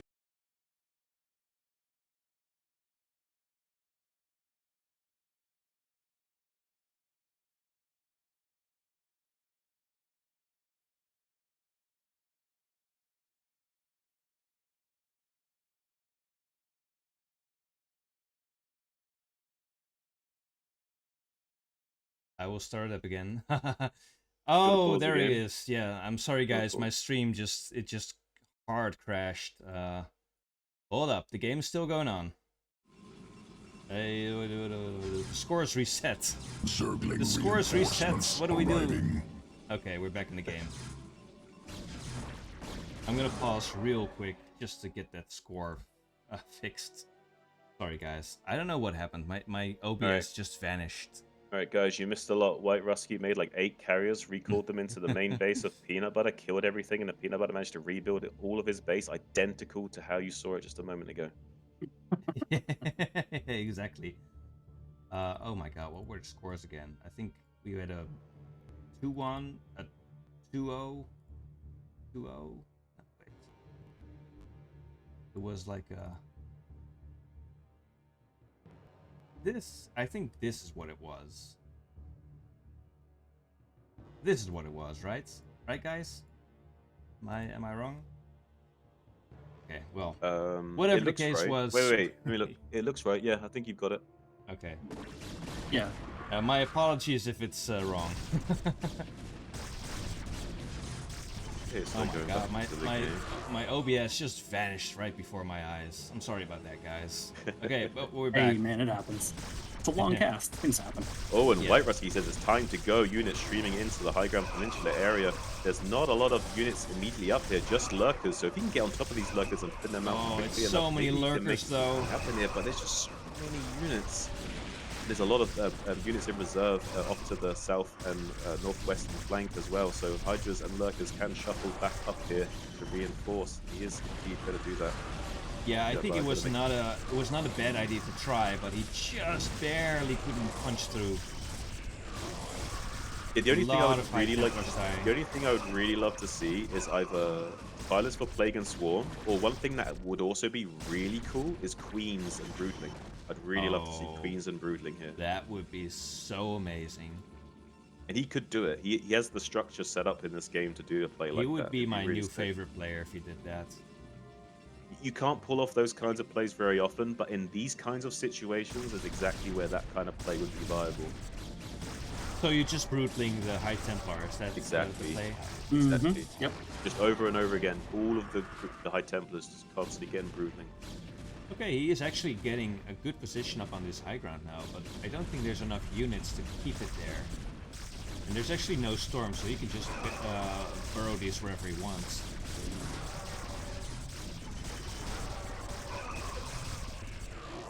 Yeah. I mean, in these positions, I may even like end snar like all of the observers to snipe them all quickly as well. That Oh yeah. that's so crazy. Yeah, that would be awesome to see. Likewise with Plague, because it'll reveal and it takes off the hit points for you. Just walk up, pop them. They pop Oh like my balloons. God. Ultralisks in ZVP! Woo! We're back in the old school days, baby! It's not like they can make Oh DTs my or god, this anything. is a back of the box art fight. Yeah, Just but look at all these the units cracklings. coming out. Yeah, but Making these are sure- two cracklings, yo. These are gonna close the game out. This is giving me like major nostalgia. I'm like remembering games between like Choja and Reach back in the day, cracklings trying to take out like micro dragoons. Are they gonna be devours and like mass maelstrom and stuff? Like, need some box art games again, boys. And I guess he's reset his rally points now because there's a drone here, and it's actually fighting the Zealots. Yeah, like Swarm says, box art is carrier scout versus muta devourer. Ah, yes, yes. Just the most. Okay, actually, these ultras can't get out. He's gonna kill this sunk now. Yep. He still has to move the units though. Well, this is why 4-base Protoss is not always the key to victory, because it's actually not sufficient to trade well with the Zerg if the Zerg has a better position than you. It's only good if you have map control. Without map control, the 4-base will not actually be sufficient. Yeah. Not only that, but it's 22 and a half minutes into this game. Please, please, please finish your upgrades, please. The upgrades would be really good. So would mining gas. Mining gas would be extremely good right now. We've got depleted. Like, look at his gas income. He's like literally mining like depleted gas at this point.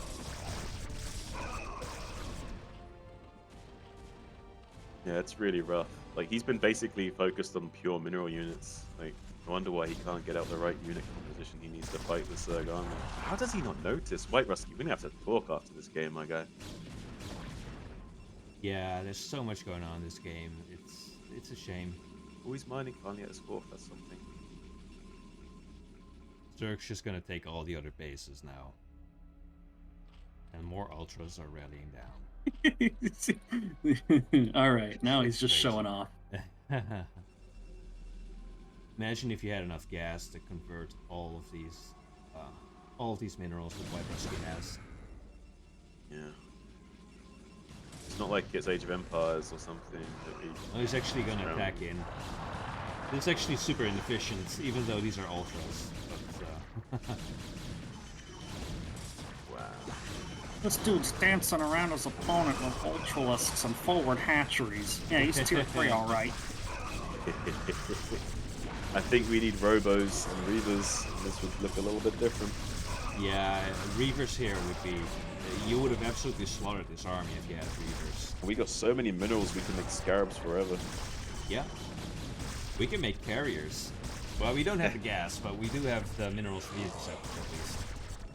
Well, carriers are a bit weird in PvZ because it's like there's not really once they get a lot of carriers, there's not really a way of dealing with it besides like really good plagues and swarms. But at the same time, if they get to that many carriers, it's like they won the game anyway. So yeah, usually carriers are an I win button in oh PvZ. my and god, I not didn't even usually- notice this until just now, but he's setting up a hard contain here. Oh, you thought I was joking when I said forward hatches. Oh, I didn't notice. Sorry about that.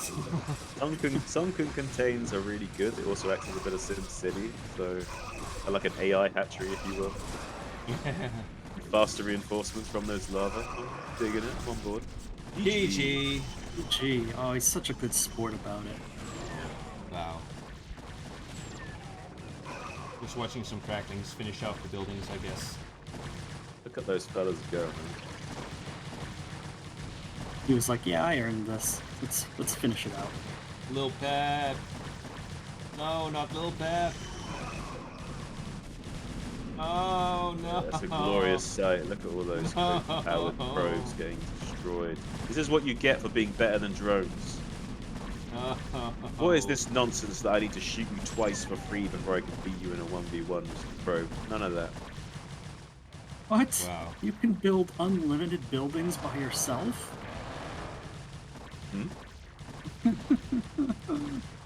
I think he's just gonna kill all the buildings. He's not leaving the game. He's just Yeah, he wants leaving to- everything He just wants the satisfaction. in. His bloodlust has not been satisfied. He wants to This- exterminate, okay? He's been sent to this planet for one thing only, and that's to rid it of this Protoss scum. Alright, GG.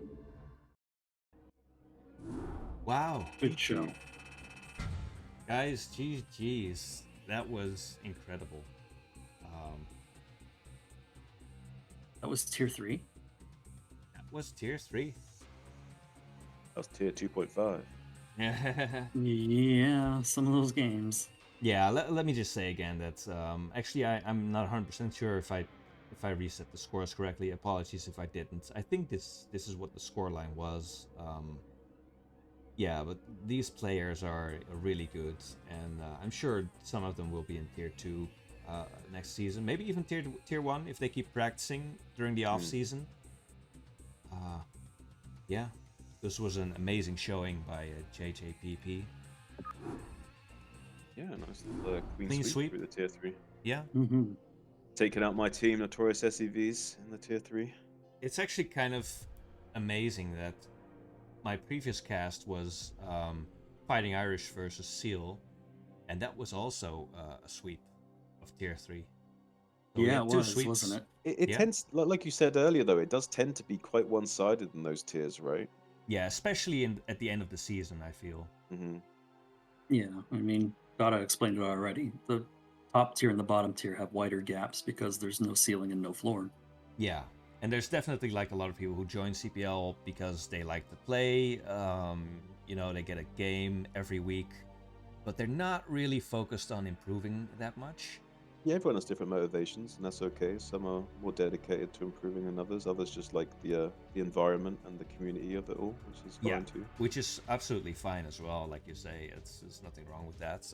But it does cause these gaps occasionally in tier 3 especially. As long Yeah, as you're and having a then- good time. Yeah, these were great games, and you can really tell that some of these players, you know, I've been following some of these players since the beginning of the season. They have really improved. That's Yeah. fun. If they were initially put into tier 3 legitimately, then this is a showcase of their improvement. Yeah, absolutely. If nothing else. Yeah. Yeah, and every game you play, you still have things you can find that you can improve about your game, even if you won.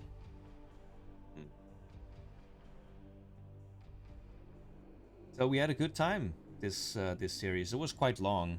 I was actually kind of dreading casting this series because it's so long, but Well, we hacked our way through it. yes, we actually never took a break, which is incredible. Nice. Yeah. We're powerhouse casters. That's right. Yes. You can Okay. count on us. Hope me think coming in you- here saved your voice and sanity a little bit. Yeah. I You think, for sure did, yeah. Yeah, thanks for joining us on the cast soon. It's good to have you. Yeah, And, picking up some weight on the back end there. It really helped us out. Thanks. Happy to be here, guys. I just got done casting KCM as well. Oh, okay. Oh, that's awesome. Nice. You really Yeah. are a powerhouse. That's going to be, Sayan's chopping it up and going to be uploading it soon.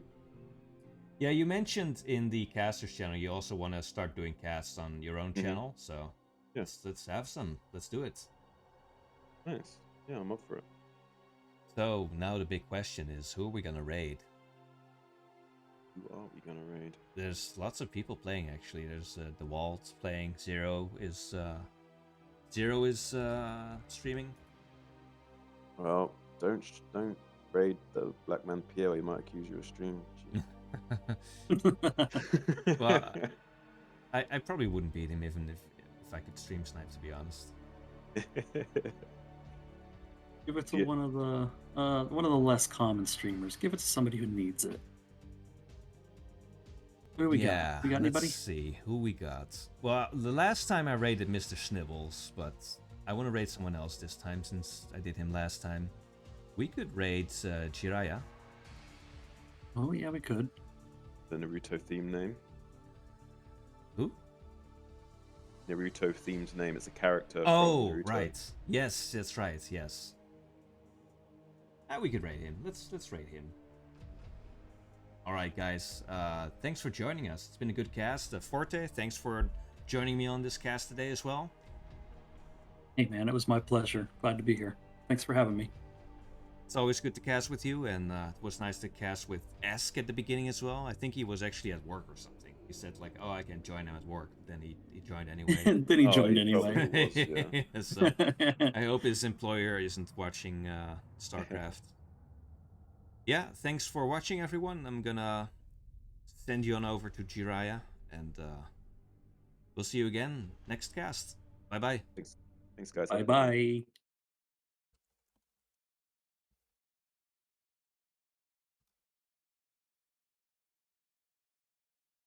There we go. We are raiding. All right, guys. See you later.